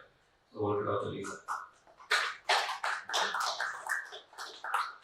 So thank you. It's an honor for me to be here. I am representing the American Academy of Emergency Medicine as the immediate past president, and we have had, I've had personally relationships with many people who are involved in WASEM, and this is something that is part of the mission statement of the American Academy of Emergency Medicine. We are committed to the development of emergency medicine globally.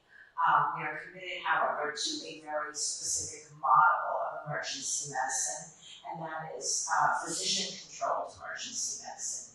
So that we believe our first mission statement pillar is that every human being on the planet, it doesn't say on the planet, but every human being who has an emergency medical or surgical condition is entitled to the highest level of emergency care by a person who is board certified by the standards of their country. And so, because that is our vision, which of course is not going to be accomplished in our lifetimes, every person on the planet will get that level of care. If that is our goal, because all life is precious. And so we are committed to assisting in the development of emergency medicine globally according to a model where based on the resources and based on the culture of that country, there is a training process put into place and a certification process put into place. And this is something that another past president of AAM, Dr. Canlı, from Lebanon, it was also board certified in the United States, has had a vision for a long time. And this is something that we've also been talking with Dr. Summer about. We believe that WASM has several advantages for us. Number one is the fact that WASM believes in the dignity of all human life and the entitlement of all human beings to have the highest level of emergency care when they experience a medical or surgical emergency. We also know that WASM is committed to scholarship. It is an academic council. And so WASM is committed to training, to learning, and that's what's been going on at this meeting the whole time. We at AAM are vehemently opposed to the corporate model of emergency medicine. It's interesting that you mentioned earlier, Dr. Samar, that you, all these years, you didn't understand why the teaching that you were giving wasn't taking hold. And the reason it wasn't taking hold was because in many countries they do not understand the operations management portion of emergency medicine, which is a critical part of running an emergency department. The absence of that understanding creates a gap into which corporate medical groups predatorily enter. So it is the fact that there's an absence of understanding that there is an organization management piece that is critical. These predatory groups come in and say, we know how to do this. We're not physicians, but it doesn't matter. We have experience in medicine, in emergency medicine, and other hospital-based practices, and we can step in and do this for you. And what ends up happening then is that it becomes a for-profit model, which is completely opposed to the concept that every human being, it doesn't matter whether they can pay, it doesn't matter who they are, it doesn't matter what value society places on their life. Their life is valuable and they deserve the best care. And so AAM is extremely committed to these values and extremely committed to the fact that we do not want to see the predatory behavior of corporate medical groups that has happened in the United States to happen in other countries because of the gap that is present. Not every emergency medicine group in the United States feels the way we do, believes the way we do, and so it is critical for us in forming an alliance with WASM that alliance would be unique. So that if we form an alliance where we support WASM and WASM's meetings, and WASM supports AAM and AAM's meetings, and then we also go forward with other plans for global training, global board certification, that the relationship be exclusive with AAM so that we can ensure the absence of corporate, non-physician-led groups stepping in and having an influence in other countries. So I am actually flying from here to a board meeting of the American Academy of Emergency Medicine, and I would like to present a proposal to them for a formal memorandum of understanding, a formal collaboration with WASM, where we share resources, we share training, we work together for the global development of emergency medicine in a physician-led model. And that's what I want to propose. And as we have had discussions, I'll brief the board. We have been discussing the AEM partnership for a couple of years now. AEM has exclusively remained as an organization with accreditants, board certified residency trained emergency physicians. That is their local responsibility towards the United States. But AEM also was the pioneer of international emergency medicine in the world, embracing international emergency medicine and conversation in the world was pioneered by Dr. Kazi, after whom the Kazi Award, which is reality-wise the Nobel Prize of International EM, highest award named after his legacy. He wrote the first script of internationalizing emergency care through emergency medicine. So that is their international responsibility. The way AEM wants to propose their partnership in MASEC is AEM holds 15,000 members. It's a standard national organization, state-of-art, high-quality CME credits. MASEC collaborate or AEM joining MASEC comes with exclusivity agreements that they will be the American representative of professional medicine in MASEC. So we would only exclusively be with them, which is quite agreeable because they are also experimenting with this collaboration, supporting this collaboration, which is unconventional collaboration where there are no societies, associations, individuals, and universities collaborating, which is a different kind of diplomatic arrangement internationally for AEM's presence to expand into the preview of emergency care. So from emergency medicine, collaborating with trauma, collaborating with emergency medicine, collaborating with critical care, anesthesia outside the United States is a new experiment for them, academic experiment, which they will be taking that experiment with us. They will be exposing all their resources. They will be allowing us to use all the resources. We will get representation at their congresses. Also, the membership will have an opportunity to attend MASEC conferences and indulge in development of emergency trauma, critical care outside in the world, which is a big gain for American academic faculties to work with the world in different areas and not stick to chest pain, shortness of breath, UTI, that kind of model. So it's a huge global development model which is coming. But there are some non-negotiable clauses which have been put, which Dr. Lisa wanted me to highlight. One is that they will have exclusivity when it comes to AEM being a partner in the US, so we can't go with other organizations. We will only maintain our universities and all is fine, but when it comes to professional body, they will be the only professional body we will go with. That's agreeable because that's a huge benefit to MASEC. But we maintain that exclusivity also maintains with us in this kind of model. The second, this is still subject to approval by the board in AEM. The second model is, which will come, which I want the board to know, is that they would like us to bring resources. So they do an annual Congress NEMC in the Mediterranean, in the European regions, which is a big conference. So they do it in the odd years.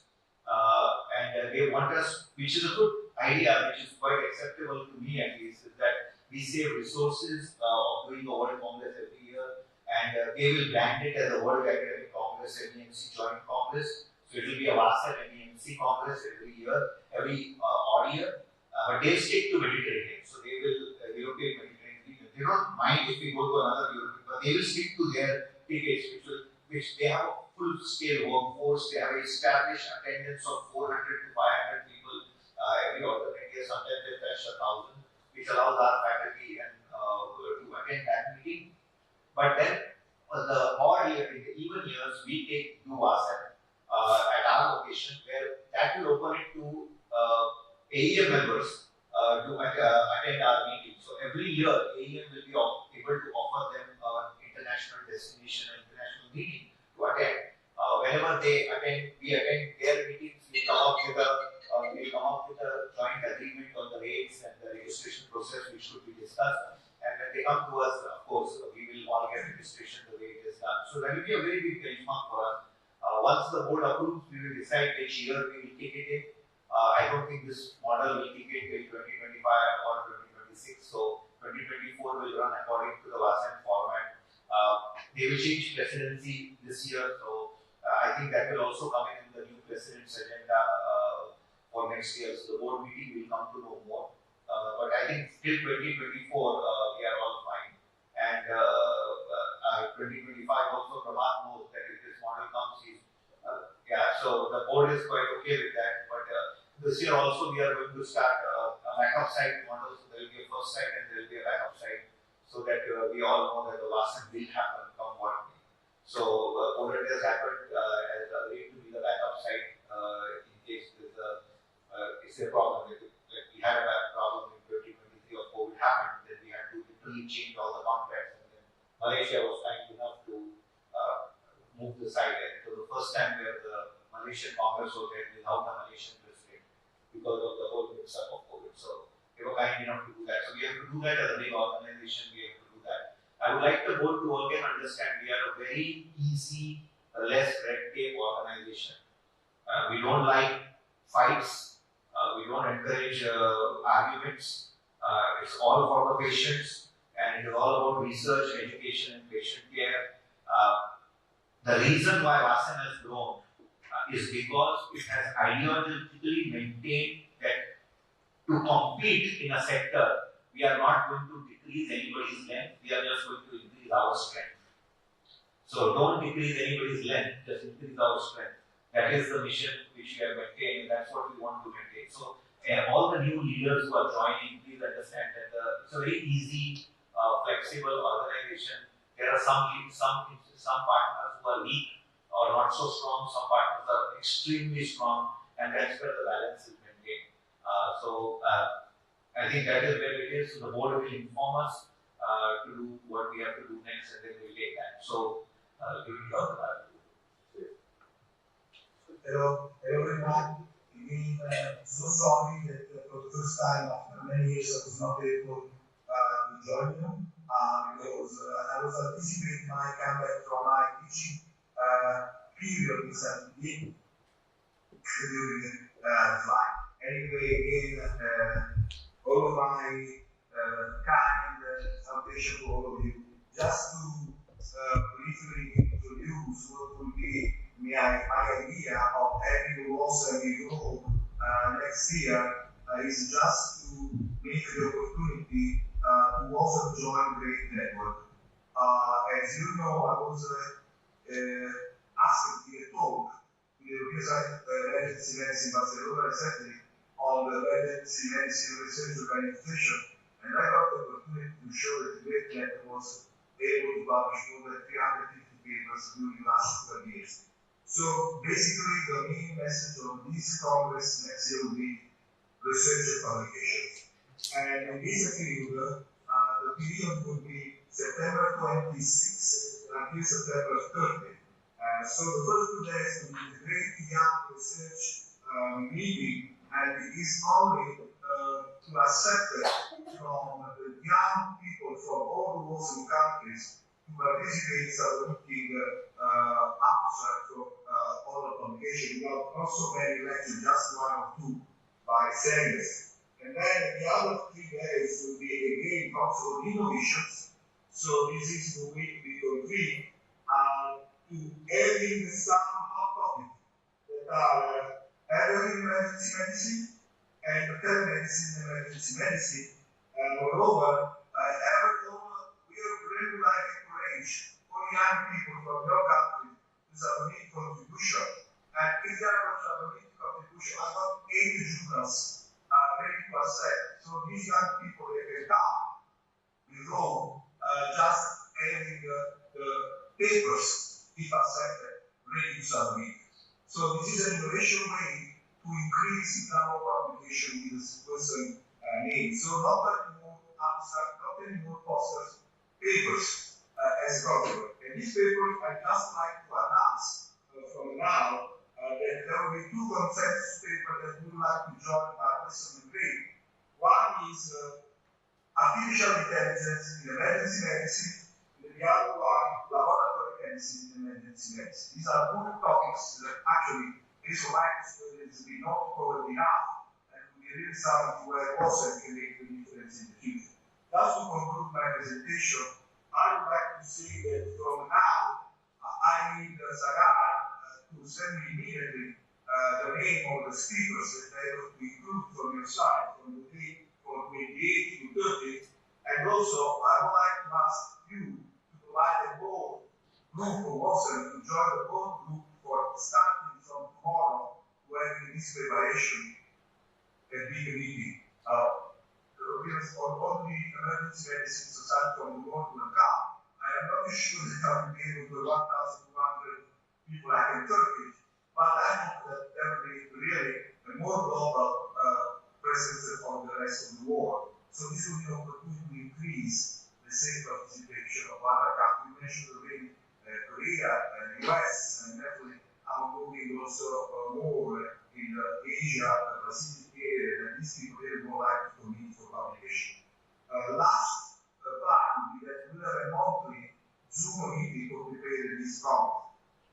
So I hope that you will enjoy Rome as an opportunity to have, I think this will be the first European meeting, right, Sarah? Yes. Of course. Yes. And this is really something that I hope that all the people coming from so many countries will be happy about that. So waiting for you to, not from now, just up to this most of 2024 with the great network. Thank you, Sarah, for the opportunity. So I want to put a vote to the board. This has been on my mind for a long, long time. Dr. Salvatore has given a career to publications, the existence of BNP in our work that he has done in BNP, Procalcitonin, the biomarker circuit, his legacy is there. I would like to propose to the board that he's God given great life, but I think time is soon coming that Sal is going to love sailing and enjoying his life from science. So the 2024 meeting should be dedicated as a legacy to the research of Dr. Salvatore as he hosts his last global meeting. He has told me that he is hosting this, and this will be his last global meeting before he leads a life after this. So I would ask the board to support me with the vote whether Masem approves that the 2024 will be a legacy meeting dedicated to Professor Salvatore. And I would request him that the first 2 days workshop should be on longevity, where he has started research on living beyond 100 years.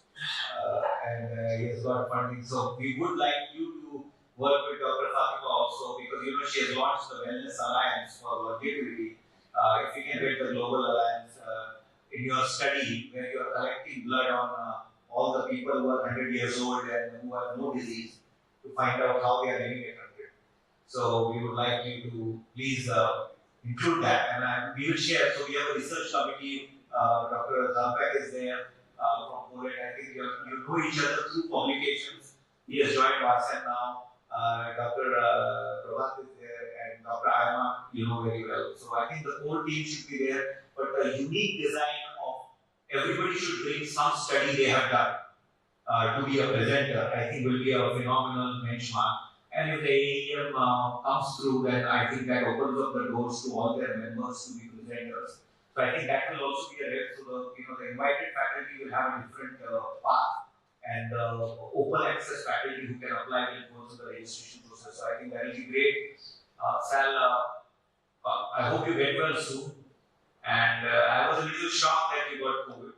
So yeah, it was great because I think I took my flight from San Diego to London and to Rome 4 days ago, and then I got fever and throat pain. But anyway, I'm really that I'm recovering soon. And as you say, you're ready for a new life, but not without science. So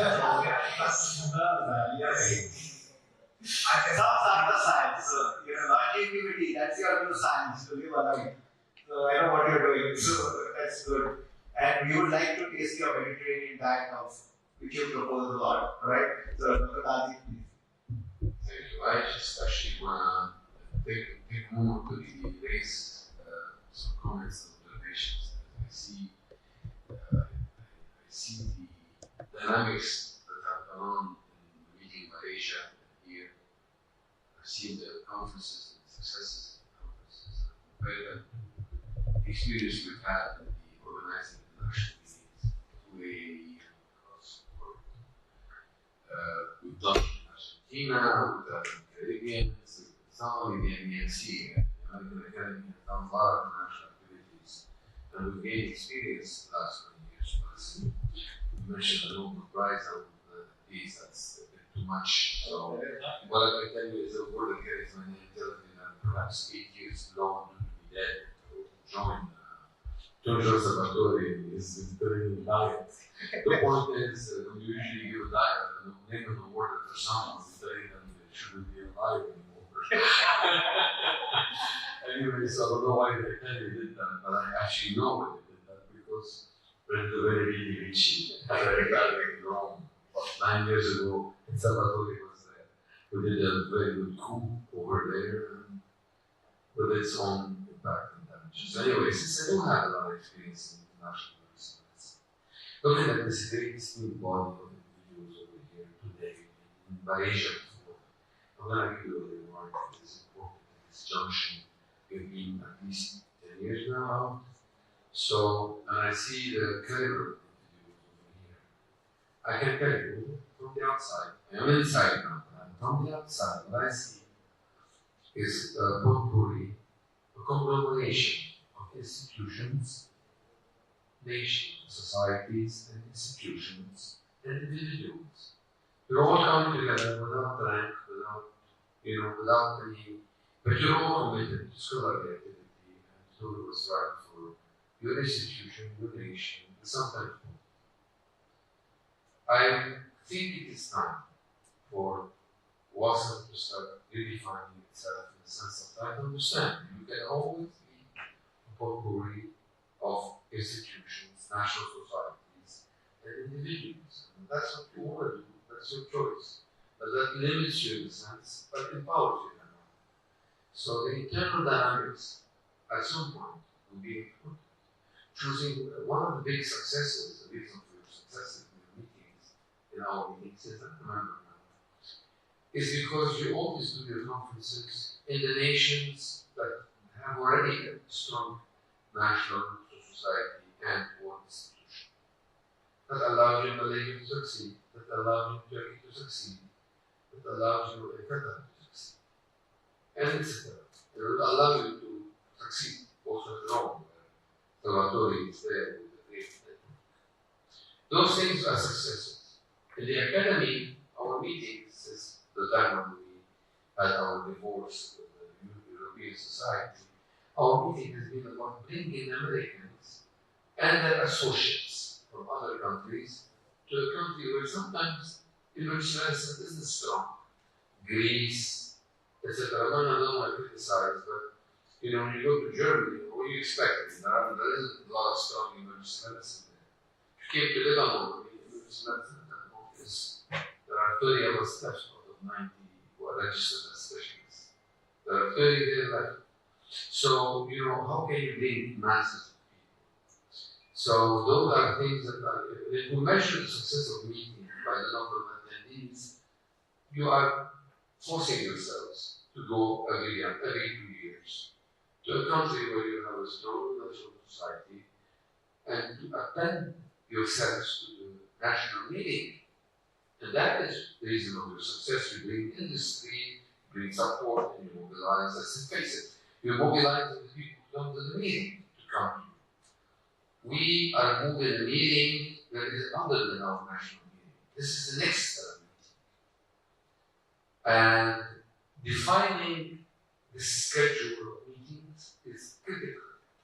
In the sense of, at the end of the day, when AAEM is having the AMC, it is a WASM.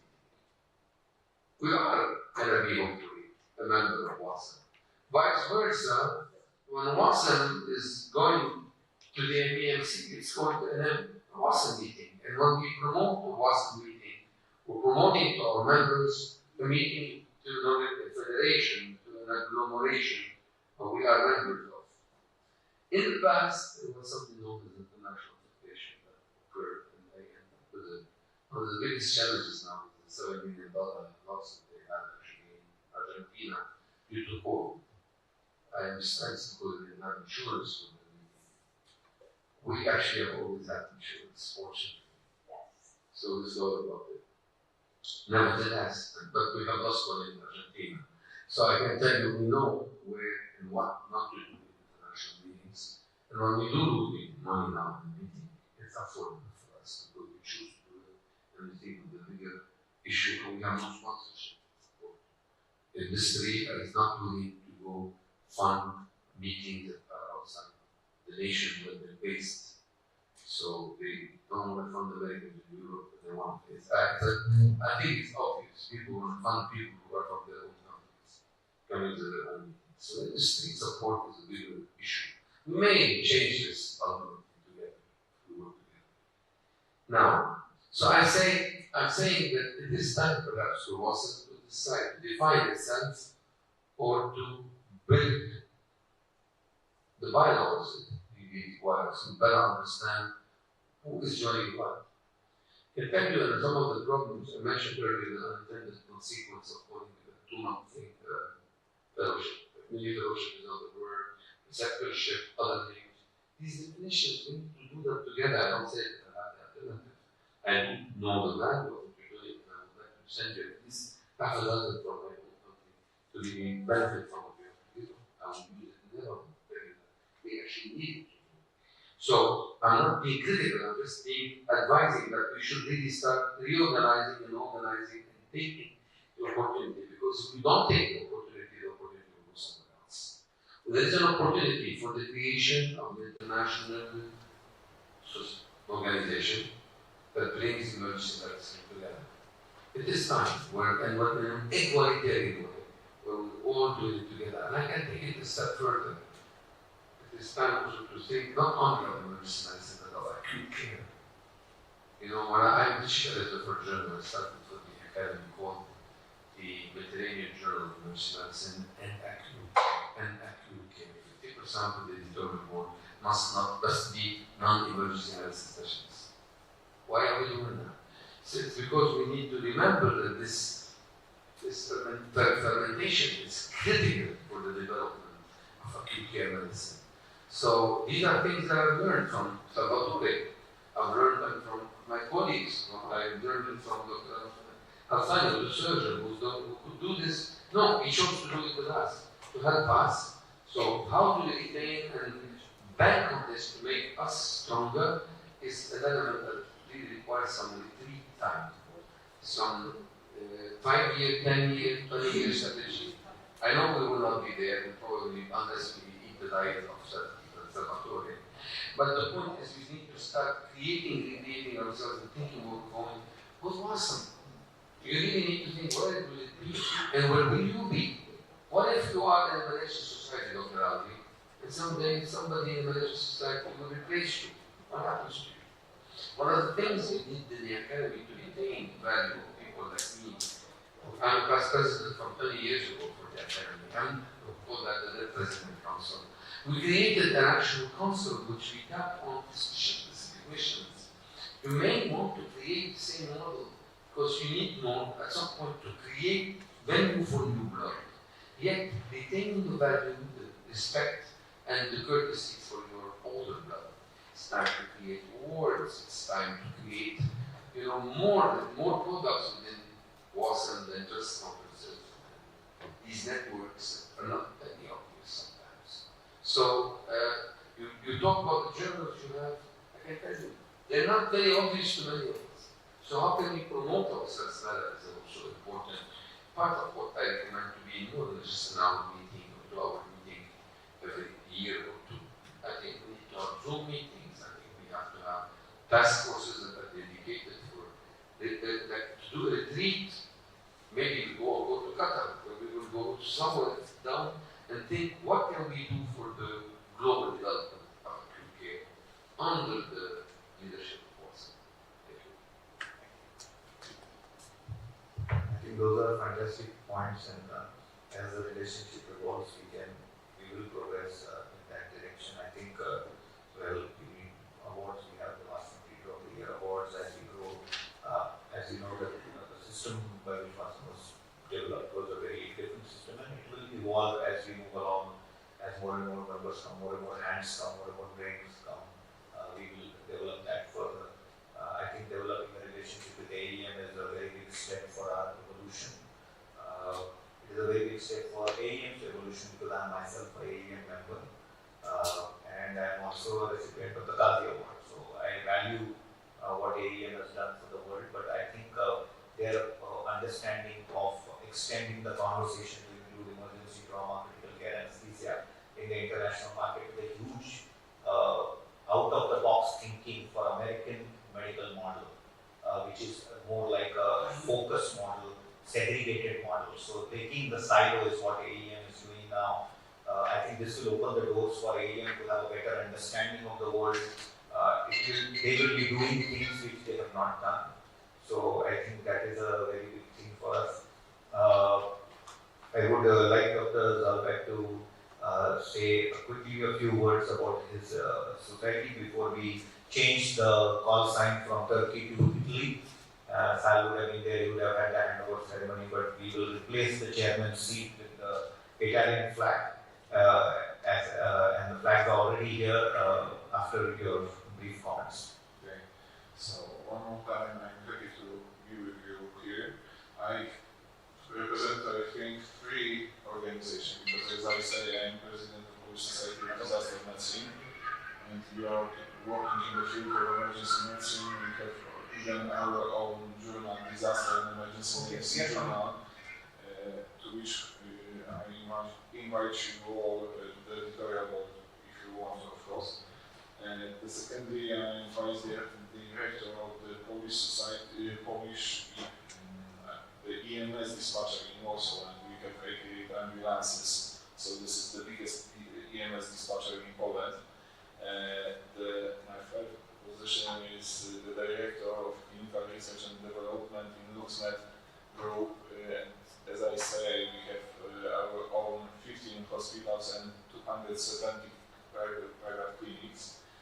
And the last, not least, I think, I'm vice director for science and cooperation and Mariacko Medical Academy. This is private medical university in Warsaw. And I try to combine all those positions to increase the number of research, increase the knowledge of the emergency medicine and disaster medicine. And I think it's going forward because, as I say, I publish as author. I currently have over 700 scientific publications, and I hope the next publications will be with your authorship. Thank you. So thank you very much. We'll come to the end of the meeting. The call sign has changed from Turkey to Italy now. Dr. Salvatore is the new Secretary General of WASEM starting his term. The Turkish parade starts for us. A special parade has been arranged for us on their 100th Republic Day. A full command guard of honor is starting now, so we have to all proceed there. We'll quickly stand here, please, everybody, so that we can take a picture. Please take a picture from there so that the whole board meeting is covered.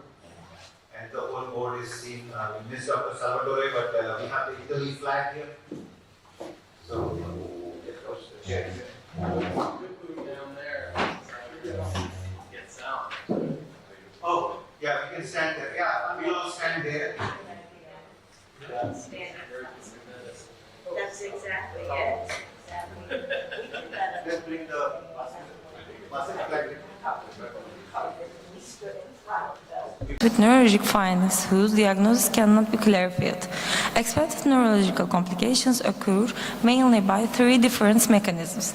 These neurological complications due to opportunistic infections developing in an HIV-infected person are neurological complications secondary to HIV-related intracranial mass formations and neurological conditions due to the direct effect of the virus. Complications to the direct effect of HIV virus can be listed as acute aseptic meningitis, chronic meningitis, HIV-associated encephalopathy, vascular myelopathy, peripheral neuropathy, and myopathy. Thank you. Thank you for your presentation. Thank you. Any question? Okay, then thank you again. Thank you. The next one is giant stones in the bladder. Yeşilmişler. Okay. The next one, a case of the patient with delayed diagnosis of testicular rupture due to blunt trauma. Sabri Sekme.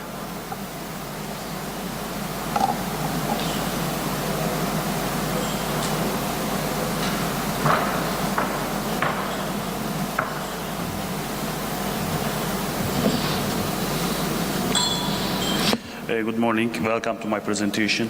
I will talk about a case of the patient with delayed diagnosis of the testicular rupture due to blunt trauma. Testicular rupture is negative affect fertility and the patient's social life. It's an important urological emergency. It's mostly seen in young adults and adolescents. Blunt or penetration scrotal trauma can cause testicular rupture and testicle be painful, ecchymotic and ödematosis like the other acute testicular pathologies.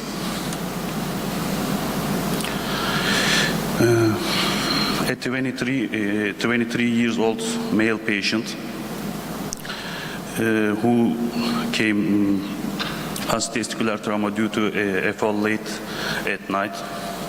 He presented to our emergency department with sudden swelling, redness and severe pain that starting in the morning. He has no comorbidities.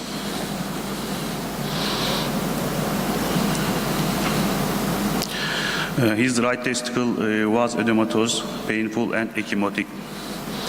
The cremaster reflex of the patient, whose testicular pain was not revealed by elevation, was normal.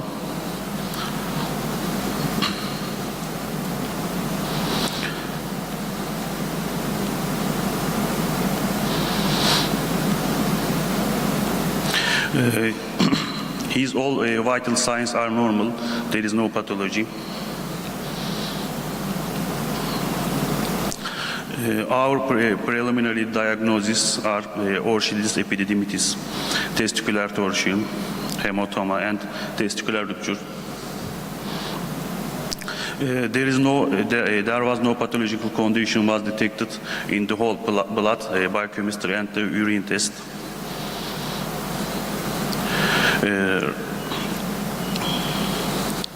Right testis had increased herniated testicular tissue with a diameter of approximately 2 centimeters was observed in the upper pole of the right testicle. No blood supply was observed in the herniated testicular tissue. Compatible with testicular rupture in scrotal color Doppler USG. Patient was consulted to urologist and underwent emergency surgery with the diagnosis of the testicular rupture. Urologist planned emergency surgery. Patient lost his right testicle. If the diagnosis and treatment of the testicular rupture is delayed, it can cause conditions such as testicular atrophy, infertility, gonadal insufficiency, and may result in loss of the testicle. For this reason, testicular examination should be done carefully and in blunt traumas of the genital area. Further examination should not be avoided when it necessary. Thanks for your interest. Thank you for your presentation. Any questions? I have one, actually, not a question, but mostly a thought. I think you need to use a radiological picture or image to make your point clear. Because right now it's just a sentence that we need to understand, but maybe you can use a picture so we can understand better. There is a problem for this. Our hospital, the USG pictures, we are not see it. We just see the reports. And you didn't collect your picture, right? Yes, but I decide this case report after that pathology, and I can't find their pictures. Okay then. Thank you.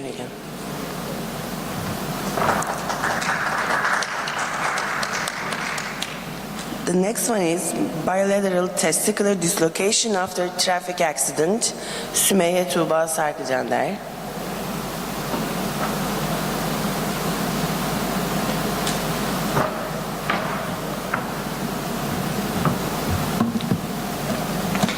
Bilateral testicular dislocation after traffic accident. Traumatic testicular dislocation was first described by Clauber in 1818. It's defined as extrascrotal migration of one or both testicles secondary to scrotal trauma. Traumatic testicular dislocation is a rare complication of blunt scrotal injury and can easily be overlooked due to the presence of other serious concomitant injuries. In most cases, an operation is needed to prevent malignant change or infertility. Traumatic testicular dislocation is a rare consequence of blunt scrotal trauma. Case: a 21-year-old male patient presented with complaint of inguinal pain after a motorcycle accident. Physical examination revealed that both testicles were not in a well-formed scrotal sac and he had bilateral inguinal swelling. Glasgow Coma Scale score 15, conscious neurological examination is normal. There was swelling in both inguinal regions in the abdomen and 2 cm abrasion on the left superior of the gland in the penis. There was tenderness in the left hip, no midline tenderness. Tetanus vaccine given, antibiotic was provided and PAN-CT requested. In this, there is displaced fracture in the iliac wing in the pelvis and bilateral testicular dislocation. The testicles were eradicated by urology. Urological emergency was not considered in the patient with normal urine output to the Foley catheter. Orthopedics, urology, and general surgery were consulted. Intensive care follow-up was recommended by orthopedics. The patient was admitted to the intensive care units. Traumatic testicular dislocation is rare and can be difficult to recognize. Passengers of the groin area should be suspected in motorcycles and high-energy accidents and depend on a careful physical examination. Prognosis is expected with appropriate management to all trauma patients, especially those who have had a scrotal examination, if pelvic injuries are suspected or if there is a high risk of motor shock, to avoid missing the diagnosis and avoid serious behavior. With proper management, the prognosis is excellent. To avoid missing the diagnosis and serious complications, we recommended that all trauma patients undergo a scrotal examination, especially if a pelvic injury is suspected or if there is a high risk of being struck by a motorcycle. Thank you for your presentation. Any question? Okay then. The next one, complications of dorsal split circumcision as one of the reasons for admission to the emergency clinic. A retrospective cross-sectional study. Tugay Aksakal. Okay then. The next one, a rare case of ovarian torsion.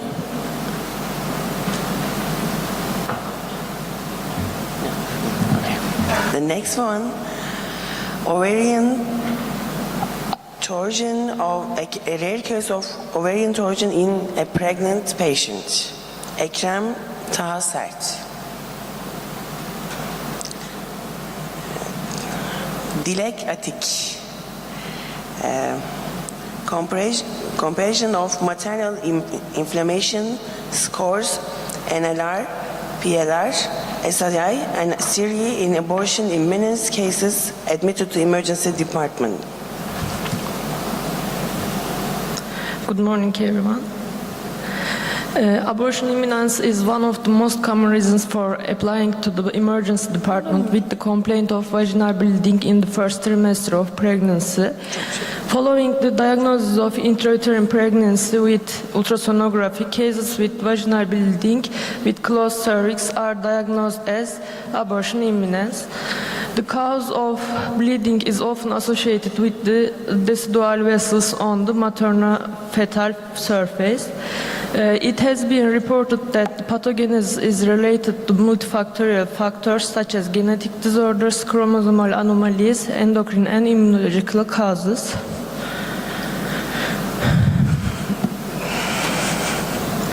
Between 2022 and 2023, 60 abortus imminens cases admitted to the emergency clinic who were hospitalized between 7-12 weeks, and 59 pregnant women of control group who were followed up in the obstetrics outpatient clinic were participated in the study.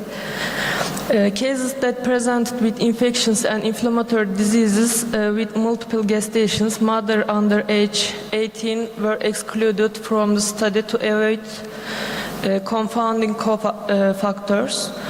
Other exclusion criteria was the use of anti-inflammatory and corticosteroid therapy.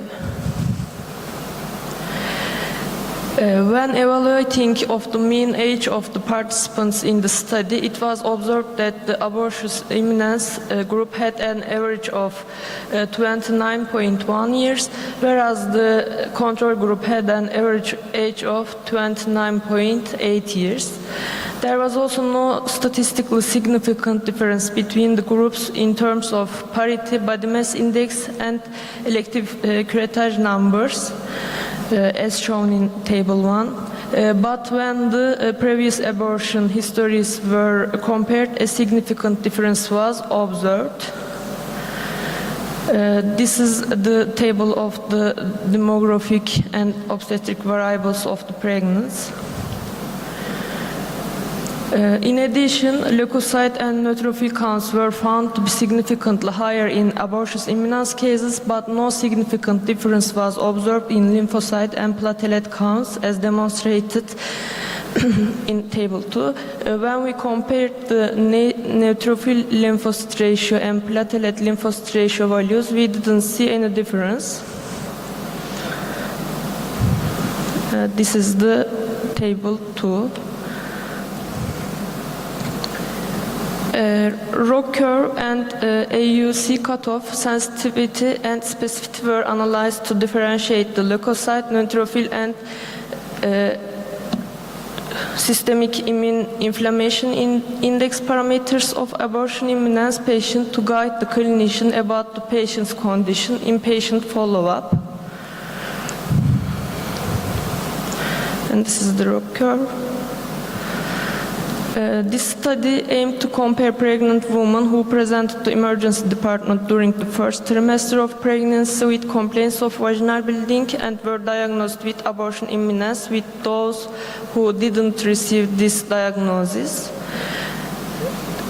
In another study, 121 abortus imminens cases were followed up, and 60% of them ended with abortion, and 39 of them continued until the 24th gestational week. In a study conducted an evaluation of the impacts of systemic immune inflammation index and systemic immune response index on the maternal-fetal outcomes of cervical circlage in a cohort of 374 pregnant women. The study examined the duration between the placement of the cerclage and the subsequent birth in the group of 2,068 pregnant women who had successful cerclage. The findings of our investigation also demonstrate that the levels of inflammatory markers seen in abortus imminens cases are consistent with the findings reported in the previously mentioned studies. Thank you for listening. Thank you for your presentation. Any questions? Okay, thank you again. There was a presentation before, missing presentation. Now we're gonna announce him. Kurtuluş Açıksarı. It's gonna present it by Bilgehan Ahmet Cumhur, I guess.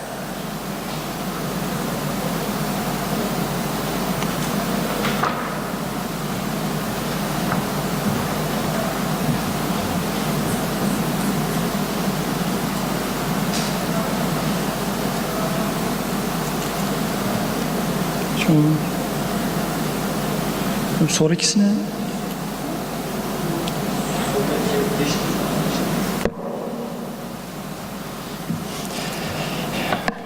Good morning, I'm Dr. Ahmet. Thank you for your attention firstly. and I'm working in Istanbul Medeniyet University Medical School Hospital. And I'm going to talk about the effect of hydroxychloroquine and zinc therapy in a rat model of sepsis created by chacal ligation and perforation in rats.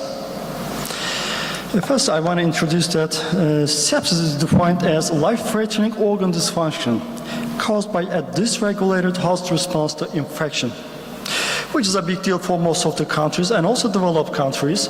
Approximately 40% of the septic shock patients cause with a mortality. And also zinc. Zinc is an intracellular element used by almost all cells of the immune system. I'm talking about 99.6% of the immune cells use zinc to function. You know, the zinc can be prescribed or can be bought by pharmacies without any prescriptions. It functions as modulation of production of inflammatory cytokines, production of pro-inflammatory cytokines by monocytes, presentation of MHC class II molecules on dendritic cells, formation of extracellular neutrophil traps by neutrophil granulocytes. As I said to you, 99.6% of the immune cells need to use zinc. These are just a few examples. Hydroxychloroquine is one another drug. Hydroxychloroquine usually does not prescribed by emergency physicians. It's used as an anti-inflammatory and anti-malarial drugs. Just a few features of it. It's a cell ionophore that we are going to use for our experiment. It reduces the production of pro-inflammatory cytokines. It inhibits the production of interleukin-1, interleukin-6 in monocytes and T cells. And it's a pharmacological inhibitor of autophagy. You can ask me that why did you choose hydroxychloroquine as an emergency physician? I have decided to do this experiment. When I was working in the COVID department, in the first wave of the COVID department, we routinely give the COVID-19 patients hydroxychloroquine. At the same time, the patients was buying zinc supplementation, or sometimes medical doctors was prescribing zinc supplementations to the patients. But hydroxychloroquine is a zinc ionophore, cell ionophore, and it increases intracellular zinc levels.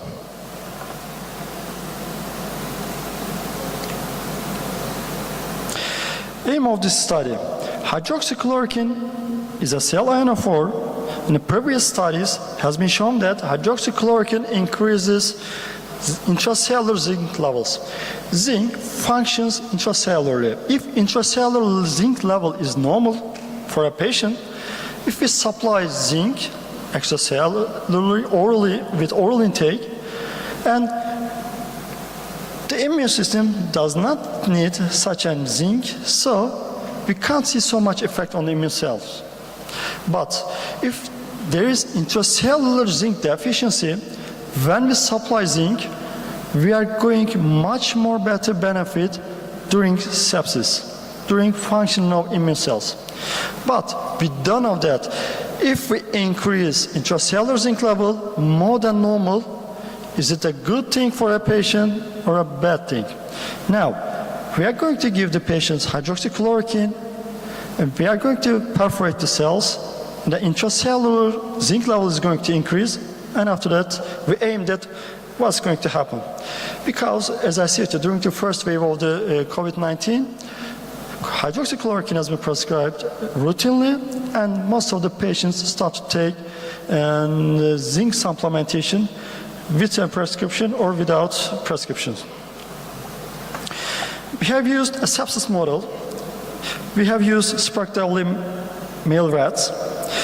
For all procedures, we have given analgesics and sedatives. We opened the cecum, tied it 1 cm distally, and perforated with a needle. And after that,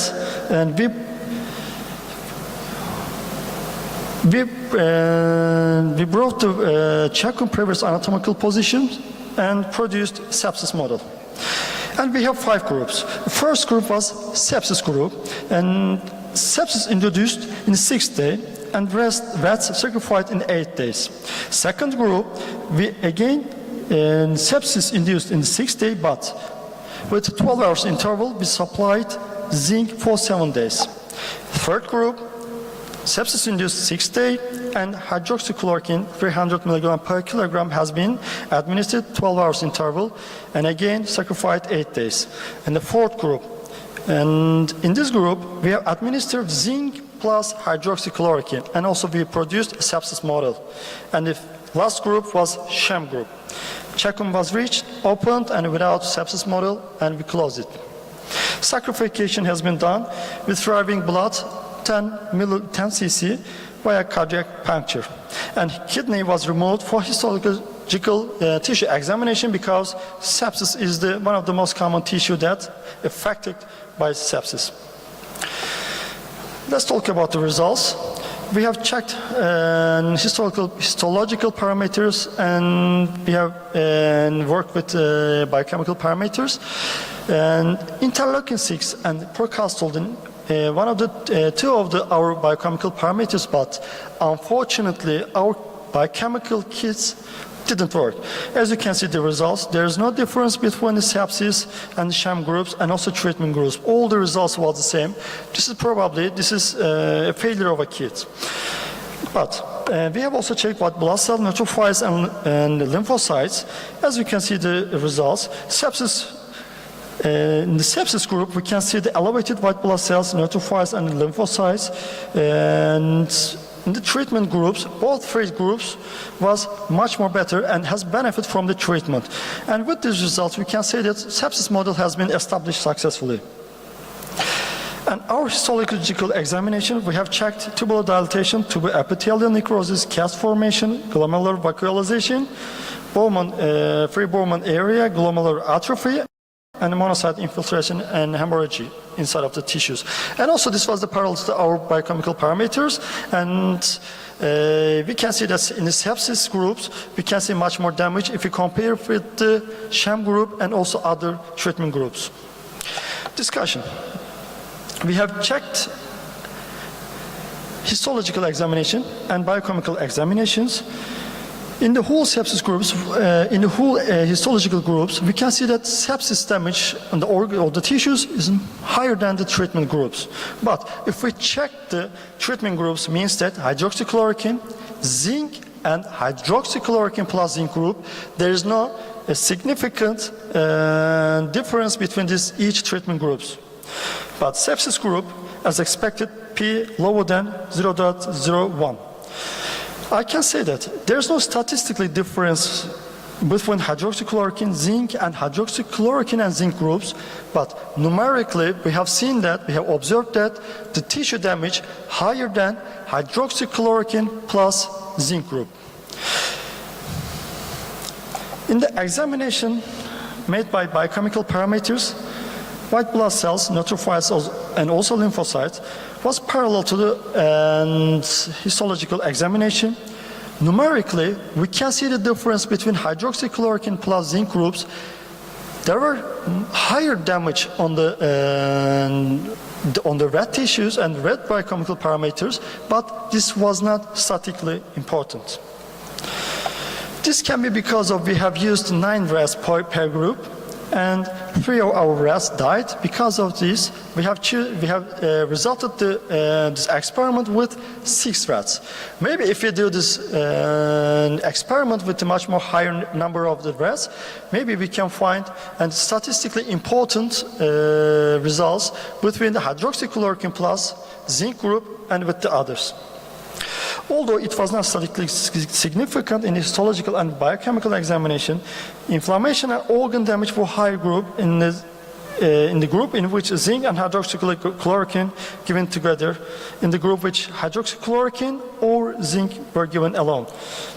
If the amount of zinc inside of the cell increases, tissue damage is higher in both histological and biochemical examination results, and it's not significantly statistically important. And it is parallel to the older groups, older experiments. Zinc level increases inside of the cells, inflammation increases, and hydroxychloroquine also suppressed our inflammation and with the treatment groups. Thank you. Thank you for your presentation. Any question? I have a recommendation actually. Your presentation is a bit longer than normal time, so maybe next time you Thank should. you. Thank you so much. Okay, the next one, results of a 12 years old clinical experience in cases with Fournier gangrene. Tunç Ozan. Okay, there's another presentation. It's going to be presented by Beliz Öztokten. We don't know the name, so thank you.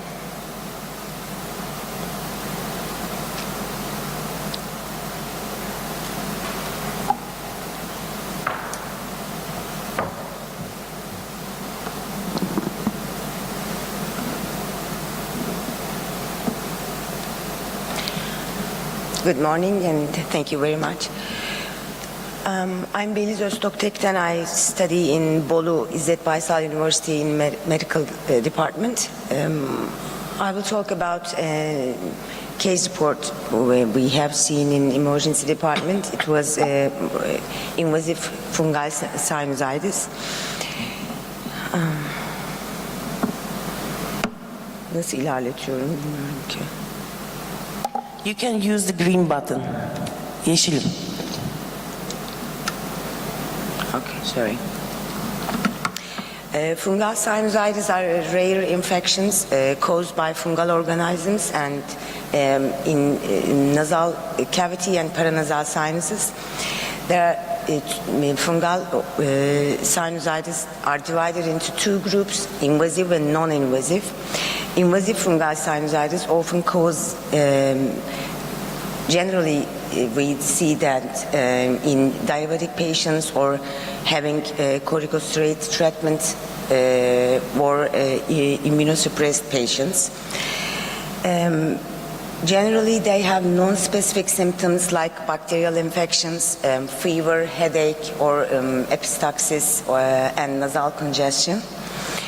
And fungal, especially invasive fungal sinusitis, have a high mortality rate, 85.100%. For early diagnosis in emergency department, we can use only 3 ways: endoscopic examination, computer tomography, and magnetic resonance imaging. And we can see the sinus cavities, opacity, the thickening of the sinus walls, and bone construction and destruction in the computer tomography especially. For definitive diagnosis, however, it's not so possible in emergency department. We can use both histopathologic examination and microbiologic examination.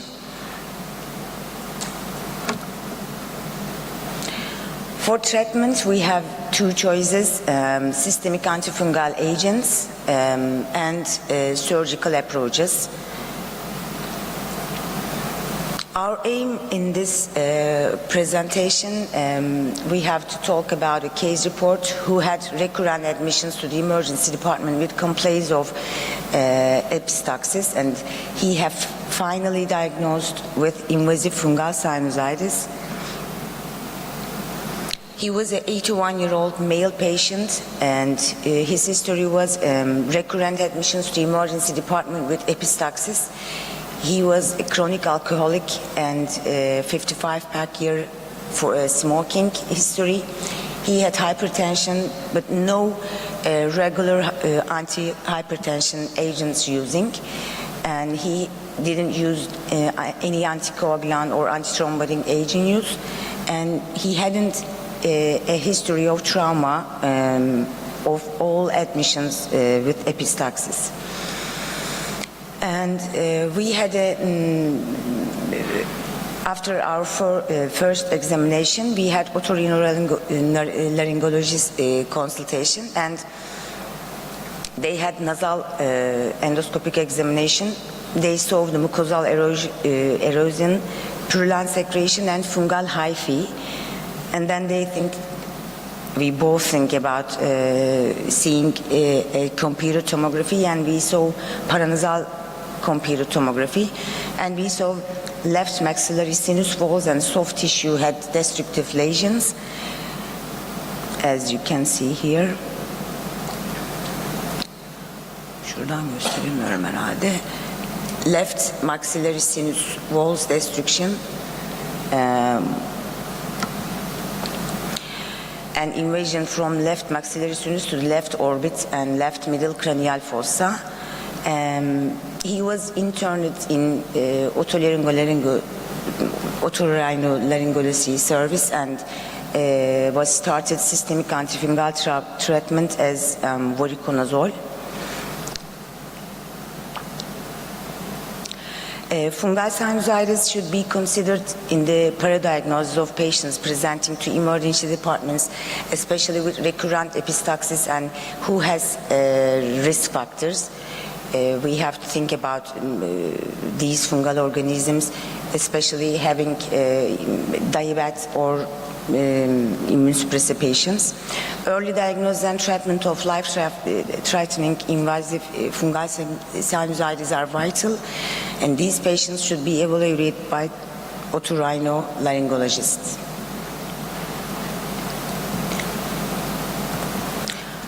Thank you for listening. Thank you for your presentation. Any question? Okay, thank you, Dan. And the last one, I guess, by Fatih Cemal Tekin, subcutaneous emphysema of the extremity after foreign body penetration, a case of necrotizing fasciitis.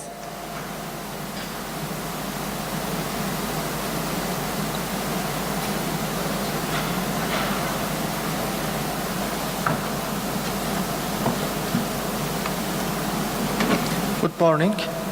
Thank you for your attention.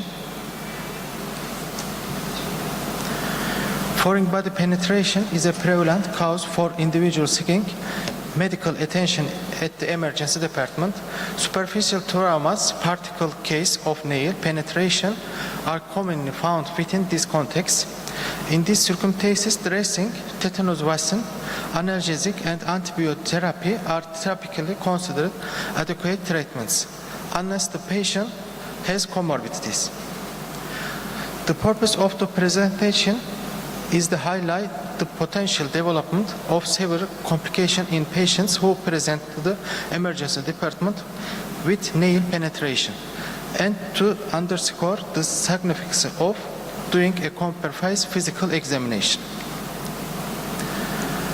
22-year-old male patient was admitted to the emergency department with swelling and redness in his leg and was informed that he had a nail had lodged in his leg. On examination, diffuse heat increase in the right leg and redness around the area where the nail was inserted were noticed. In addition, crepitation was felt under the skin from above the knee.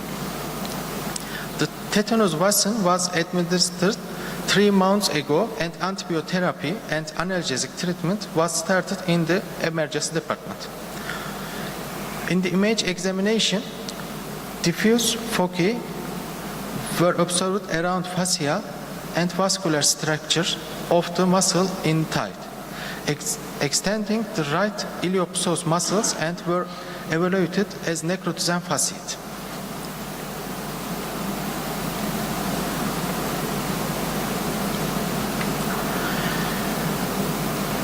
The patient was hospitalized in the orthopedic ward, and no growth was observed the wall culture.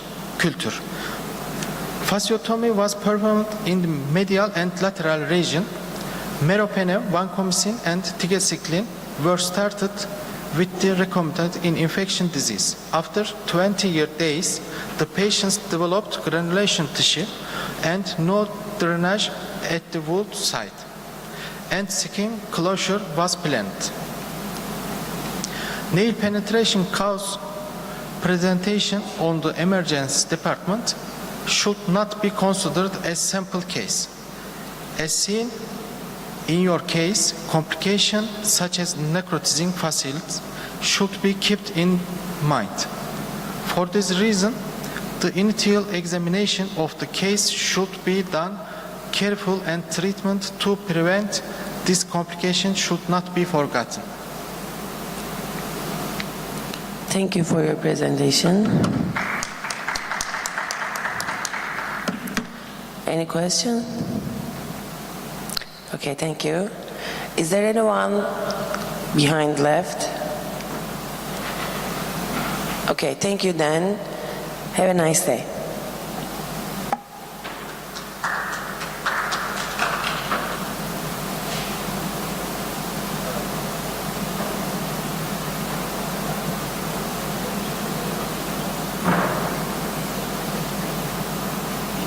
In Singapore, we have 3 medical schools there, and I'm an emergency physician for 33 years. So I've trained many residents and doctors, many generations of doctors. So today, I'm actually going to talk to you about how the healthcare simulation spectrum is transforming itself and how we are moving forwards and moving beyond. Right, the picture that you see here is actually a picture from Bhutan. How many of you have been to Bhutan? It's the country with the highest happiness index at one point in time. And this is the Hanging Tiger Nest Monastery up in the mountains. And it was quite an effort to actually climb the steps and trek upwards to this monastery. But then, you know, it's just like our path in life. We all have to transcend and move on, and there will be challenges and barriers as we move along. The path to becoming a high-functioning professional emergency physician is not easy. There will be many challenges during the course, but however, hopefully the results will be good and it will be satisfying to you as well. And we'll see what happens. Now, technology is driving all of us. Everything we do is technology driven. So therefore, anything from our children, the younger generation, the teenagers, even into the older generation, you know, in Singapore, we are actually teaching our seniors how to be technology savvy, how to use their handphones to negotiate a lot of things and a lot of programs as well. So therefore, it is actually very, very technology driven. However, we must not forget the human touch and the elements of humanism as we move along in this era where technology is driving everything that we do, including in the practice of medicine and emergency medicine as well. So we have to make sure that we adapt. Let's look at this video for a while. Can I have the volume up? The sound? Okay, so this is what happens when you go shopping these days. You don't even have to put the clothes on. You can just look at the mirror and AI will show you what you're going to look like. Oops. Okay, that's a technology glitch. So let's just wait for that. So nowadays you can just look into the mirror and then you don't have to try the clothes on and it will just show you what you're going to look like with those clothes. Okay, just give them a minute.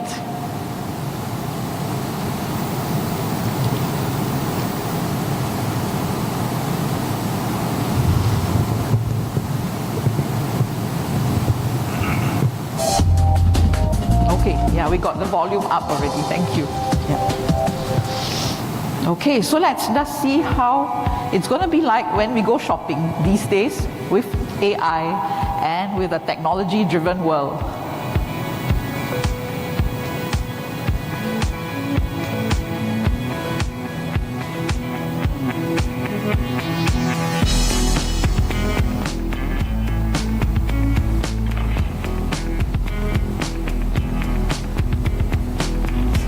Show me skirts.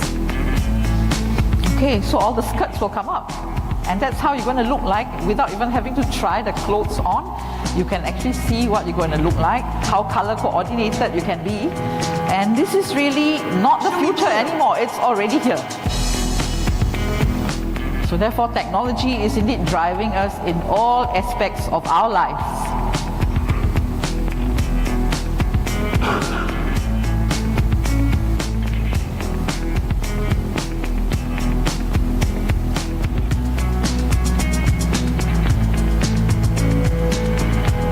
This is really quite fun, especially for ladies, because you know how many times we change our clothes in the morning because we think that it doesn't match nicely.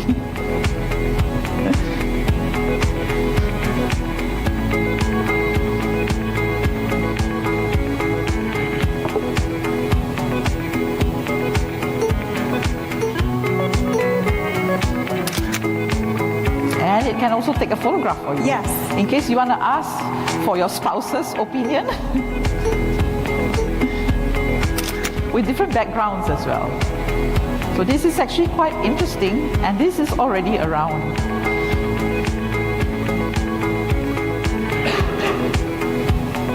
And you scan the QR code and you can do your payment online. It's cashless. So this is the world we live in today.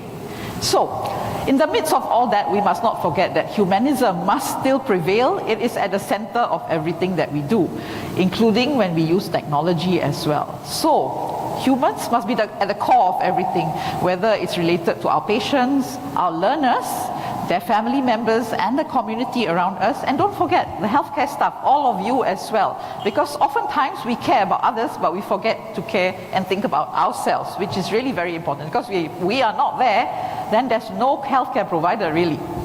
So the characteristics of humanism in anything that you're going to approach to do really comprise of the human values, the human emotions, which is very unique, because when you use technology, those things are not there really. And your humanistic approach, always think about how a person is going to react to you, and of course all the other considerations like values, personality, your style, and all that. Okay, so I'm not sure whether any one of you have read this book. It's Man's Search for Meaning by Viktor Frankl. And he says that the hardest part of being human is to continue to be human with each passing day.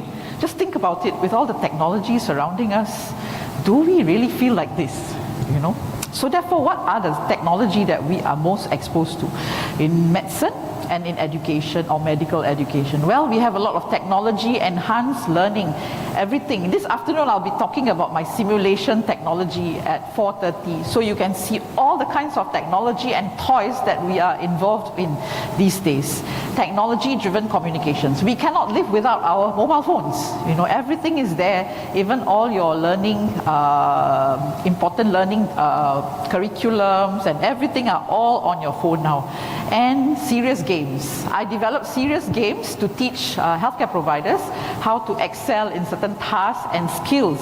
So that's the game-changing technological tools. And then of course we do a lot of VR, virtual reality, augmented reality, extended reality, mixed reality, and all these, including robotics. Robotics is not new anymore. People are already using this to do surgery and surgical processes, and I'm sure it's the same in Turkey as well. And a lot of AI. We are looking at how to integrate AI into a lot of the things that we do in the emergency department to make things more efficient and also seamless for our patients and also for ourselves. So what does AI comprise of really?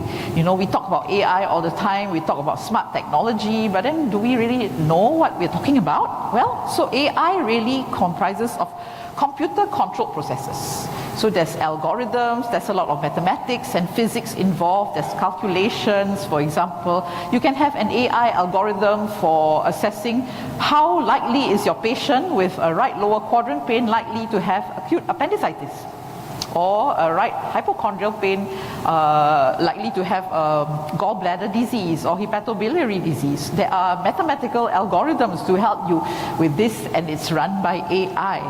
And of course, there are many solutions that you can use, equations, logistical optimization. You can see your patient flow through your emergency department using AI technology. If you're building a new emergency department, you want to look at how to run the flow of patients directly from registration to triage, to your resuscitation room, to your consultation areas. You can actually use AI to look at the flow as well. And of course, a lot of other software as well. Now, AI's entry into medicine perhaps will redefine our role as the educator, as the teacher, as the mentor, right? So at the same time, as we are using all this technology, we cannot run away from the fact that we need to use technology, because if not, our younger generation learners are not going to be motivated. And you know, they like to do things fast, short, sharp, targeted, focused, and they're very mobile. They like mobile learning, you know, and they don't want to sit there all the time for a few hours and look at the desktop, for example. So this is the kind of learners that we have to appeal to today. So therefore, we have to think about how we want to do all these things. So as we are reaching out to this group of learners, don't forget the humanistic approach, which is we want them to come at their free will, because if they are internally motivated, they will do better and they will be more passionate about what they are doing in their work, of course. And then, of course, the emotional and the motivation part is very personal, very human. These things you cannot duplicate with technology. And of course, with the changing face of technology today, we find that we are learning more in isolation. We can do it on our own. We don't have to have group learning anymore.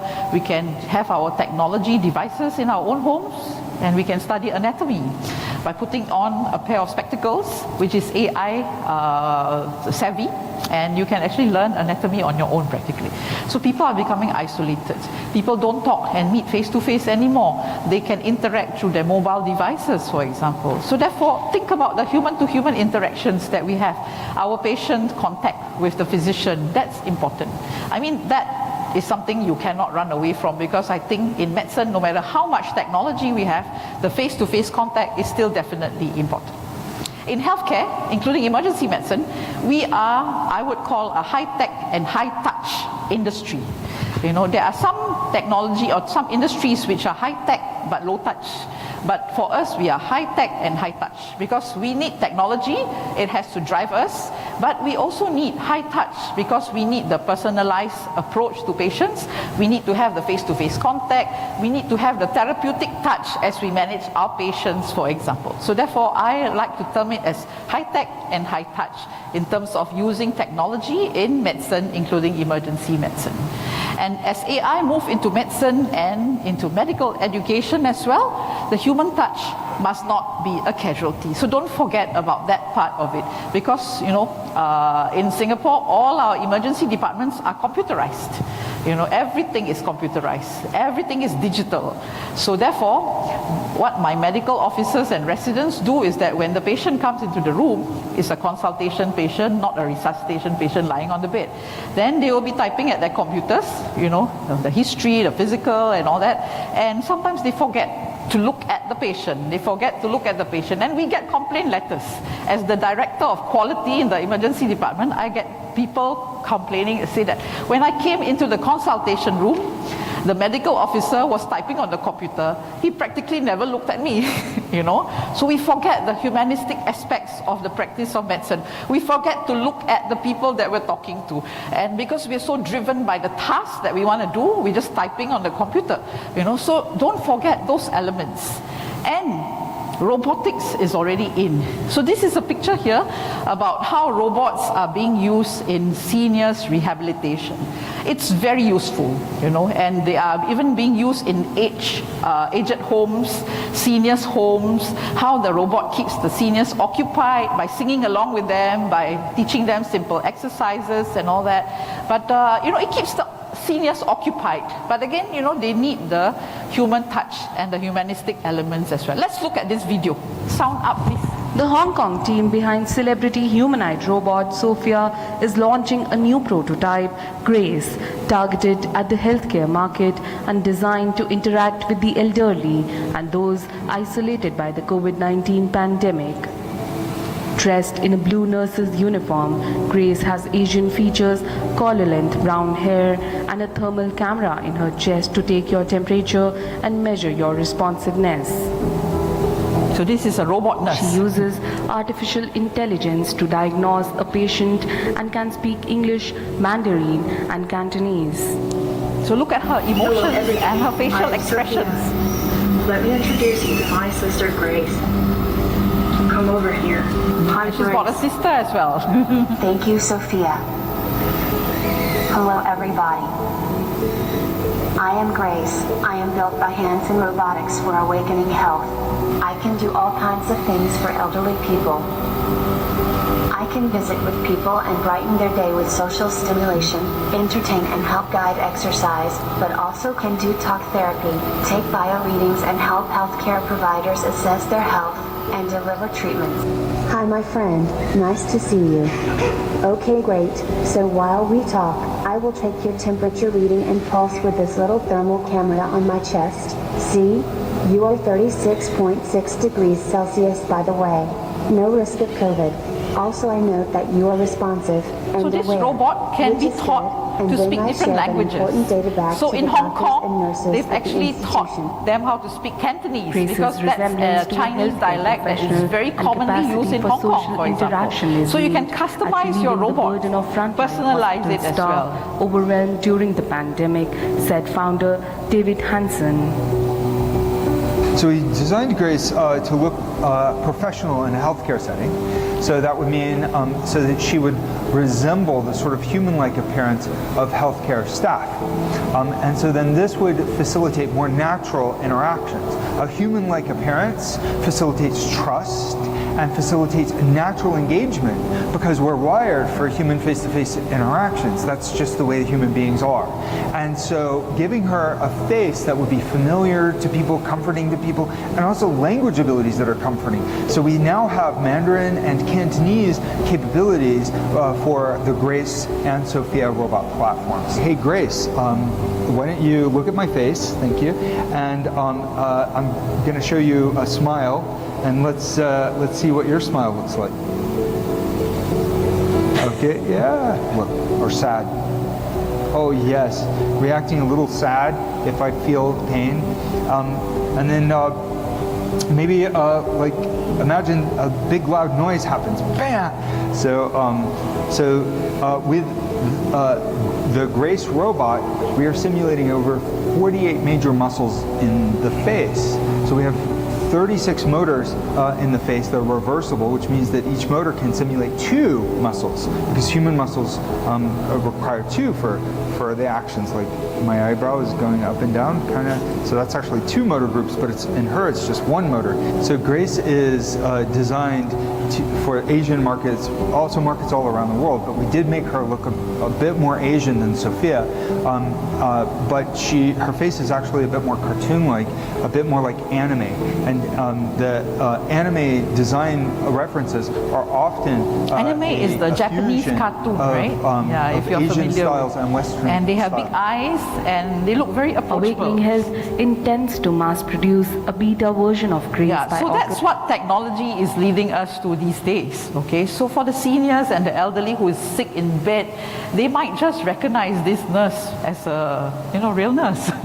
So every touch point with a healthcare provider will provide an impact. So therefore, make sure that we use that possible touch point that we have, but perhaps it could be a machine touch point. But really, it's up to us. Whatever technology we're going to use these days, how do we integrate the humanistic aspects and the humanism aspects into what we're doing? We cannot run away from having technology because I think it's already here to stay.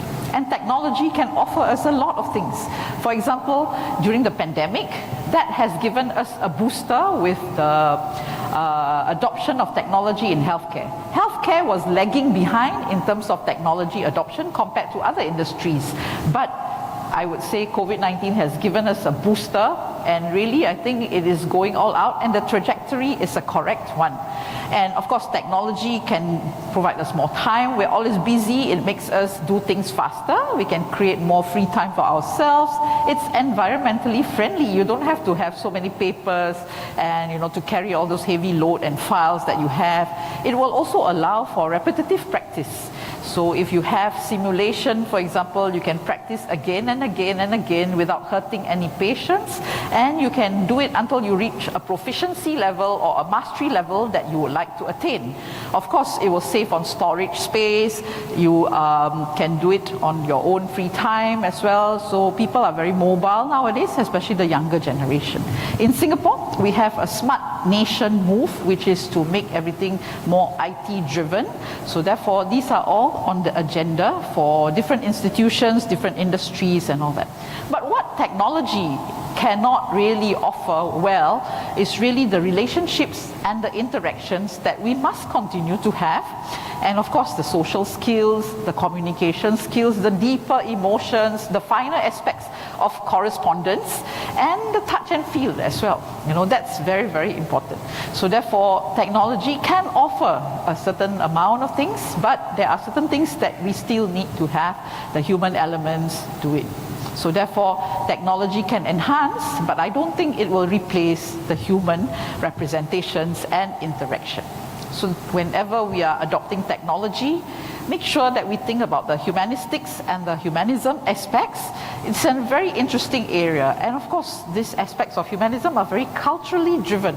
How it's driven in Turkey, for example, could be very different from how it's driven in Singapore, because we are all culturally different, and in multi-ethnic, multi-racial society, we have to think about those aspects of practice, of interaction with different people, different age groups as well. So that's really quite an interesting element to think about, as well as we're moving into the future.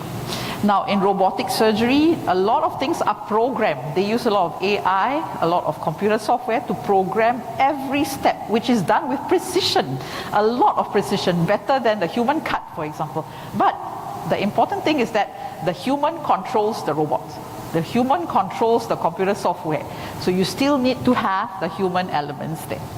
So, if we look at this trajectory of the path to humanism in the world where technology is being adopted, make sure that, you know, we look at some of these things to make sure that our learners are taken care of. They have the human elements and the humanistic aspects, and they also can experience the joy in learning, the wellness, the comfort, the ease and all that. That cannot be machine driven. In Singapore, we have a movement called the Joy at Work movement. And this Joy at Work movement is about maintaining psychological safety amongst healthcare providers. Nobody has really looked at the psychological safety of healthcare providers until COVID struck. And then people became more concerned about our psychological well-being, whether healthcare providers are doing well, are okay, are breaking down, are burning out, you know. So I think COVID-19 has brought certain positive elements to our practice in medicine as well. So all these things are still very human, and technology may not be able to do it all. So therefore, for all of us, it's about a balance, how we want to create that balance in the work that we do, in the practice that we have, for example, and really we have to be conscious about the human elements. So when I'm using simulation to teach my residents or my doctors or even faculty, so I will inject situations and scenarios to make it more human. How do we do this? By injecting narratives to humanize the experience. Because when you write scenarios for simulation, you will actually write from experience that you have had in your emergency department, where a patient comes to life presenting with acute myocardial infarction in cardiogenic shock, or diabetic ketoacidosis, you know, with severe sepsis, you know. So those are the stories, the narratives that are very important, that helps us to keep our scenarios and our simulation human. When we do debriefing after the simulation, we are usually doing it face to face. That's the best. And of course, there are virtual debriefing sessions, which we have done during COVID especially. But again, there are certain limitations to it, but it can be done. It still works, and I've done many of those virtual debriefing sessions as well. But of course, it will be more satisfying if you can do it face to face. And then of course, we can use hybrid simulation to humanize our simulation sessions. I'll be talking about this in the afternoon at 4:30. If you're interested to see how we integrate a lot of different tools and toys into simulation by using hybrid simulation, do come for that session later. And of course, we can combine live and virtual sessions together to make it more humanistic as well. So, the way to go forwards is to balance the technology adoption together with the human elements, and then of course maybe to even have smaller group for bigger interactivity, and let humans be humans and let machines be machines. But when they work together, the outcome of the integration can really uplift the level of intelligence. And this is another interesting book for those of you who are interested. You can actually check out this book, Deep Medicine, How AI Can Make Healthcare Human Again. Quite contradictory as the title, but I think it's quite an interesting read for you who have the time. Again, I cannot overemphasize the need for balance with technology and humanism. moving forwards, I think the digital economy is here, the green economy is here, the care economy is here. But in all the things that we do, make sure we consider the human elements. So the 3 S's to remember will be safe, smart, and sustainable, because we definitely want to save the earth and make sure we are green. So back to that hanging tiger nest monastery in Bhutan, the country with the highest happiness index at one point in time. So I mentioned earlier that I actually climbed all the way up using your own 2 feet. You climb. Of course, it's a lot of effort to climb, but then, you know, at the end of it, you actually get to see a beautiful sight, and you get to go into the serene, calm monastery, and perhaps technology will now be able to get you up there sooner. You know, perhaps there'll be a conveyor belt, perhaps there'll be a cable car, a technology-driven vehicle that can bring you up there easier. But just ask yourself, will you be more satisfied when you get up there? Will your inner satisfaction and motivation be as good as if you had climbed it yourself? So that's a question for all of us to answer. So our future is a race between growing power of our technology and this wisdom which we're going to use it. So let's make sure that wisdom can have a bit of an edge over that. So thank you very much. And if there are any questions, I can take them. Thank you.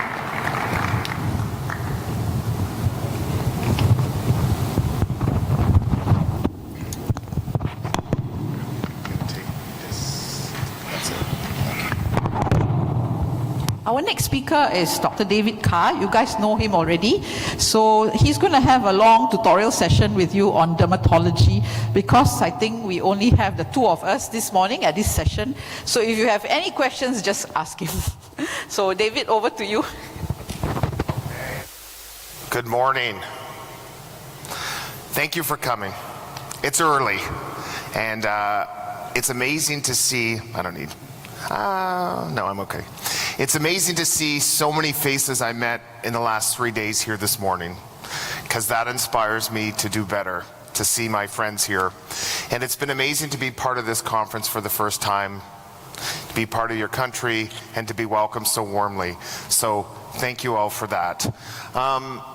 Yesterday, I gave a talk on 20 years of my career and what I think about.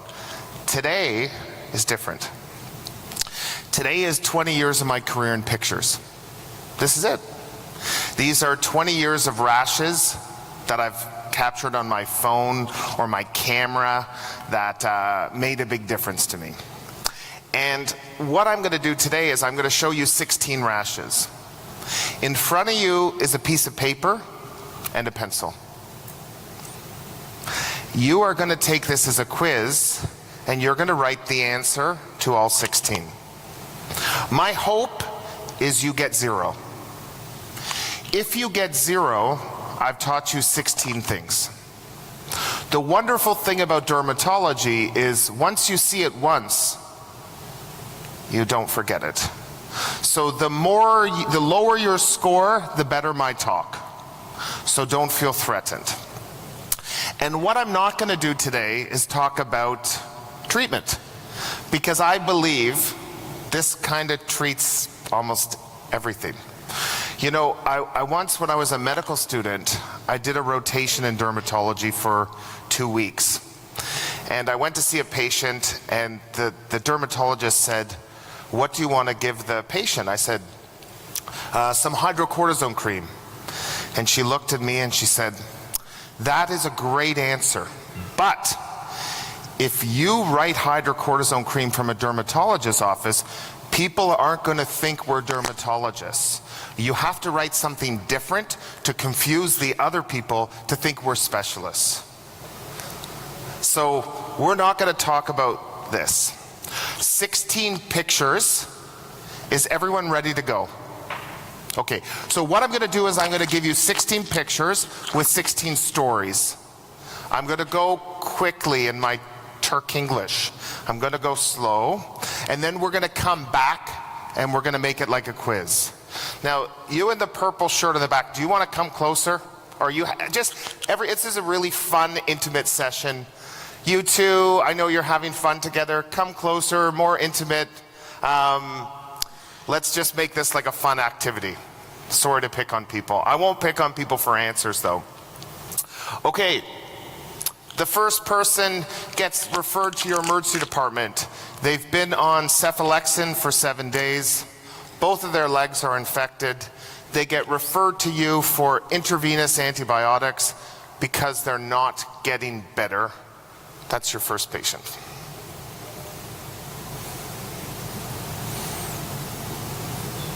So jot these all down. Your second patient, the nurse asks you to sign an EKG. In Canada, we have to sign every EKG the nurse does within 10 minutes. Do you guys have to do that in Turkey? Yeah. So I get shown the ECG, the heart rate is 170, and I said, what's the story with this kid? He's 20 years old. Oh, he has a rash. He was tachycardic.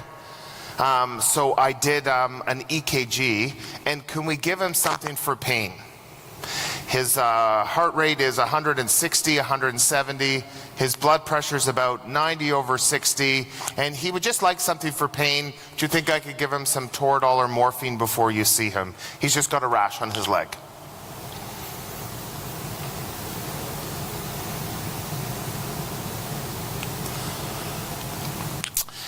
This is a kid that I saw this summer, and I see him every summer. He's a kid who got stung by a bee. It got hot, it got red, it got warm, and he got put on some cephalexin. It wasn't getting better the next day, so he's referred to the emergency department for intravenous antibiotics.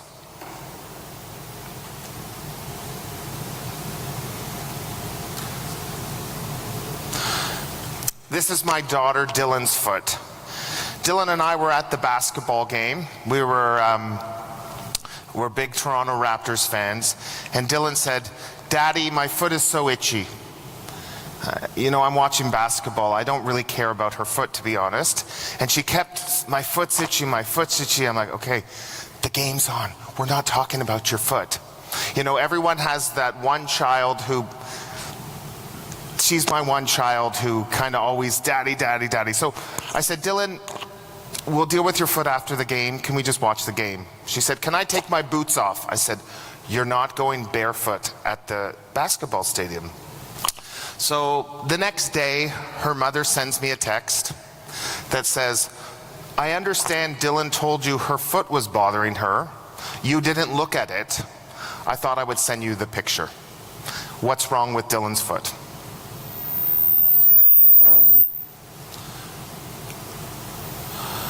This is a 55-year-old male, has a rash on his chest, both his hands, kind of feeling not great, and you're asked to see him for this rash on his palms and on his chest.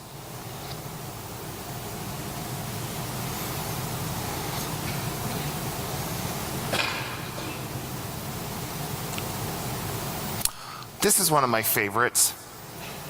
This is the patient's camera. The picture on the left that looks pretty good with the piece of gauze is when he presented to the emergency department. He got bit by a dog, his dog, and he came in, he was given some antibiotics, some amoxiclav, clavulanic acid, and told to keep it clean, to put a dressing on it, some bacitracin, some stuff, just keep it clean, and if it gets red or painful or anything, to come back to the emergency department. And he came back 2 days later with a very itchy rash on his hand, and he said, you know, they told me to come back if it gets worse, and I saw him and it looked a lot different than it did from the picture he showed me a few days prior.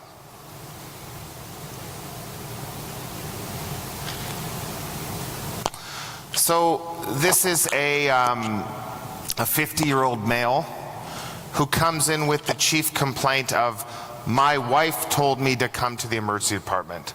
Now, I don't know what it's like where you're from, but in Canada, men are the inferior gender. And if they say stupid things like this, trying to blame their wife, it's a sign of insecurity. But nonetheless, he comes to see me under the auspice of my wife sent me here. Already I thought he was pretty meager. And he said, I've had this rash on my legs for about 2 weeks and I thought I should get this checked out.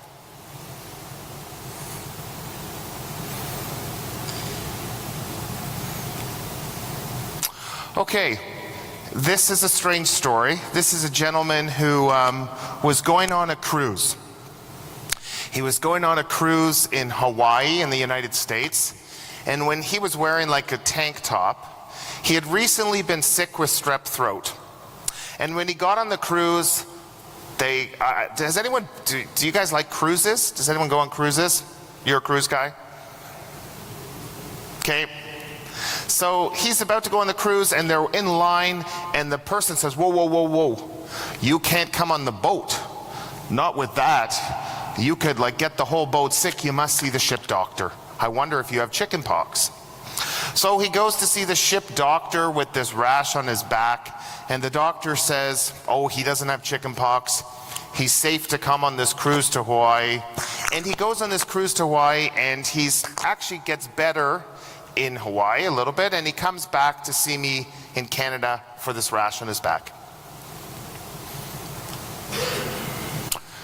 So this is a strange request.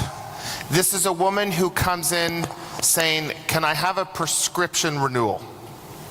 Now, when people come in for prescription renewals in Canada, they're not asking for cholesterol pills. They're not asking for thyroid pills. They're usually asking for either opioids or benzos. This woman says, requesting valcyclovir. So she says that she has had shingles every month for the past 2 years. And she gets shingles on her butt. This is her left buttocks. And she gets shingles every month and she's visiting from out of town and all she needs is a prescription for valcyclovir and she wants to go home. So every month she gets shingles, she just wants valcyclovir, she's ready to go home. This is an 8-year-old boy. You can see he has an IV.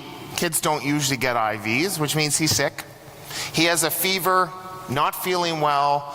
He has a history of atopic dermatitis, and it seems to have broken out, and he has this rash that's all over his arms and his body, and he doesn't look well. And his mom brings him in to see you. This is the, sorry for all the buttocks pictures, this is a 6-year-old child. His dad is one of our emergency doctors, and he's had this rash on his bum for a while. So at first, the dad just gives him some hydrocortisone. Maybe it's a bit of dermatitis. Then the dad says maybe he has a pinworm. Any parents here? Have any of you ever tried to look for pinworms in children? So it's a crazy thing once you have kids. You go to your kid's bedroom in the middle of the night and you put some tape on their bum and a flashlight and you hope to see worms coming out of their kids' bums. It's actually the most disgusting thing in the world. So this dad keeps checking for pinworms every night and he can't find pinworms. He treats the kid with pinworms, he treats the kids for dermatitis, and then he says, Dave, crap, like, can you just take a look at my kid's bum? My wife's gonna kill me because she says I need to see a doctor, not a dad. And he comes to see me. Okay, this is a bizarre story. 2 pictures here. This is the referral letter I get, and I want you to think about what you would think when you read this letter before you see the patient. The letter says, I have seen this young 25-year-old Filipino male twice in my practice. He came to me 1 year ago with an abscess on his neck. I performed an incision and drainage. That's the one on his right side. Today he comes back with another abscess on his left side, and I think he's going to need a skin graft. I'm reading this note, And I go in to see this patient, and I put him in a gown, I take off his shirt, and he's like Frankenstein. He's like, he can't even move. So I say to him like, whoa, what the hell is wrong with you? And how long have you looked like this? He said, I've had this for a year. I said, what? Have you seen a doctor? No. You've looked like this for a year and you haven't seen a doctor? No. Can you fix my neck? So I feel his neck and swollen and a bit cold, and I said, hold on a second, I'm not cutting into this. That's him. Next one is a 25-year-old female. She comes to me with sore wrists, sore ankles, and this hemorrhagic pustular rash on her fingers and her body that's been going on for about a week, and she doesn't feel great.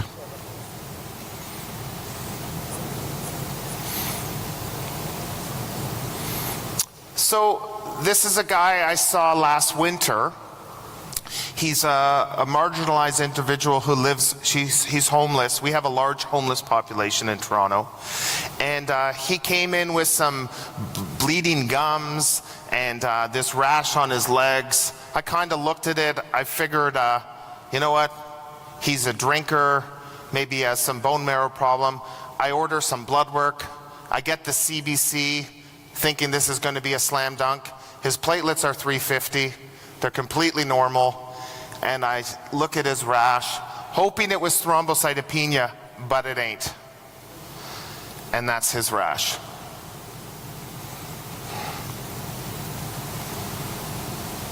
This is a person referred to me.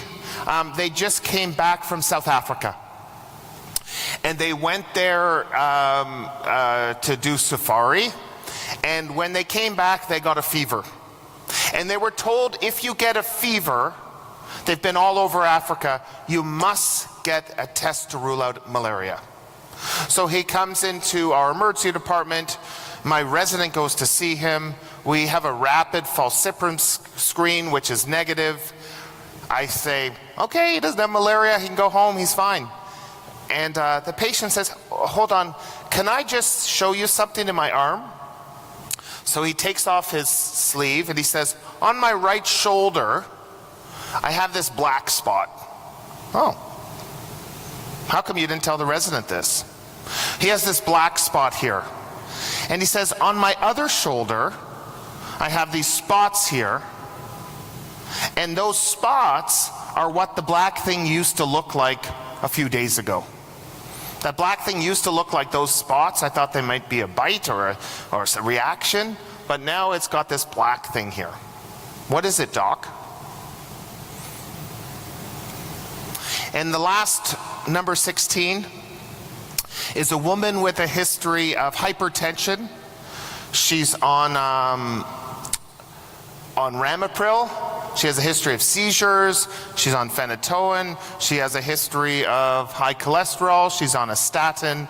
And she comes in with a fever. She's not feeling well. And she has these big swollen lips. She kind of looks like Angelina Jolie. And she comes to see you to say, what's going on with this, my face? Why is it so puffy? And why do I have this rash on the body? 16 pictures, 20 years. Who got 16 rashes correct? Do we have 8? Do we have 4? Good. Perfect. This is what I want. That means that if we're mean average of 4, I've taught you 12 things. Okay? If I can teach you one thing this morning, if you take one thing away and nothing more, you take away this. This is the most important thing you will learn by me this whole conference.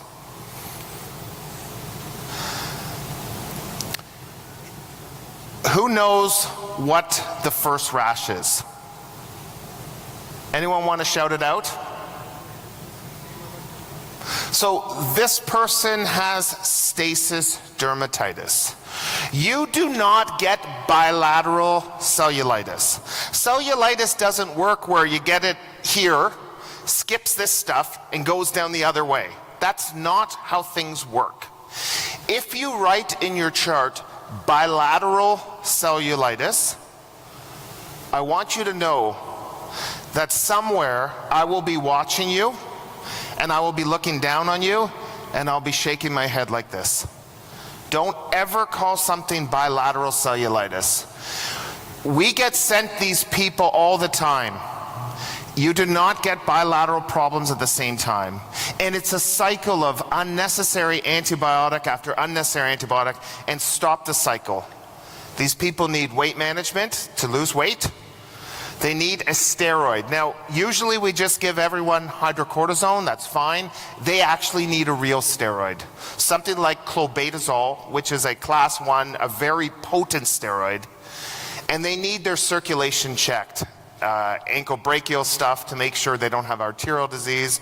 But this is something we do terribly in Canada, and I'm gonna guess all over the world people just give antibiotics and get these people out of their emergency departments. Okay, let's look at picture number 2. Who wants to guess? This is the guy who has a rash, who's tachycardic, who's hypotensive, and is requiring pain management. I want you to shout out in Turkish or English what this person has and what you're worried about. What's that? What's that? Same here. So let me tell you something. Cellulitis never makes you sick. You don't have unstable vital signs. If you have cellulitis, you rarely have a fever. But if you see unstable vital signs, and if you are giving opioids, this is necrotizing fasciitis. You can see some bruising. This is a young kid, and you know, saw this kid. I don't even care what you think the rash is. If you are hypotensive, tachycardic with a rash, that is neck fash. And you need to give this broad spectrum antibiotics, some vancomycin, some piptazo, some clindamycin, and get them to see a specialist immediately. This kid, I called plastics, we went straight to the CT scanner. I had done a bedside ultrasound which showed gas, and within 15 minutes he's in the OR. But the key is, if you write a prescription for morphine for someone with cellulitis, you better assume that they have neck fash. Because cellulitis is just a problem of the epidermis. It doesn't cause pain. If it's painful, there's something deeper going on that you've ignored. So unstable vital signs, and if you're given opioids, you have to think about either a necrotizing cellulitis or a necrotizing fasciitis. Both of these people don't look well. And feel free to scream out, to interrupt me. We got lots of time. Yeah. What was the culprit? Because his skin, so the question was, what was the cause of the bruising? As you start to kill tissue, you eventually just bruise. Because you go into DIC, and you start just bleeding all over. So he was just in septic shock and starting to bruise all over. I see this kid every summer in Turkey. I wish I was here every summer in Turkey, in Canada. And the key here, who wants to give this kid a prescription for intravenous antibiotics? No. I think we have a major problem, which is somehow people come to see me when they get stung by a bee. Does this ever happen in Turkey? I don't even know why these people are here. And I think the key is that the reason insect bites get infected is because you're dirty. It's because you scratch them. The bee sting, the mosquito bite, they don't cause cellulitis. Humans cause cellulitis. So if someone comes in after a bite or sting, this kid needs an antihistamine, an anti-inflammatory, and ice. No antibiotics. And I say to the parents, it's gonna look worse tomorrow. And if you put a circle around it in pen, tomorrow it's gonna look worse. That's okay. If the story is, I got stung by a bee a week ago, it was totally fine, and now I look like this, that's cellulitis. Cellulitis doesn't happen in 4 hours. That's an allergic reaction. It's another inappropriate use of antibiotics. Apart from being a neglectful father, what rash does my daughter Dylan have? Does anyone know? So Dylan has cutaneous larva migrans. And when you look at her foot, it's like an S shape. It's serpentinous. It's like a thing burrowing her skin. And essentially what had happened is we were in Florida on a holiday and we were playing in the sand. And a dog, typically it's dogs, they pee in the sand, and in that urine there are the larva of this worm, and this gets under your skin. And the hardest part about managing her was how I had to tell her and her 2 siblings that Dylan has a worm crawling through her skin that's going all around. That part was more delicate to manage, but she was treated with something like albendazole or ivermectin, and literally in 2 days the rash was gone. But if you look at pictures of CLM and you don't treat it, that worm will just keep burrowing in your skin. We see CLM in Florida and the Caribbean quite a bit. This is a very important rash. Who knows what this rash is? What's that? You're brave. You're brave. I'm going to come chat with you. What do you think it is? Hand, like a disease. Like hand, foot, mouth? Is that what you're saying? Yes. Okay. What if I told you the feet and the mouth are normal? What's that? Just on hands, right? So it's on his chest and his hands. He's a men who have sex with men. Yes. So this is syphilis. And syphilis is something that we see a lot. Do you have a lot of PrEP? Do you know what PrEP is? PrEP is pre-exposure prophylaxis. So in our men who have sex with men community, a lot of them are on PrEP to prevent HIV. It has done a wonderful job preventing HIV, but people don't use condoms as a result. And we've seen a major surge of syphilis in Ontario and in Canada. What we know about syphilis with our data is 98% is male, and 91% of our syphilis is in men who have sex with men. The most interesting thing for the residents and the learners is you're always taught that syphilis has this chancre on the genitals before. But what's startling is that 85% of women and 65% of men never had the chancre, which means it's not that relevant. It's the classic description of syphilis, but it's not the common presentation. We see tons of this. It often gets misdiagnosed as pityriasis rosacea because it's a rash on the chest. It gets misdiagnosed all the time. Do you see a lot of syphilis in Turkey? Yeah. Let me ask you this. Here's a bonus question. What happens when you treat this person with penicillin? So they have syphilis. You look at this and you're like, you have syphilis. And you give them bendazine penicillin. What happens after you treat them?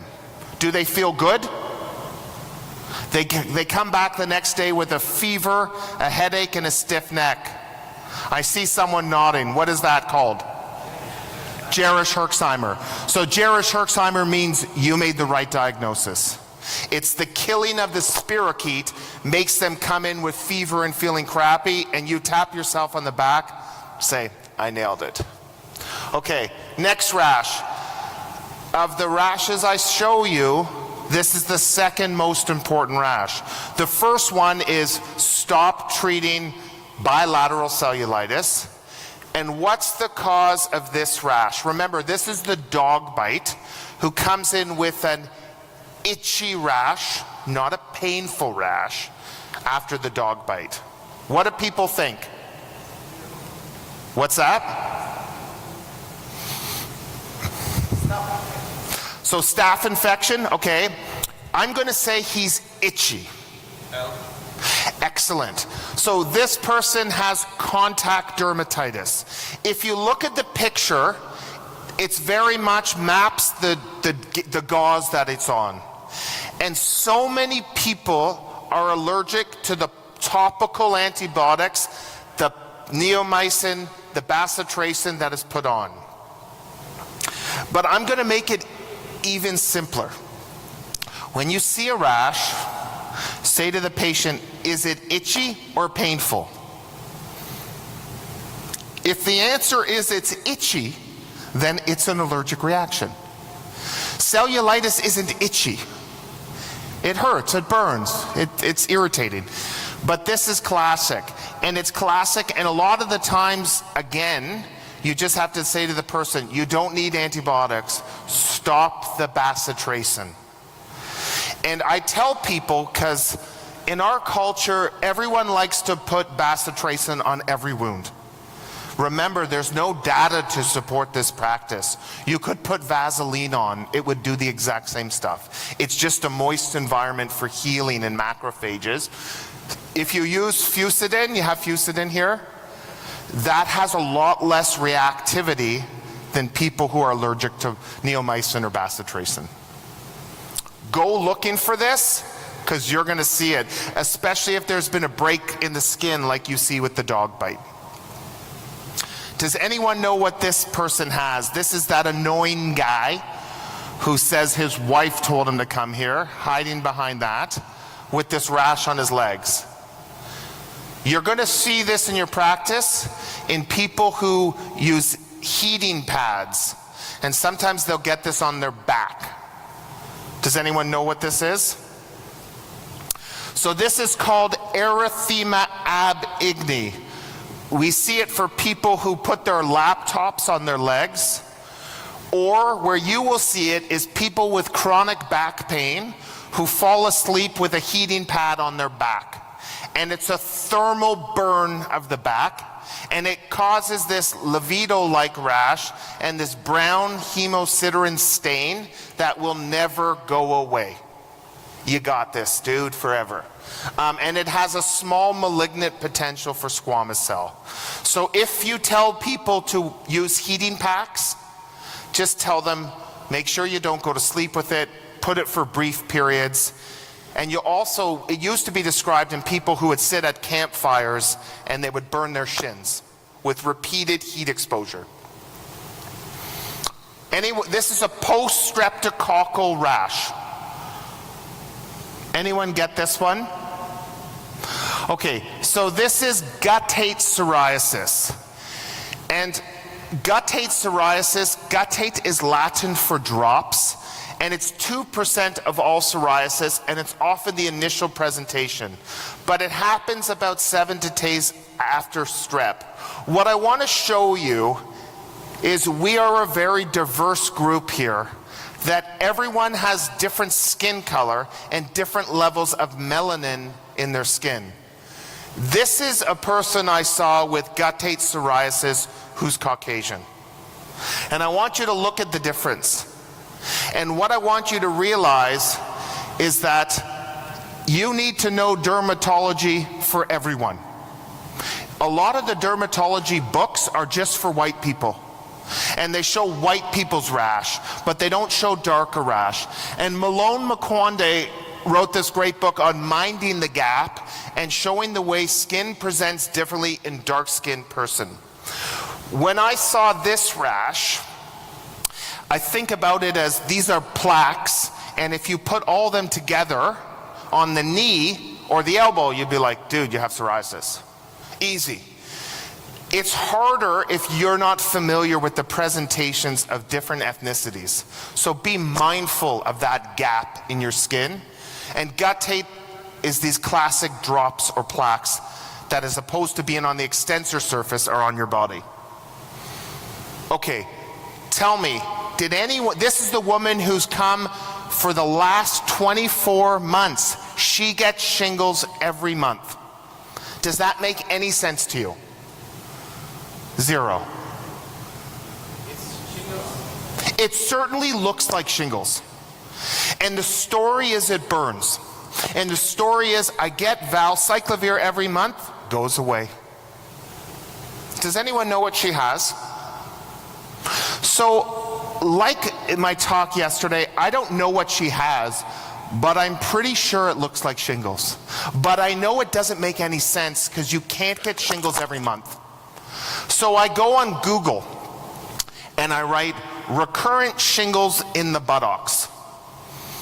And this comes up. It says, your doctor is stupid. You have an STD. It's called sacral herpes. Now, if you put this rash in the front, you'd all be like, yeah, they have genital herpes. I want you to think for a second. Think about the way people are intimate. People like to cuddle, people like to spoon. I won't go in any details, I'm in Turkey. But you have to be imaginative, bitches. If this was on the front, you would know this is an STD that's the same friggin' dermatome. Be creative. This is sacral herpes. You don't need Valtrex. You need to be Valtrexed forever. You need daily suppressive valcyclovir. You have an STD. What happened 2 years ago? Well, I met my partner. Herpes, unfortunately, you got it for life. It's the one thing you never want because you don't shake it. Okay, this is an important one. Kid with the rash, kid who has sick, kid who has a history of atopic dermatitis. Does anyone know what this is?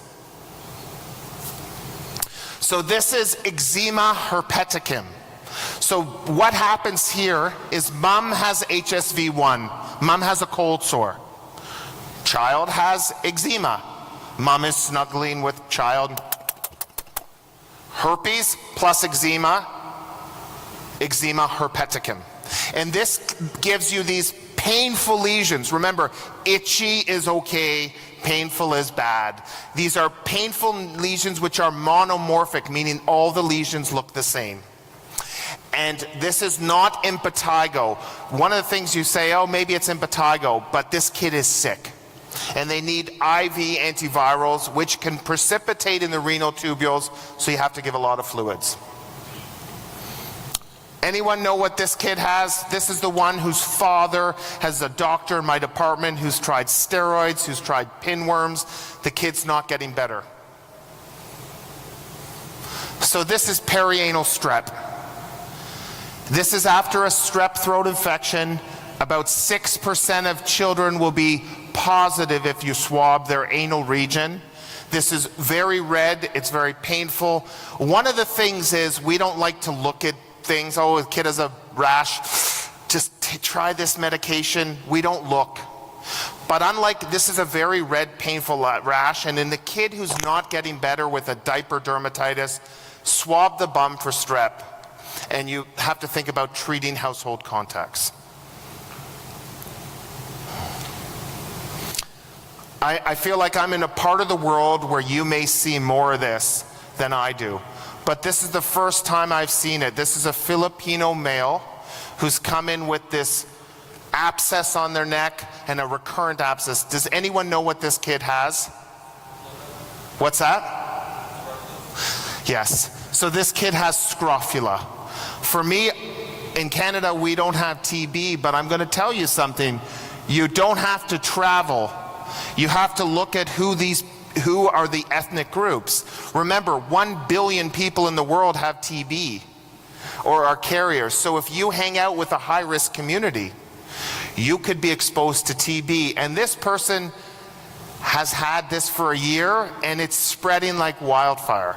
He's been untreated. living with multiple people, working. He's just exposed the world to TB. No blame, but the point is, I think we're all good at realizing that if someone comes in with a cough and shooting up blood and they're in a high-risk group, you think about TB, but extrapulmonary TB is something you have to worry about. I think I have a couple more.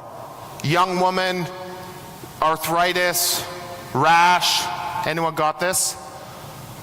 You see where I'm focusing on today. This is disseminated gonorrhea. And I think the key thing about disseminated gonorrhea is it happens about 3 to 4 weeks after the initial infection, and there will no longer be urogenital symptoms present.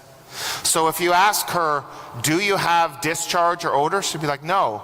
But if you say, in the last month, have you had an STD-like symptom? She would say yes. And for some reason, it's much more common in women than men. 4 times more common in women than men. And they get this arthritis dermatitis. So they get these hemorrhagic vesicular pustular lesions, and they're just sore joints. And they obviously need treatment. I think we have 2 more. Has anyone seen this, or did anyone get this? This is a homeless guy who came in with bleeding gums and this rash. What's that? Okay. Yes, vitamin C. So this is scurvy. And I thought scurvy was something you read about of people who were sailors that's 300 years ago got. I actually saw my first scurvy this year. You will see this in people with precarious social circumstances, and they get these S-shaped hairs. If you zoom in on this photo, you will see that the hairs of the leg are like the letter S. And in between them, they get these perifollicular hemorrhages, and they will often have bleeding gums. And you will see this in your marginalized population. It's not just on sailors who haven't had sunlight and fruit. This is our traveler who's come back with the fever, who doesn't have malaria. What do you got? He has an eschar. There's not many things that cause an eschar. And if you Google search eschar after return from Africa, you find out that he has African tick bite fever.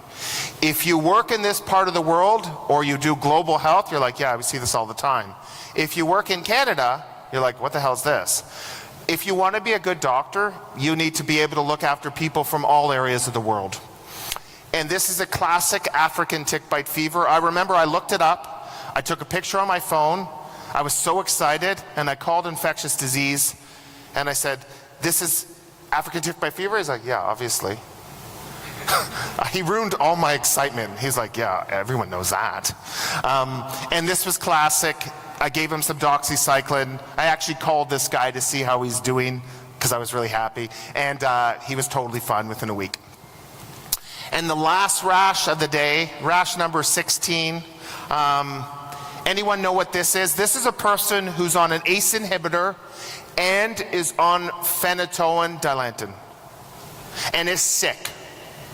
It's a bit of a trap. The trap is, I want you to say that she has angioedema. That's the trap. She doesn't. If you have angioedema from an ACE inhibitor, you don't get a fever, you don't have a systemic rash, your face is swollen, your uvula can be swollen, but you're not sick. She has something called DRESS. Has anyone seen DRESS? Yeah. So DRESS used to be called delayed phenytoin hypersensitivity reaction. It's often started, it's a late effect. So delayed reaction, usually after starting phenytoin, and these people are sick, and DREG stands for drug rash with eosinophilia and systemic symptoms, and they're sick. There's not a lot of rashes that make people sick. In my talk, we talked about neck fash, we talked about DRESS, but most people aren't sick. That's 16. If you got 0, I'm delighted. If you got 16, you're crazy. If you got 8, 4, it doesn't matter. I want to just say thank you so much for having me for learning with me, and for listening to me in Turkey. I hope to see you all soon. Thank you so much.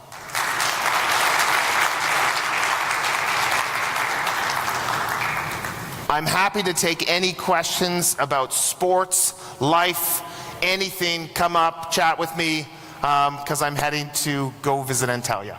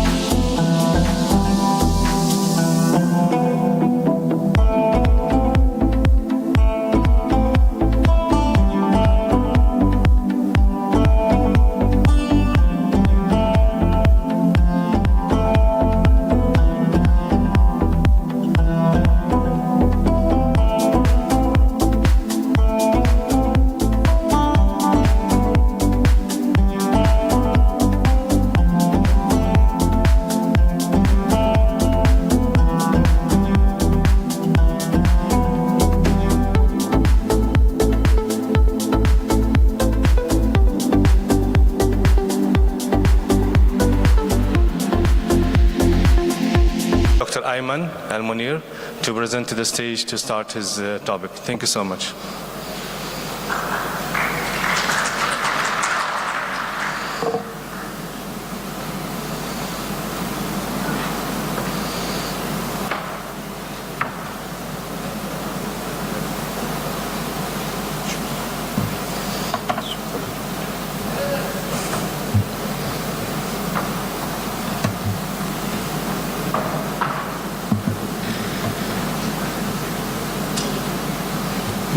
Good morning.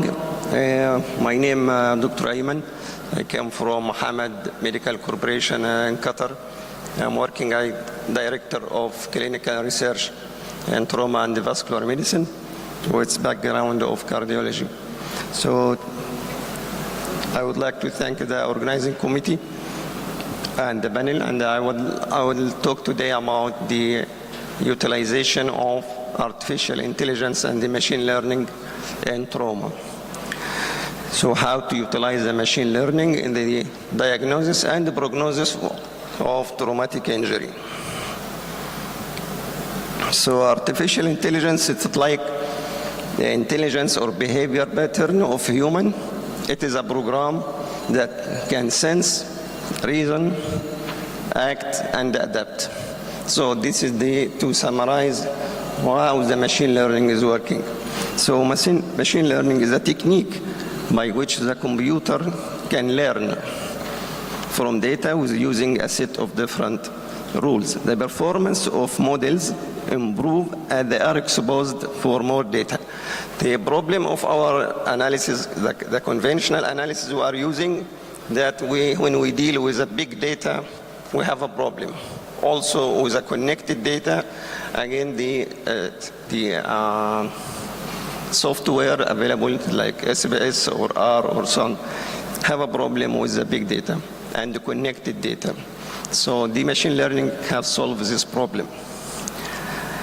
The other type of machine learning is a deep learning, which is a multi-layered neural network that learn from huge amount of data. So as I mentioned, artificial intelligence, the privilege of using artificial intelligence is to use more data, better quality of data, and more connected data. And as this psychologists, they say that when human can handle 4 independent variables, and when we go for 5, we lost. So this means that our capacity to analyze is limited by the number of data we going to use it. But machine learning or artificial intelligence is solving this problem. So we'll quickly summarize what is how to start doing the machine learning in our analysis. So first we have the problem selection, then go for the data collection, then we have a model development. Model development we created after collecting the data and specify the inclusion and the exclusion criteria. Then the system will be trained and validate the data you entered and give you a certain model. From this model, you can choose which one is the best to use. The example of using the artificial intelligence is the matching patient condition to appropriate physician and intervention. So it can quickly when you enter the data of the patient, the machine learning can quickly give you what is the best physician or timing or whatever you want. This according to the predefined data you enter to the model. So it can help the physician for patient diagnosis, patient prognosis, organize the images. It is very important, machine learning, when we go for imaging. It helps a lot to let you understand what is the problem or where is the lesion in the imaging. So instantly find the physician, I say, and also it can schedule the appointment with the physician. The assisted doctor for searching which protocol can be applied also. So in our conventional statistical analysis, when we go for the prediction, we use a multivariate analysis and logistic regression. Also, the machine learning can utilize the logistic regression and another model such as decision tree, random forest, and artificial neural network. This will, which model is you can choose, it depends on your aim and the outcome you are looking for. So artificial intelligence in trauma surgery has a plenty of application and it proves to be efficient. It helps to shift away from the old screening method to start to utilizing a new decision tool. The artificial intelligence application in trauma can start even before the trauma happens. So you can use it in the pre-hospital event. You can start applying the artificial intelligence or machine learning from before the starting of the injury or before arriving to the hospital. Then when the patient arrives to the hospital, it can help you to triage the patient. It will guide you when to send the patient until the rehab, until the post-injury stage. So artificial intelligence can predict the severity of the injury from 0 to 96. So there is a big variation between this 0 to 96, and it is mainly depend on the input, the data you enter, the aim you are looking for, the quality of data. So the accuracy depends on what the quality of your data. So once injury happens, artificial intelligence help triage, as I said before, arriving to the hospital, and also to solve the problem with the trauma volume, the high number of patients. So it can predict what the expected volume every day. So you can the machine learning can tell the physician or the administrator how many or expected cases will come tomorrow, for example. So one of the model of artificial intelligence, it's called ANN, the artificial neural network, can predict the ICS, the total number of trauma, the number of penetrating trauma in every day. Once a patient reaches the hospital, the physician will use the predefined data, the vital signs, the initial lab, the imaging, all will be entered to the machine learning, and the machine learning will guide you for the best diagnosis or the best site for place for triaging, and also tell you what is the intervention can be used.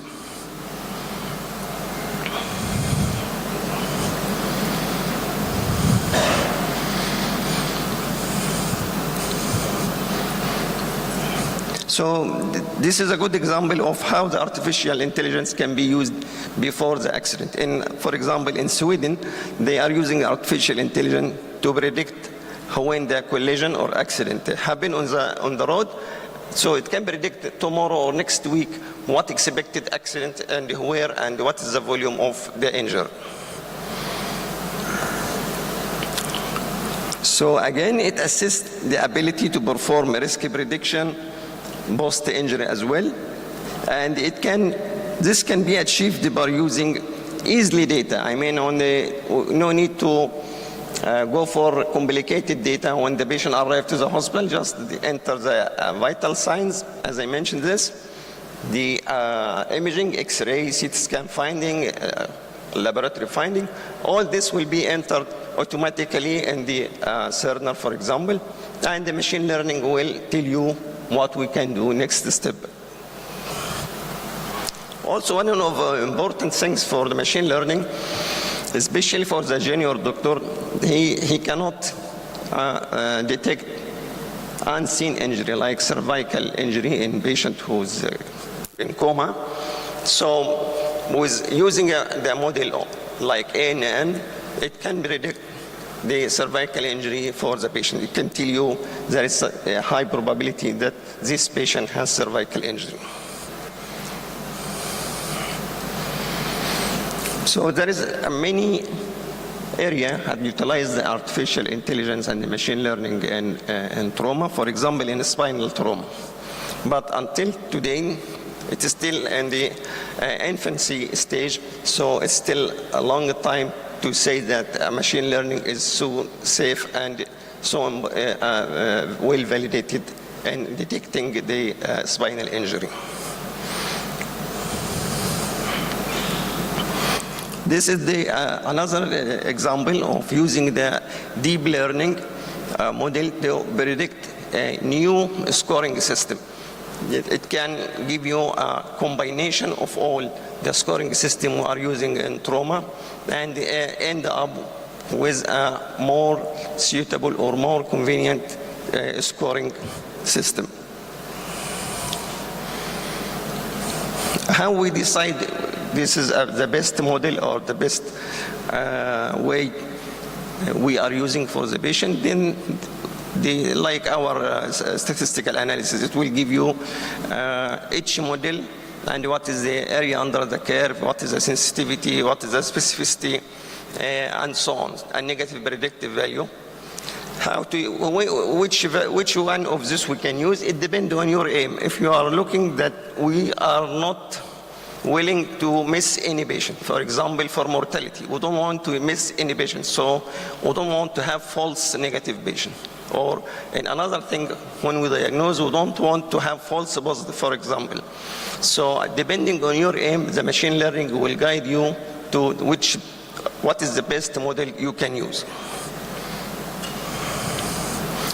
This is also another interesting thing for the junior resident to diagnose hip fracture in the emergency.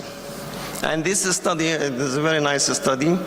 They created this model and they give it to the resident, and through this imaging they found that inexperienced resident can predict perfectly the site of hip fracture after utilizing the machine learning. So machine learning actually help more for the junior people.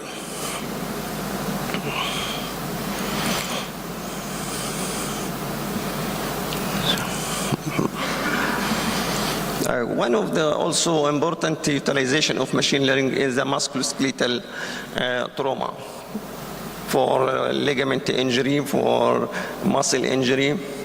This also easily missed in the X-rays. So this machine learning can guide the physician about the accurate location of the injury. In traumatic brain injury, it is very important because there is a limitation to predict what is going on or what will happen for the patient with brain injury, because a lot of factors will play in the prognosis of brain injury. So if you utilize that machine learning or artificial intelligence and train the system about what is the important variable we should use for this patient with brain injury, this is very helpful with the machine learning. So it can reduce the cost, no need to have a lot of imaging, no need to use a lot of biomarker,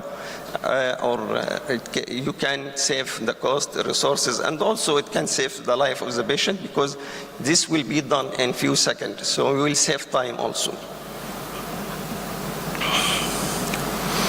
This is a study we have done in Hamad Medical Corporation in Qatar to predict the prolongation of the time the patient spent on the mechanical ventilation.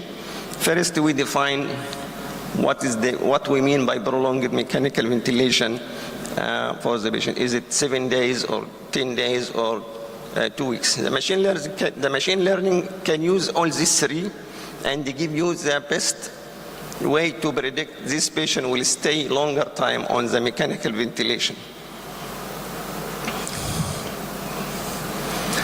So how we do this? This is the simple summarize like any study. We will start, for example, in Hamad we have a national trauma registry, and from this registry we have the data preparation, clean the data, inclusion criteria, exclusion criteria. Then we'll go for the modeling, which, as I said, there is many type of modeling: logistic regression, ANN, SVM, random forest, and the CS. So you will not bother yourself by knowing all this. The machine learning will automatically give you what is the best model to predict the prognosis or predict the mechanical ventilation stay, but you should enter or feed the computer with the data, which you gather it immediately when the patient arrives to the hospital, or even from the ambulance or AMS, they give you some hint like what is expected, is there any cardiac arrest happen during the resuscitation, and so on. All this information automatically on Cerner connected with the machine learning software that will end up with very accurate or nearly perfect accuracy of the prediction. Also, it is important thing in machine learning, they give you this as a figure. So you will not be bothered by numbers and so on. I will show you this. This is another example of how we can apply the machine learning. So if you have 1,000 patients, for example, the machine learning will do what is called a training. Use, for example, 30% and 70% versus 30%. This tested and the training. So this information, we should make it easy for any physician or healthcare provider to understand what is the data and what we mean by training and what we mean by testing data and so on.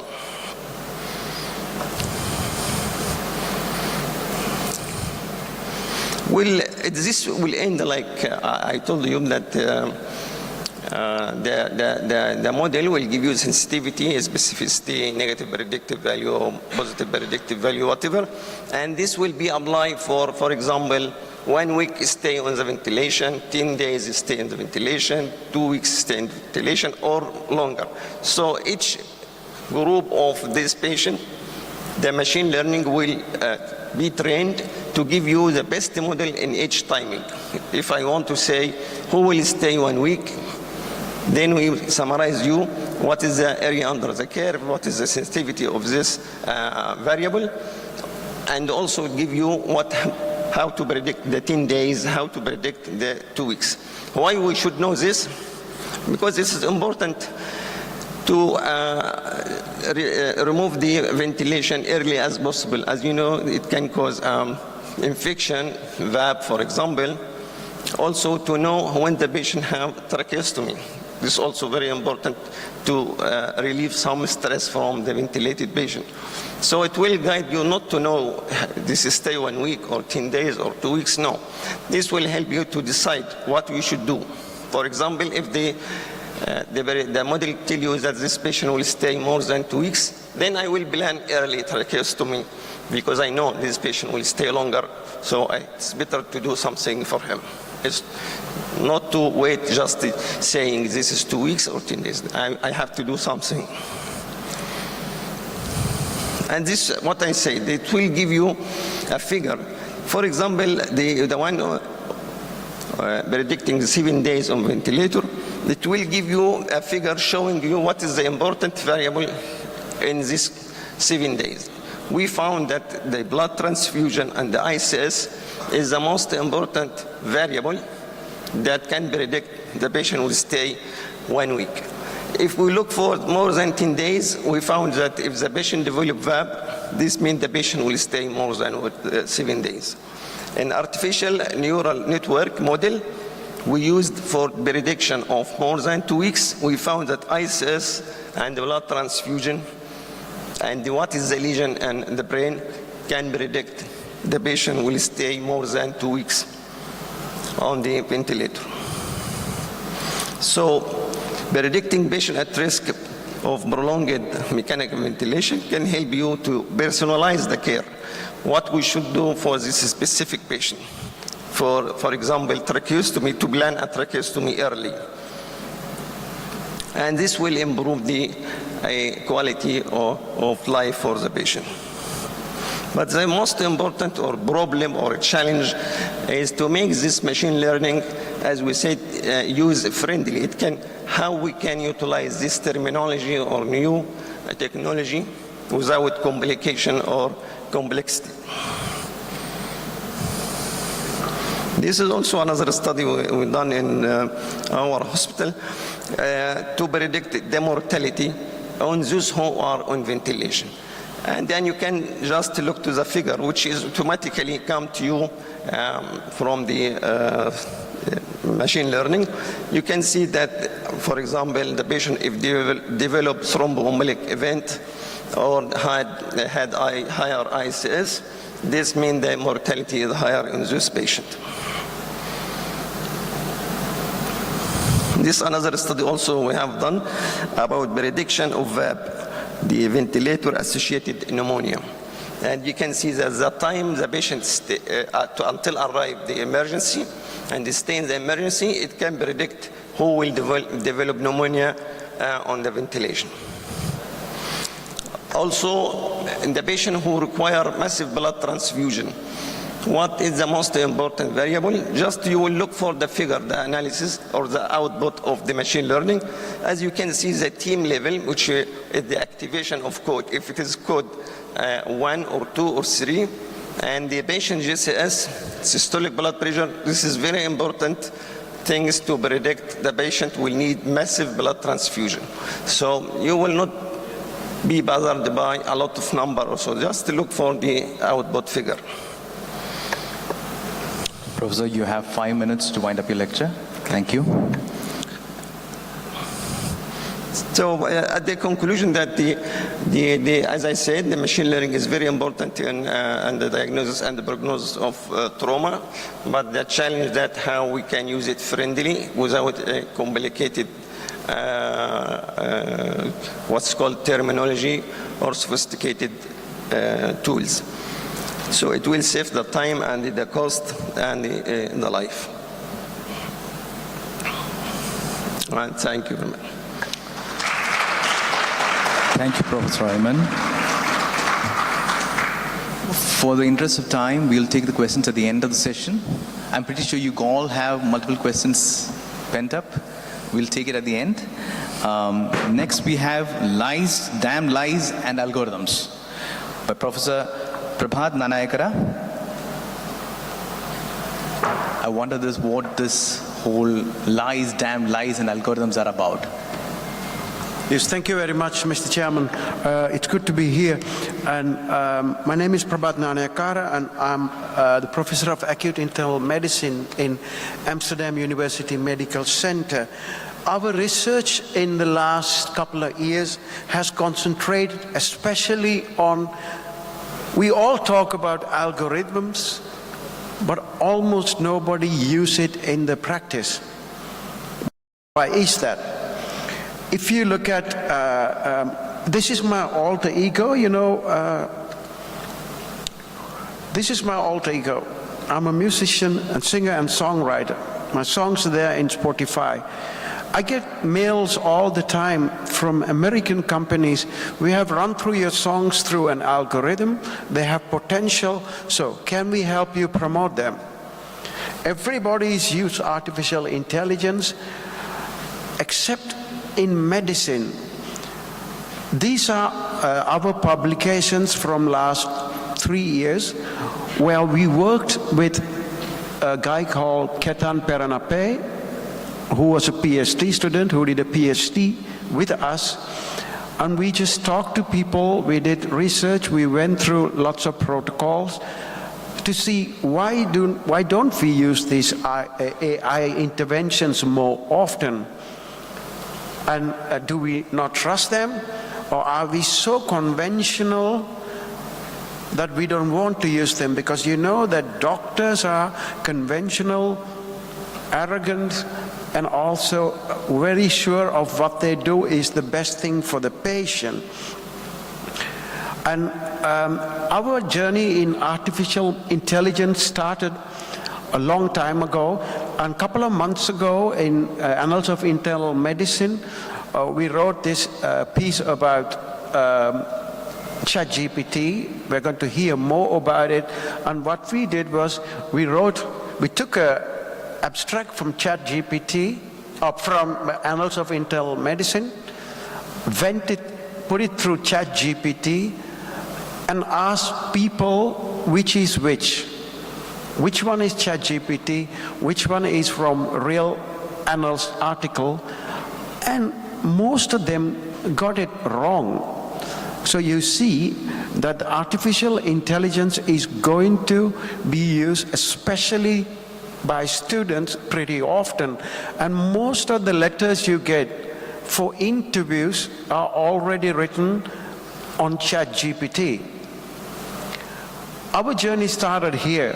People who followed my talk yesterday would know this is fantasy trial where we gave antibiotics in the ambulances to patients with suspected sepsis, after randomizing them in the ambulances to receive antibiotics in the ambulance or at the ED.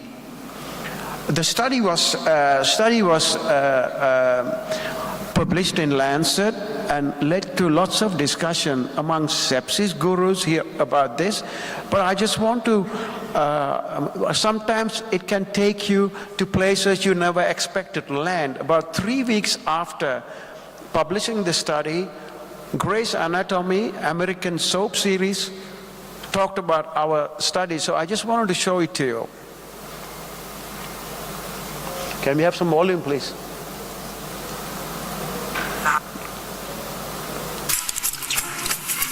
I'm a stockbroker.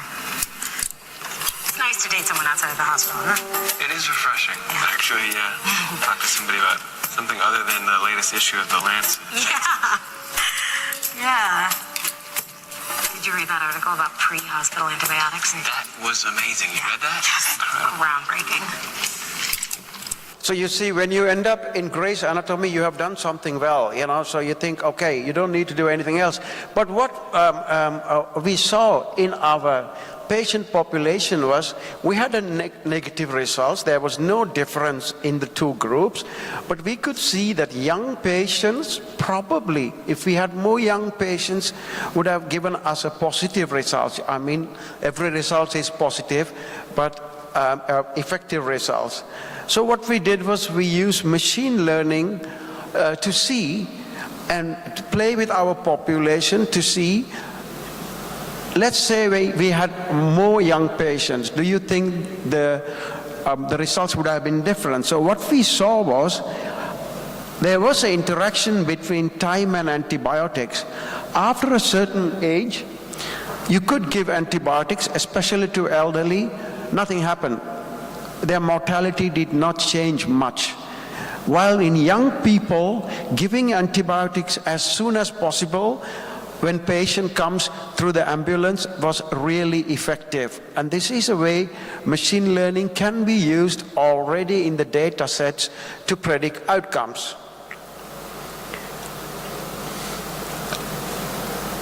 We did a study a long time ago about blood cultures. And what we saw, you all know that we do lots of blood cultures. And what we saw was about 85% of the blood cultures we do give us negative results. And from the positive blood cultures, 15%, almost 50% is contaminated. So, it's happened all over the world, so I'm sure in your departments also, the yield of blood cultures can be about 1.4% to 17% positive blood cultures. Contamination can be as high as 30 to 50%, especially in the emergency department. Because the blood culture outcomes are only known about 2-3 days later, their contribution to clinical decision making can be pretty low. Less than 3% of the blood cultures really helps us in our decisions. So we thought, we are going to, and also one of the biggest problem is we think that blood cultures are very harmless. So you can do blood cultures as often as possible, but the problem is contaminated blood cultures cause harm to patients. The patients with contaminated blood cultures have a long hospital length of stay, and their mortality is also high because we treat them, we do more tests on them. So the blood cultures on the one hand does not contribute much to our decision making, and also it can harm patients. So that's why we thought we have to develop an algorithm to predict blood culture positivity. And we took a sample of our patients in our hospital, about 6,000 patients, culture negative, culture positive, and developed an algorithm to predict the chance of positivity of blood cultures. We use extreme gradient boosting methods. You just heard about it, so I'm not going to go into them. We also published our results in Lancet eBiomedicine and also BMJ Open, so you can read it. This is about the development of blood culture model. This is the prospective validation we performed in our unit. What did we see? We developed the blood culture model. We validated it in our hospital, and thereafter we validated the model in 4 hospitals, in 3 hospitals in the Netherlands, and we also use a data set from US to validate the culture model. What we see was the AUC remained, this is our model in our own department, AUC almost remained the same in all 4 hospitals, which means we could use this model to predict blood cultures also in the units outside our hospital. The predictors, of course the model was developed by the computer, but if you look at the predictors, they are quite explainable. Temperature, creatinine, CRP, lymphocytes, blood pressure, bilirubin, which is also in lots of scores. Don't ask me why, but it's not a black box. Most of the predictive factors were explainable. And what we did was, we developed the model, tested it, validated in 4 other hospitals, retrospective validation of course, and then we'll build the model in our electronic health record, EPIC system, and did not tell anybody that the model was running behind, which means whenever somebody did a blood culture, we could see what the predictor is. By this patient, the chance of positive blood culture was 10%. I'm just taking through the journey of developing and integrating algorithm in a chart and then try to get it working in a department. So this is the third step, integration, and just running it behind their backs, and doctors don't know about it. What happens was, when we did the prospective evaluation in 1,000 patients, doctors didn't know that this was running. Still, the AUC was pretty good to predict blood culture positivity. You could read those in the publication by Lancet eBiomedicine about this. And also, we talked to people, nurses, doctors, did a qualitative research, had focus groups just to ask people, what do you want us to do? Why don't you use these models, AI models? And there were lots of ideas about it. They say, and how should we present the results of the model? People want absolute risk. People want binary outcomes. So we talked to everybody so we could take the healthcare workers with our development. I think that one of the biggest problems with the models is that we don't consider them. They are like drugs we use. You got to do randomized controlled trials to show that these models work, that these models are effective. These models improve the processes of patient outcomes. So we are busy preparing a randomized controlled trial now. We hope to start this on 1st of December. We got the ethics approval, we got our funding. There are 2 PhDs already working on the process, where what we are going to do is, if somebody decides to do a blood culture in a patient, we have some exclusion criteria, because you cannot use people with immune-compromised patients and also patients having catheters to predict blood cultures, because they can give sometimes false positive results. We have exclusion criteria. We're going to ask patients for their permission, and we're going to randomize the patients, and we will run the blood culture algorithm in half of the patient in the treatment group. And if the chance of getting a positive blood culture less than 5% is, we are not going to do the blood culture in these patients. And the control group would have the usual care. So this is what we are going to do. And we have also tested our model continuously almost every month to see whether our model loses performance. And if you want to read more about what we think about artificial intelligence, you can also read these publications. So in conclusion, what we think is the artificial intelligence algorithms can be used in practice if we properly implement it, and also if we ask the right question and develop the right model and integrate the model in day-to-day practice. Doctors are mostly conventional. They don't want to change, but they want evidence that the model works to better patient outcomes, or model works better to make the processes efficient and also cut the cost. And that's the way to go, I think. And these are our team. Lots of people have been working on it, and we are expanding the team. This is my story. So if you have any questions, we can have a discussion about it at the end. Thank you very much. Thank you. Thank you, Dr. Prabhat. Very well within the time. We are back on schedule. And next, we'll have Dr. Ibrahim. He's going to talk to you about ChatGPT in medical writing and research. We've changed the order a bit.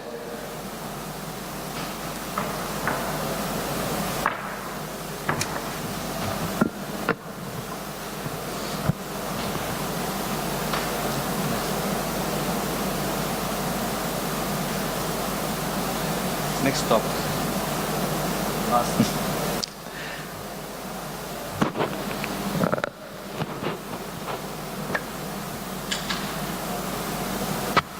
Sorry, because we have changed actually the topics now. I don't know, it's good morning or we such afternoon now. What's the time? I'm not sure. Nice to meet you all here once again. I'm Dr. Ibrahim Abu Jundi. I'm emergency consultant and head of the hospital called Al Khor, which is stated in Qatar.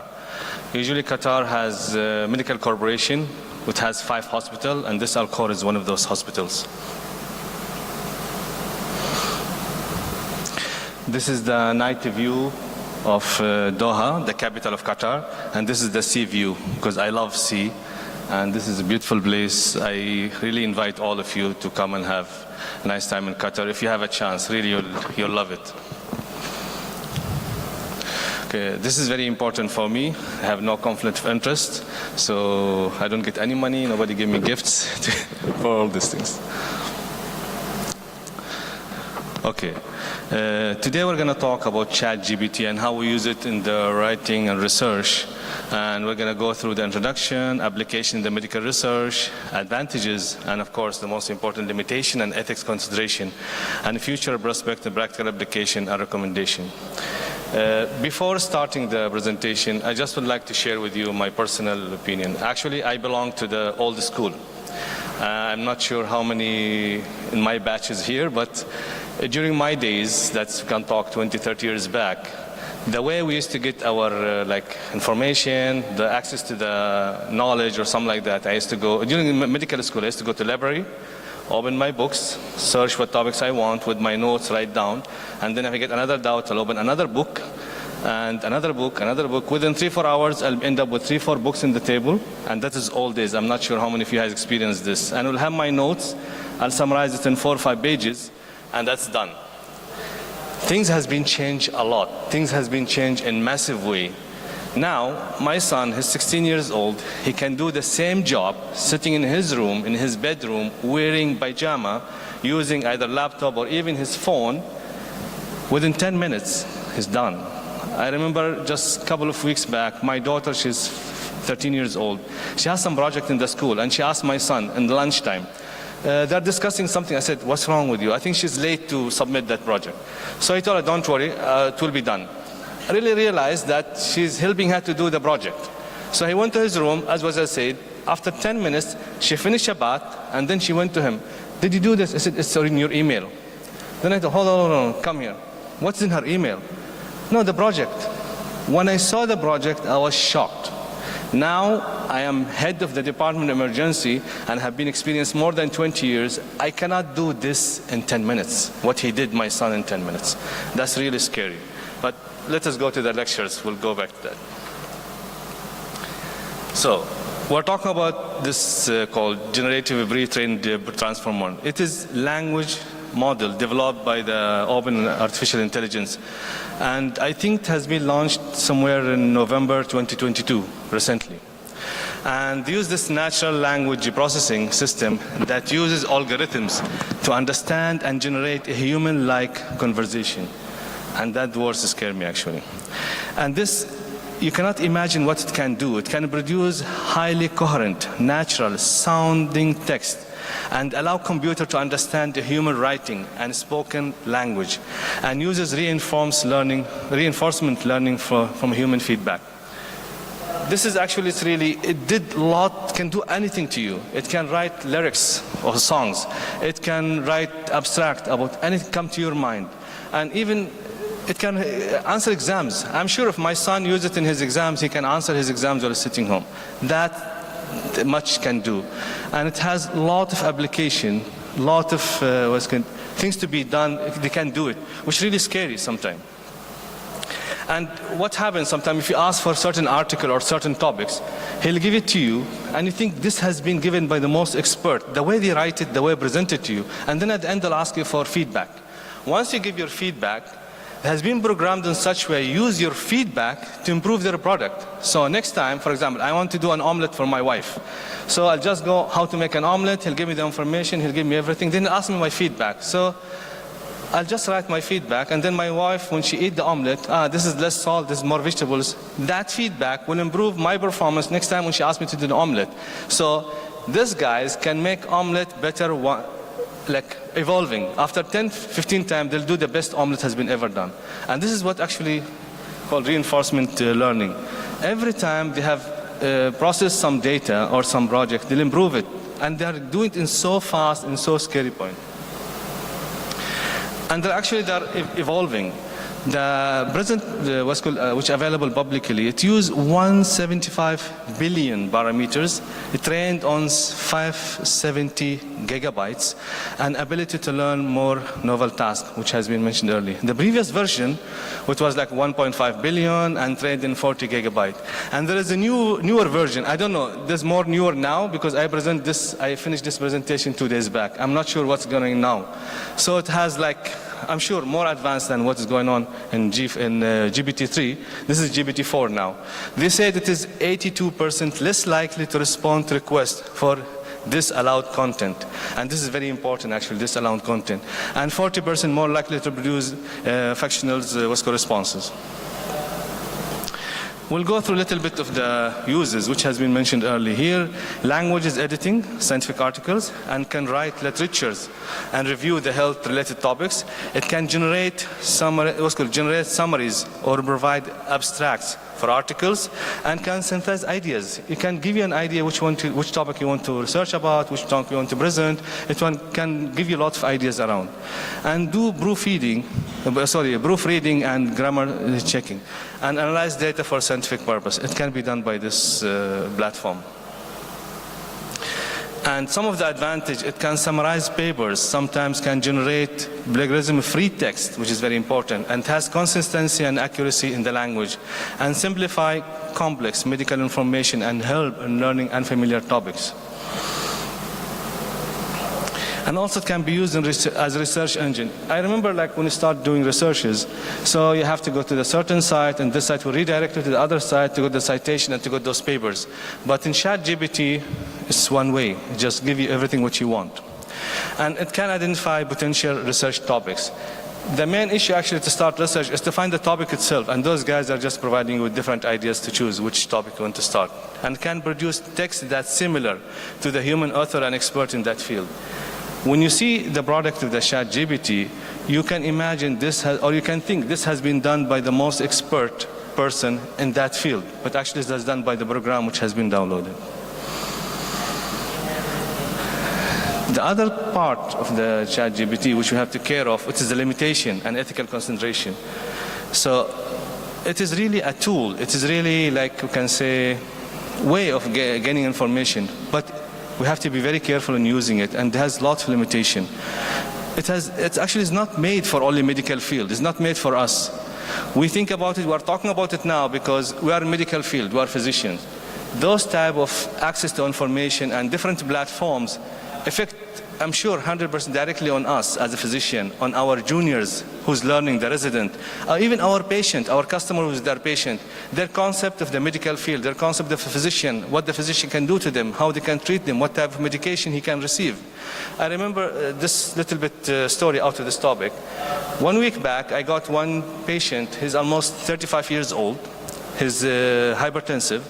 He came with me with headache, mild headache and dizziness. His blood pressure was 200 by 120. So I told him, like I took history, are you hypertensive? He said, yes. How long? A couple of years. So what happened to your medication? I said, yeah, I'm using medication. Who did describe it to you? Who's your primary physician? He told me he did not see his physician for 1 year. Why? He's not happy with the physician medication, so he started Googling or searching those platforms. He changed his medication 3 times within 1 year. He was not happy with one medication, he changed it to the other medication, and now he's inserting 2 double medication. He Googled it from certain platform, I don't know, ChatGPT or somewhere else, that they advise him this is the best thing for your condition. And doesn't work. His blood pressure is 200 by 120. Then I told him, those things you cannot Google it in the online. The online doesn't know that, for example, you are diabetic hypertensive, your family has high risk of cardiac workup, you are fat, you're obese, you are thin. It doesn't know what's your, your blood works, and you just cannot Google your medication. He said, doctor, it's not only me, everybody's doing the same. And don't think, you'll not lose your job. But I said, it's not a question of losing my job, you're going to lose your life with this one. You cannot just Google medication over the line. And this is what actually, those information has been put in the platform from different sources. Some of them are not even medical, putting the information. Some, I've even seen some papers, some people talking about medical aspect, he's not even have medical background. And this is really scary. The other is it can spread disinformation that based on extraction from available online content. Now, anyone can upload any information belong to his belief, his ethics, his background, and this will be uploaded. And those type of platform, or like ChatGPT or other one, they'll just collect this information, and if you ask for it, they'll just give it to you. They'll just feed you whatever they know. You don't know what type of things are feeding you, but this is what's available to the public. And this information can generate and spread non-medical person in online platform. That's what I said. Like, even non-medical person can put some information related to medicine, and people who have no medical background can use this as really this medical advice, or this is from the expert medical advice, which is actually done by not even experienced person in medical field. And this another issue is the privacy and security. These platforms are open to everybody, and the privacy and security, there's a big question about that. And data collected may be stored. Whatever, for example, you requesting for certain data and you present something, this will all be stored. So all your data will be stored, and this also can be used, what's called, can be misused for the concern of plagiarism. I did some job, I did some research, I uploaded, then someone else come, take this one, just reframe it and present it as his own. This can be done on those platforms. And the main issue, which I said earlier, scared me, especially with my child. If you depend on this, even our resident, medical resident, will depend on this. The other day I was discussing with one of my colleagues. One resident presented with like case presentation. When I saw that case presentation, I was so impressed. I am in the emergency field for more than 20 years. I cannot do this type of things. So I told him, how did you do this? Who helped you? Who's the, for example, other consultant or assistant professor? He said, no, I did it on my own. And we find out some ChatGPT. So people want to start using this, they'll switch this and use this. This is the dangerous. The institution, the what's called critical thinking skills, the communication skills, all will be lost. The humanity, this is my personal, I'm not sure, but please don't misunderstand me. The humanity will be lost. When I sit with you, I discuss with you, I talk to you, we can share information, we can learn. But if you are just sitting over the computer or whatever, getting this information from those platforms, I'm sure 100% has lots of advantage and has saved a lot of work, a lot of research. But we have to be very, very careful in this. It has other side, which people has to think about it. We are very happy if what can give us, but we have to be worried what can take from us. This is what I think myself. And also, sorry, I went back. The other limitation, lack of accountability. It is just information, it's on the platform, it's your responsibility to take and do whatever you want with it. And cannot differentiate between ethical resources and non-ethical content. This is also one of them. And does not provide a credible, credible citation, and it can provide false citation to prompted, if prompted, and that cannot be found in the medical database. And of course, risk of bias. It depends about who uploaded this information, from where this information came, racial, gender, religious, and also systematic inaccuracies and stereotypes in this language, in the language, influenced by trained data and reflects social and cultural prejudice and the existence of data. This can lead to misunderstanding and spread of harmful and false information. Other than medical field, in general, this can lead to spread of lot of ideas, lot of ideation, lot of stereotype, you can say. It depends about who uploaded those information. And also that artificial intelligence uses a human annotators to identify and remove offensive content. We said like this one, and this is actually one of the important points, hallucination phenomena. So when using ChatGPT, it will make you convinced that this, for example, product, it is very good, it's the best product you can buy, because they depend their data on the statistics, but not about really the quality. So I can say, okay, I want to buy this car is very nice, nice color, nice engine, nice, but actually, the share, and I want to buy share in that company, but actually the Market price of that share is very low, but because the data or lot of like feedback that this car is nice, the color is nice, variable color, nice, comfortable, that will give you the false information that this car is good. You have to gain, for example, share in that companies and those type of examples.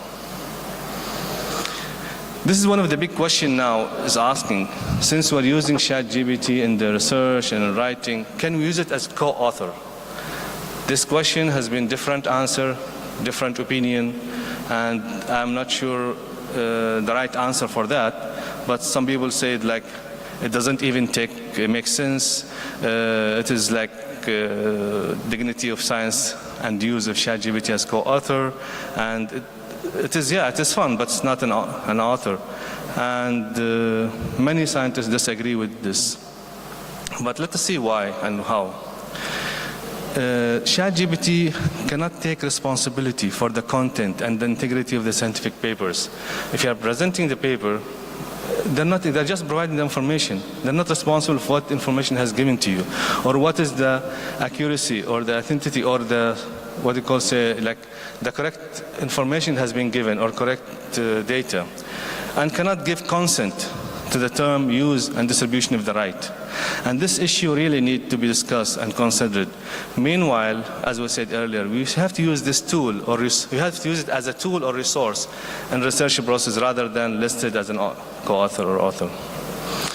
In the future prospect and practical application, it needs really appropriate protocol and clear guidelines regarding the extent to use and mitigate the risk of associated with ChatGPT. I don't want to say risk, but like concern. License and editorial policies need to be updated, whether GPT can be used in the work or not for research or for writing medical papers or no. And we have to have training separate model to filter the content generated by the language model reinforcement learning with the human feedback. And also the ethical issues are another concern. Here the ChatGPT, what's called ChatGPT, aided in the academic writing. It helped in what's called learning tools and citation and attribution, and we have to understand the limitation while using it. And we have to edit and revise the information which we get from the ChatGPT. And we have, of course, 100%, we have to avoid the plagiarism. What we recommend for the ChatGPT use in academic writing, proofreading and edit.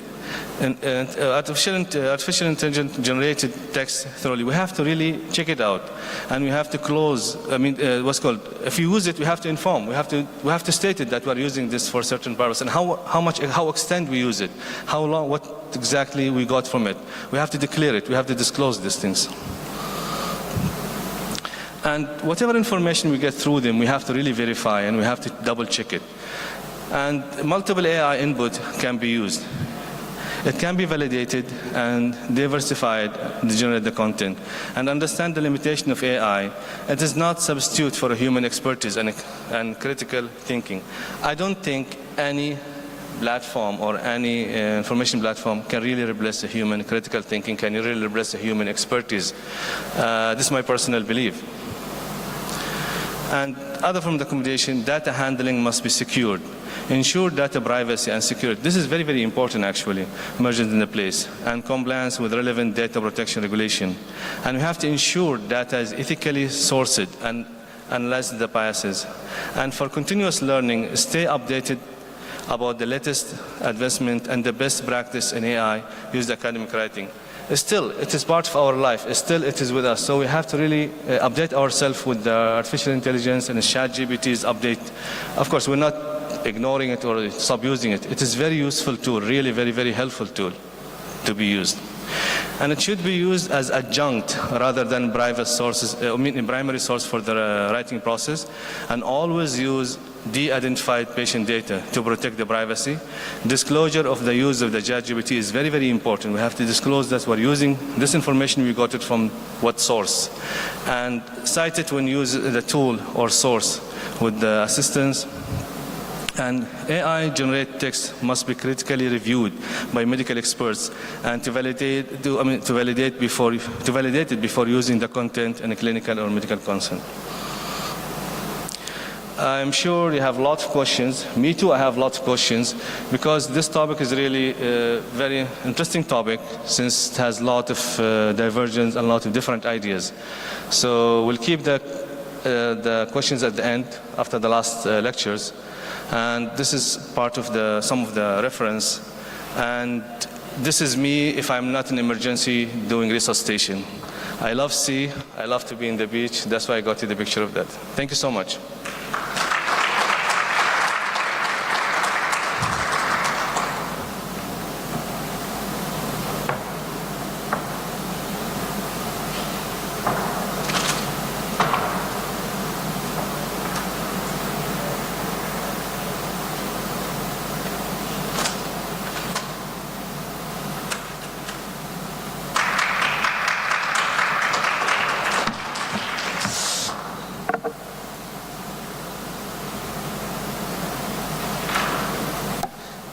I think I did not, no need for me to introduce Dr. Seju. I think he has so many fans here and someone clapping for him.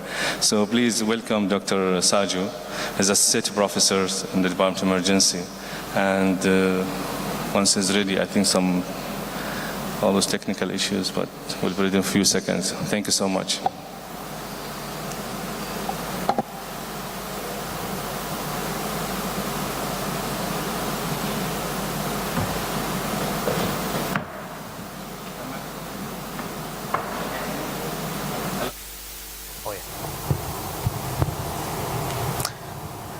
Marhaba.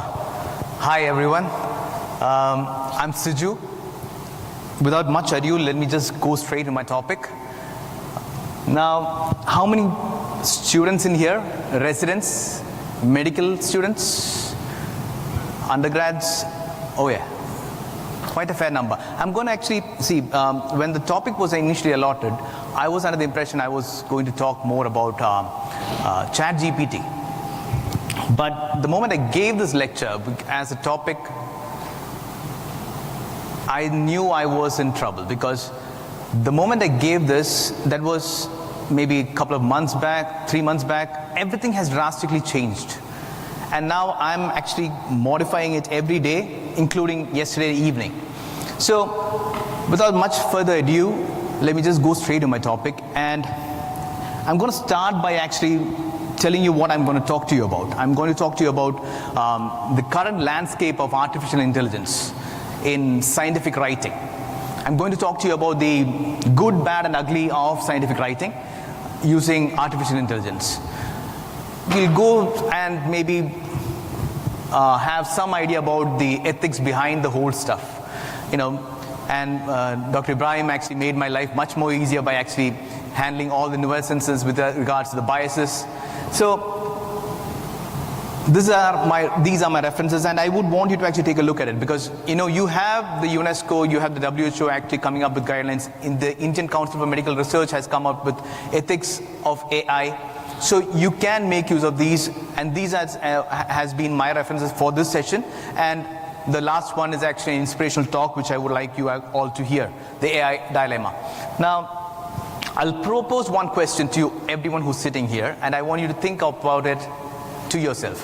What do you think artificial intelligence means? What is AI to you? What is AI? See, when you've been hearing about machine learning, you've been hearing about deep learning. See, we've been hearing lots of stuff. It all just boils down to artificial intelligence, machines, computers designed to make a system much more efficient in a way humans are thinking about, so many things. But what I want you to understand is, when someone says AI now, the car is still the same, but the engine has changed drastically. It's changed so drastically over the last couple of years that it's something which I want you to actually embrace or maybe have a look at, because whether you like it or not, it's going to be around you, it's going to be across the board, and you're going to be part of it. So when I say AI, and let me just put just one thing up there, I'm just going to put large language models. You're talking about ChatGPT, I'm going to put large language models. When I say large language models, you're thinking more about text inputs, right? Your text inputs, you put your ChatGPT, but that's not exactly what it is. Every single thing up there is a language. You have text inputs, you have audiovisual inputs, you have sensor data, your GPS data. These are all languages. Now these languages are learning how to talk to each other. Keep that in mind. Keep that in mind when you're actually looking at it. I'll give you 2 examples. So this is a study by Cheng et al. From Singapore. They, to see beyond the brain, conditional diffusion. Simply put, they put a few people together in a room. They showed them a few images. They gave them a visual stimulus. They did their functional MRIs. And the functional MRI was given to an artificial intelligence model, and the artificial intelligence models reconstructed what the functional MRI was looking at. Can you see that? It's quite similar to what they were looking at. If you match it out. I'll give you another example. So this was in 2023 published in Nature Neurosciences. I couldn't get the video from their abstract, but look at the video. So they showed this video to a few people sitting in a room. They did their functional MRIs. They asked the artificial intelligence platform to look at the functional MRI and respond. So it said, I see a girl that looks just like me get hit on her back and get knocked off. So the mind reading machines are here now. So whether you like it or not, the mind reading machines are here. Now, is it a good thing or is it a bad thing? Now that's what we are here to discuss mostly. Is it all bad? How many of you say it's bad? How many of you say it's good? Oh yeah, nice. So let me put it this way. So you're all right. I mean, it's not necessarily bad. You've got all those problems coming up. And Dr. Ibrahim actually went through most of it.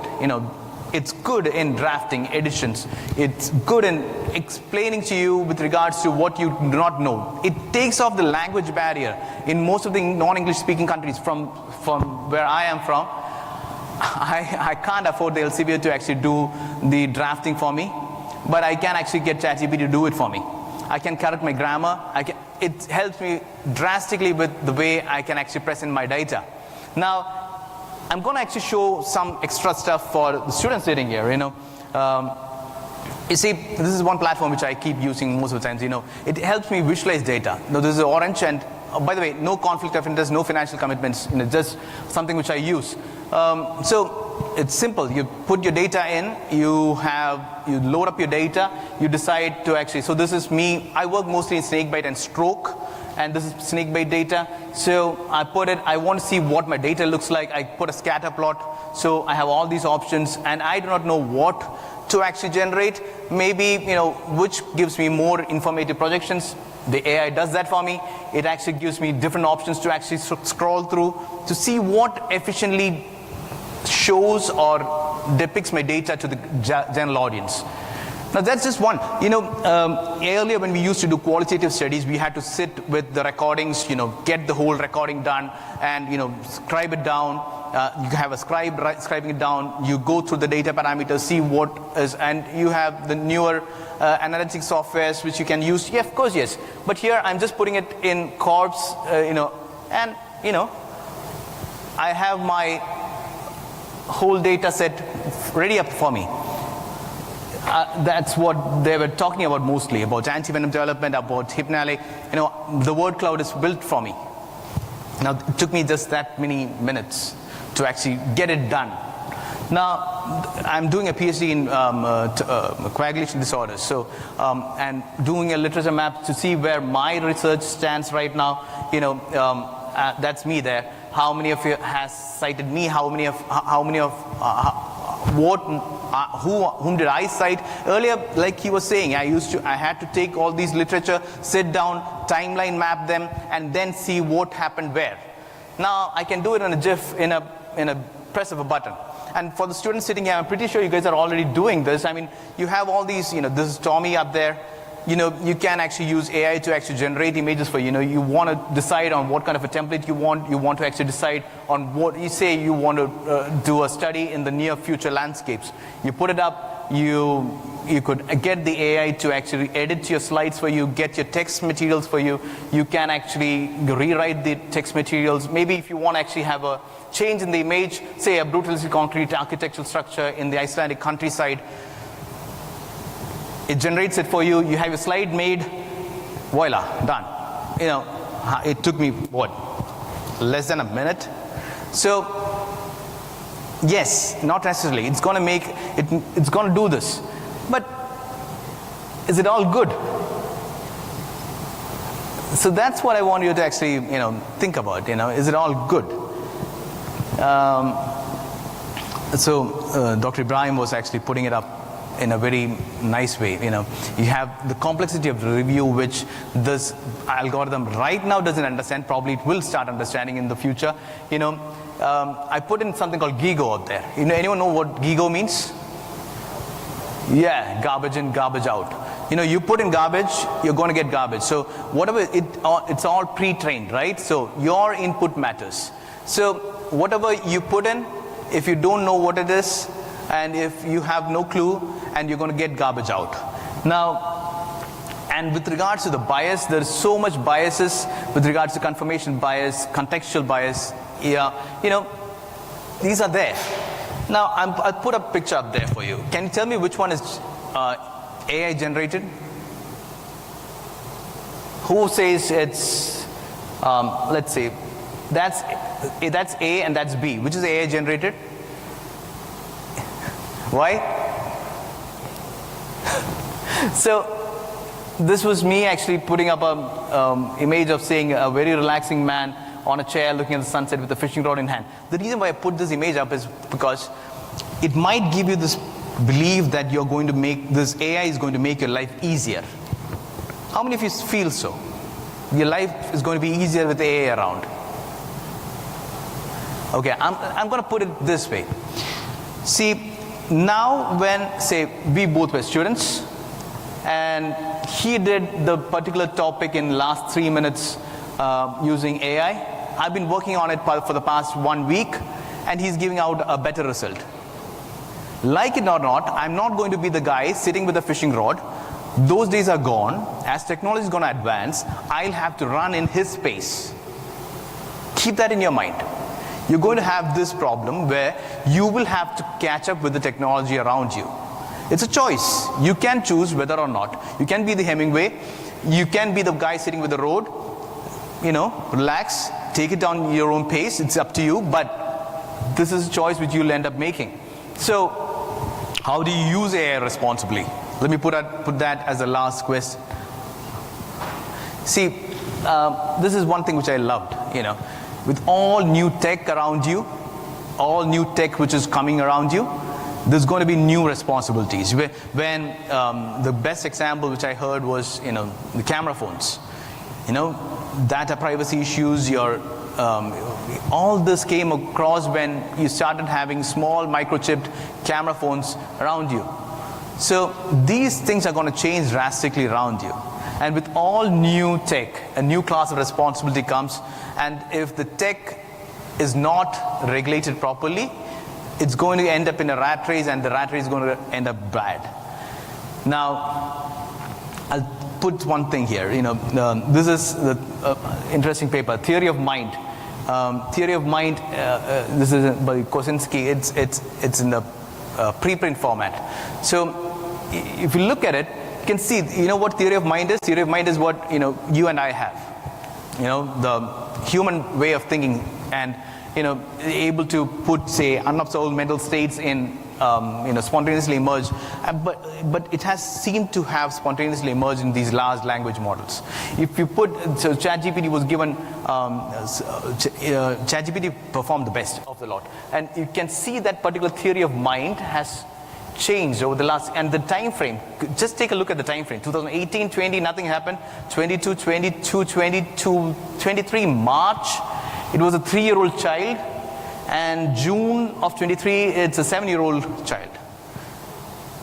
So keep that in mind, and it's your responsibility, and you need to know how to use it responsibly. Critical oversight, human oversight. I've just broken it down to 4 different things. 1, critical oversight. 2, transparent reporting. Now, 3, ethical data usage and to be aware about what's happening. Now, I'll tell you why I put it into 4 different things. The critical oversight is quite important in the sense human oversight over this media. I'm thinking about Terminator right now, but I'm pretty sure you need that critical oversight.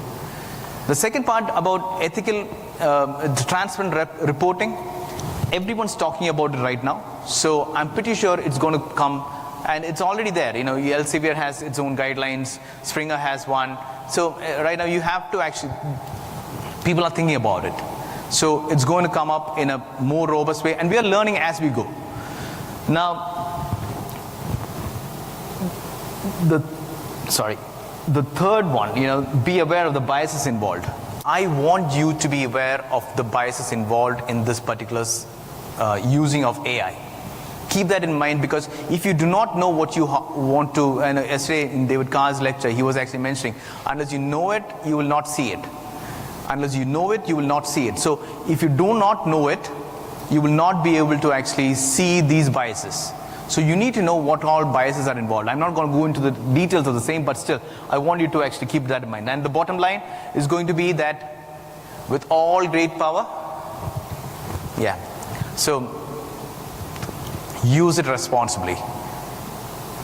Now, keeping that in mind, I want you to actually have an overview with regards to the ethics involved in AI, and the UNESCO WHO guidelines and the Indian Council of Medical Research guidelines are excellent. And since we are already talking about it in lots and different medias, I think we are in the right direction. I'm going to leave the question about whether we are in the right direction to you. And when you're writing, the LCB has got, it's got its AI-assisted technologies in scientific writing. They got Springer's actually having their own policies now. So I'm going to leave that question to you, whether we are in the right direction, because the responsibility resides in you, in using this technology responsibly. With that, that's the last image which I want to show you. This was actually created using DALL-E, Race of Man Against Robot to the Finish Line, as an oil painting with an exploding nebula. Thank you so much for listening. We will have time for questions. Do we have time for Thank you so much. Yeah, I think we can have some couple. Thank you.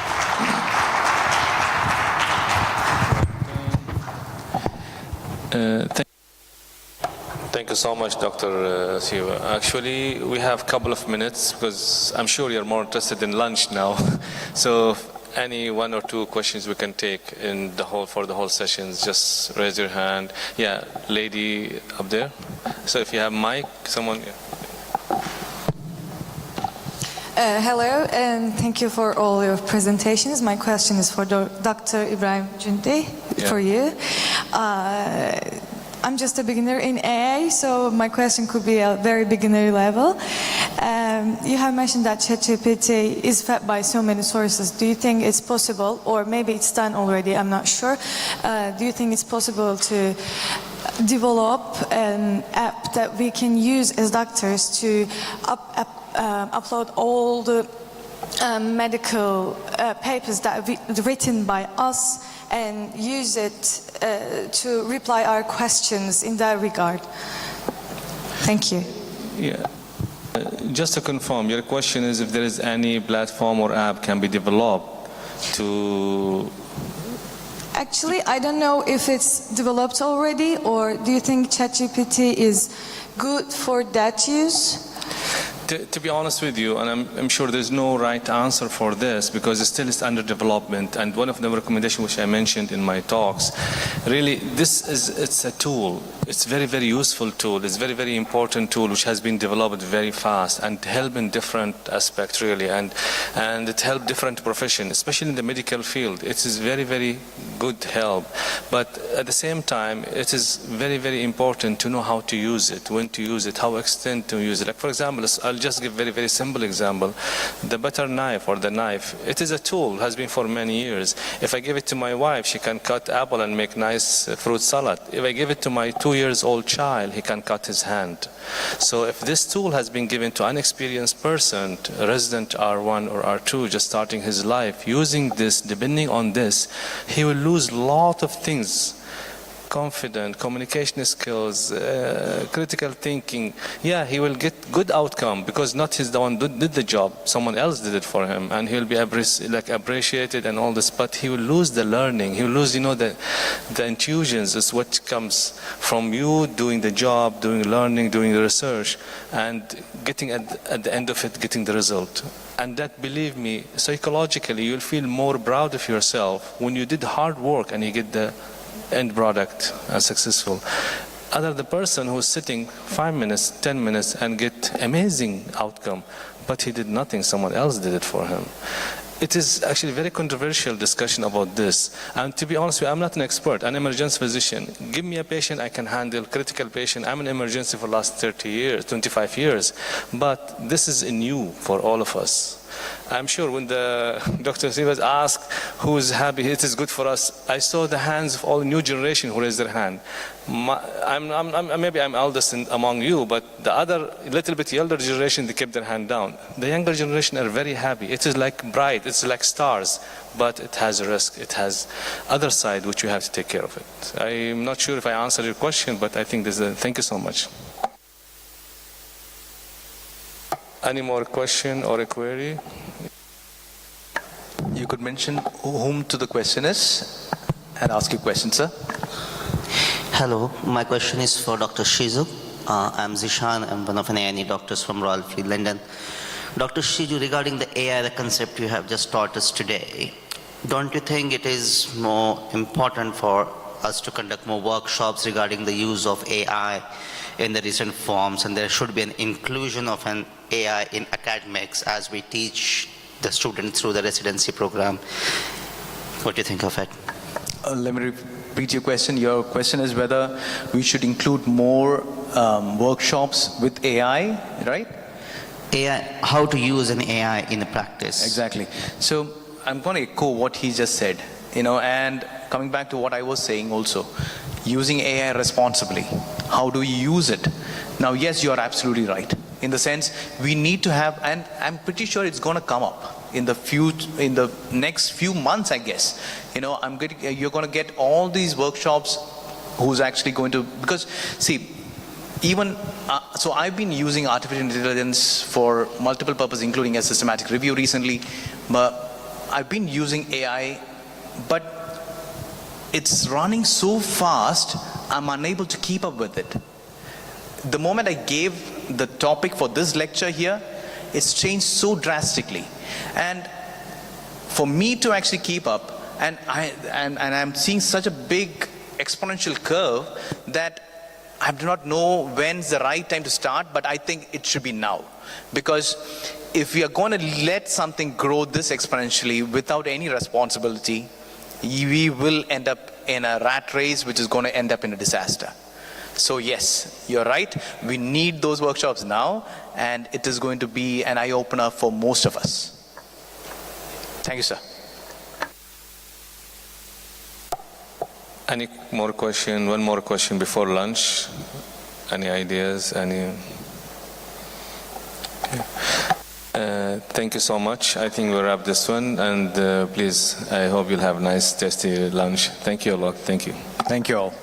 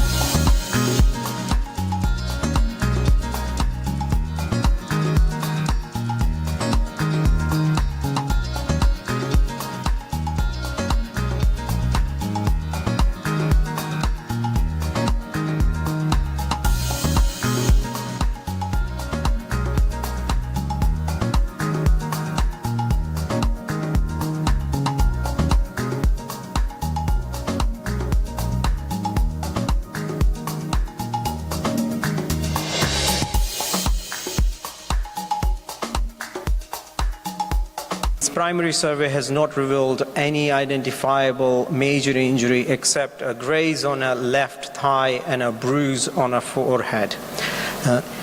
He claims that there has been no loss of consciousness at any point.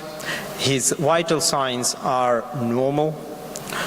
His clinical examination reveals no other abnormal findings except the graze on the left thigh and the bruise on the forehead. And there is evidence of alcohol consumption, but the patient has mental capacity and he's sober, and he refused immobilization by the paramedic crew and also in the ambulance triage area. So here we are with a patient with a low risk road traffic accident trauma, which is essentially a pedestrian versus car, where it is claimed that he has clipped the car and has fallen down onto the curb. And his all other examination is normal. And the question really is whether to do a whole body CT scan for him. So to answer this question, we're going to look at what the current literature tells us to do with regards to this patient.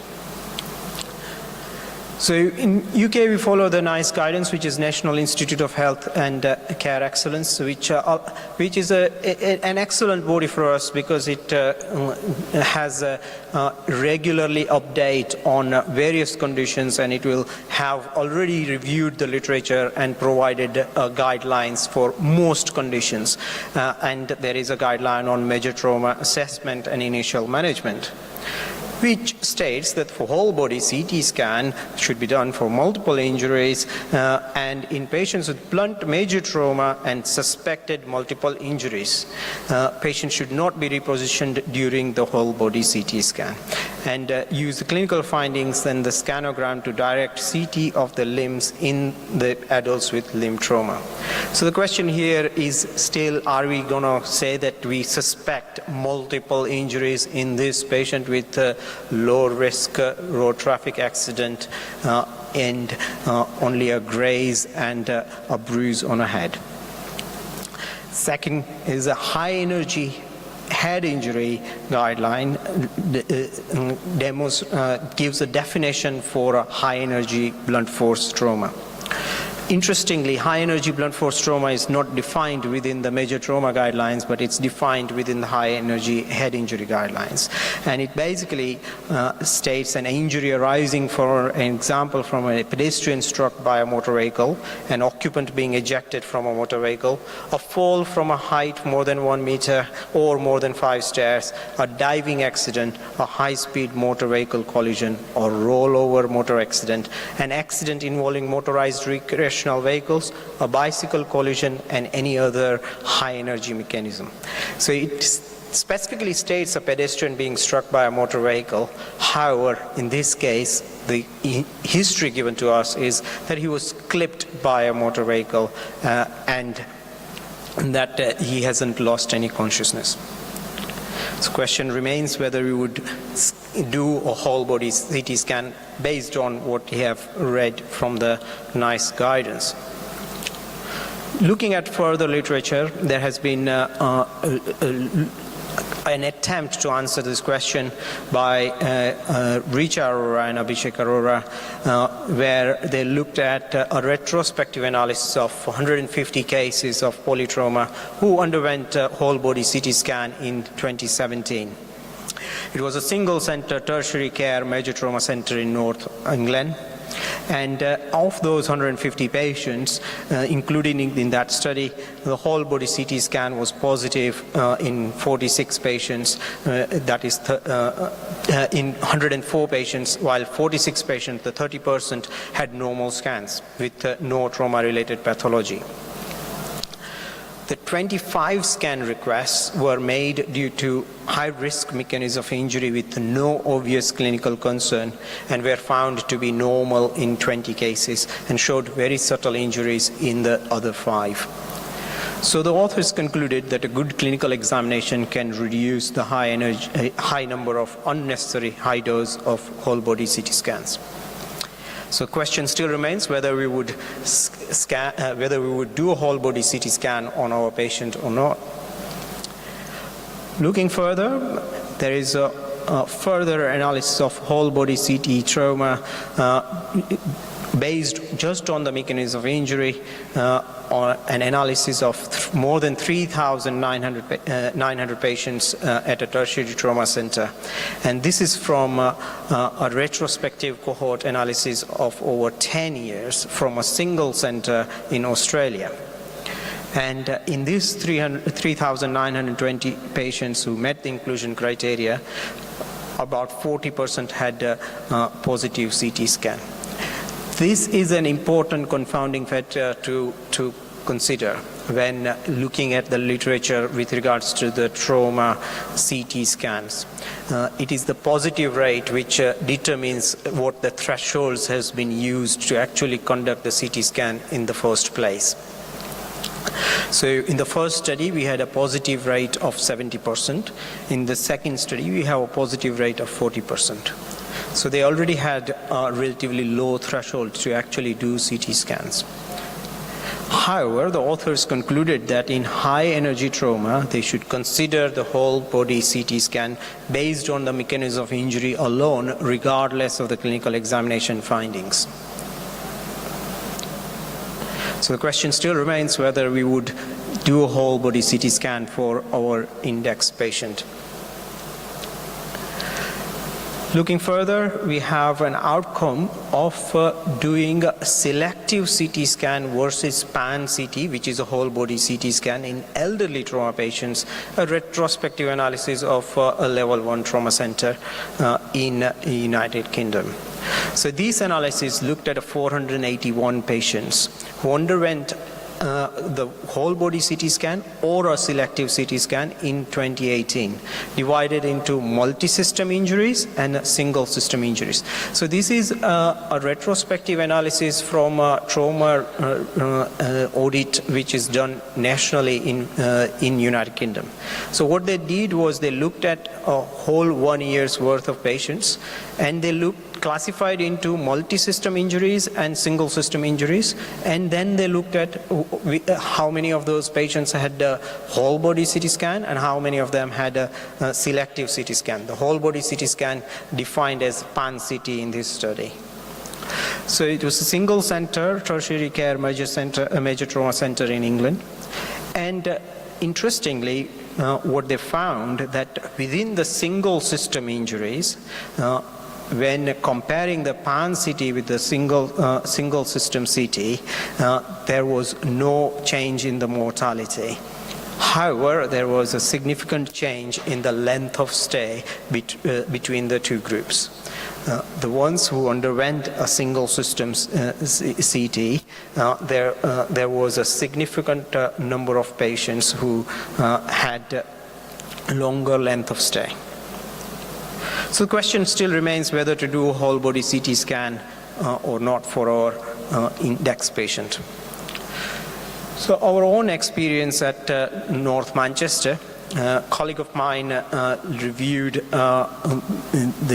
retrospectively the presence of injury in elderly patients who had undergone whole body trauma CT. 66 elderly patients underwent a whole body CT scan over a 12-month period, and of which 39%, again comparable to the Australian study, had injuries identified on the CT scan. 86% were due to ground level falls. The remaining cases were due to falling down the steps or a low-speed road traffic accident, similar to what we have. So the question still remains whether to do a whole body CT scan in our patient or not. At this stage, I would want to take a view from our audience. How many of you would want to do a whole body CT scan on this index patient? Please raise your hands. So we have 2, 3, 4. So we have got about 5 people in the room who would want to do a whole body CT scan on this patient. So indeed, this patient actually underwent a whole body CT scan, and we found that he had 3 rib fractures, a small pneumothorax in the chest, and 2 stable fractures in his lumbar vertebrae in abdomen. His head CT scan was normal, as was his x-rays of his thigh, where the superficial injuries were there.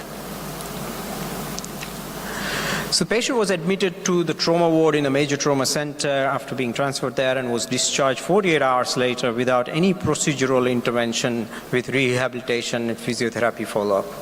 So he was treated conservatively with no further intervention into his care. So conclusions, history matters. What we thought initially when we started that he was clipped by a car, i.e. on the side of the car that he was hit and he's fallen down. In reality, he was hit in the front of the car from what we see from the injuries, and he has hit his head on the bonnet and then he's fallen down on the ground. And these things matter. The exact mechanism of injury matters in trauma. At this stage, I would want to remind you of another case where a 12-year-old presented to an emergency department with a history of falling from a trampoline. Now, history was documented at triage, fall from a trampoline. She has walked in, she was examined, and she was then discharged. In reality, the child had actually had a fall after jumping on the trampoline into the air and then landing onto the ground. So rather than a fall from just a 2 foot high from a trampoline, it was actually a fall from more than the child's height after going up in the air from the trampoline and then landing onto the ground. And unfortunately, the child was then later diagnosed with lumbar vertebral fractures, which were unstable and led to a spinal cord injury with paraplegia. So mechanism of injury in trauma matters, particularly in terms of the history taking. And when in doubt, consider the whole body CT scan. So mechanism of injury should be elicited diligently in hemodynamically stable patients with no identifiable body injury. The evidence of superficial injuries in 2 areas of body should raise suspicion and consideration for whole body CT scan. So this is the top tip here. This gentleman had a bruise on his head and a graze on his thigh, which alerted us to think that the body in the middle could have sustained an injury because there were 2 body parts which had contact with some form of blunt force trauma, whether it is from the bonnet or whether it is from lying down on the ground. We presume that the thigh injury is from the front of the car, and head is actually from him hitting his head on the bonnet of the car. In settings with adequate resources, the whole body CT scan should be considered irrespective of the examination findings in high energy blunt force trauma as defined by NICE, which includes pedestrian versus car accident of any speed in any setting with any history. If the car has hit a pedestrian, they should get a whole body CT scan irrespective of the examination findings. And in elderly patients with a fall from standing height, because in elderly patients, fall from standing height generates enough energy for sustaining significant injury. However, in the settings where there are not adequate resources, then there could be a consideration for admission and a decision about the CT scan next day, because as we identified from the last study, the actual difference between a pan-CT and a selective CT is very much dependent on the length of stay rather than the mortality effect, especially in the hemodynamically stable settings. In the settings where we are, whole body CT scan is much more cost effective compared to actually admission into the hospital. These are the references which I have quoted during the talk. I'll take any questions if you have.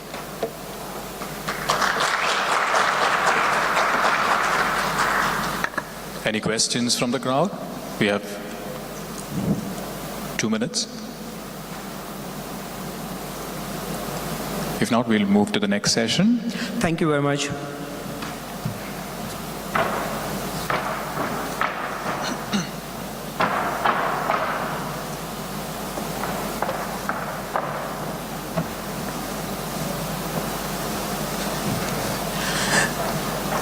So I'm also moderating this session, and I would like to introduce the next speaker, Dr. Vimal Pillai. He is professor of emergency medicine at Kasturba Medical College in India, and his skills include the coordinator for the medical simulation center at Kasturba Medical College as well, and he's also a governing council member of Academic College of Emergency Experts in India.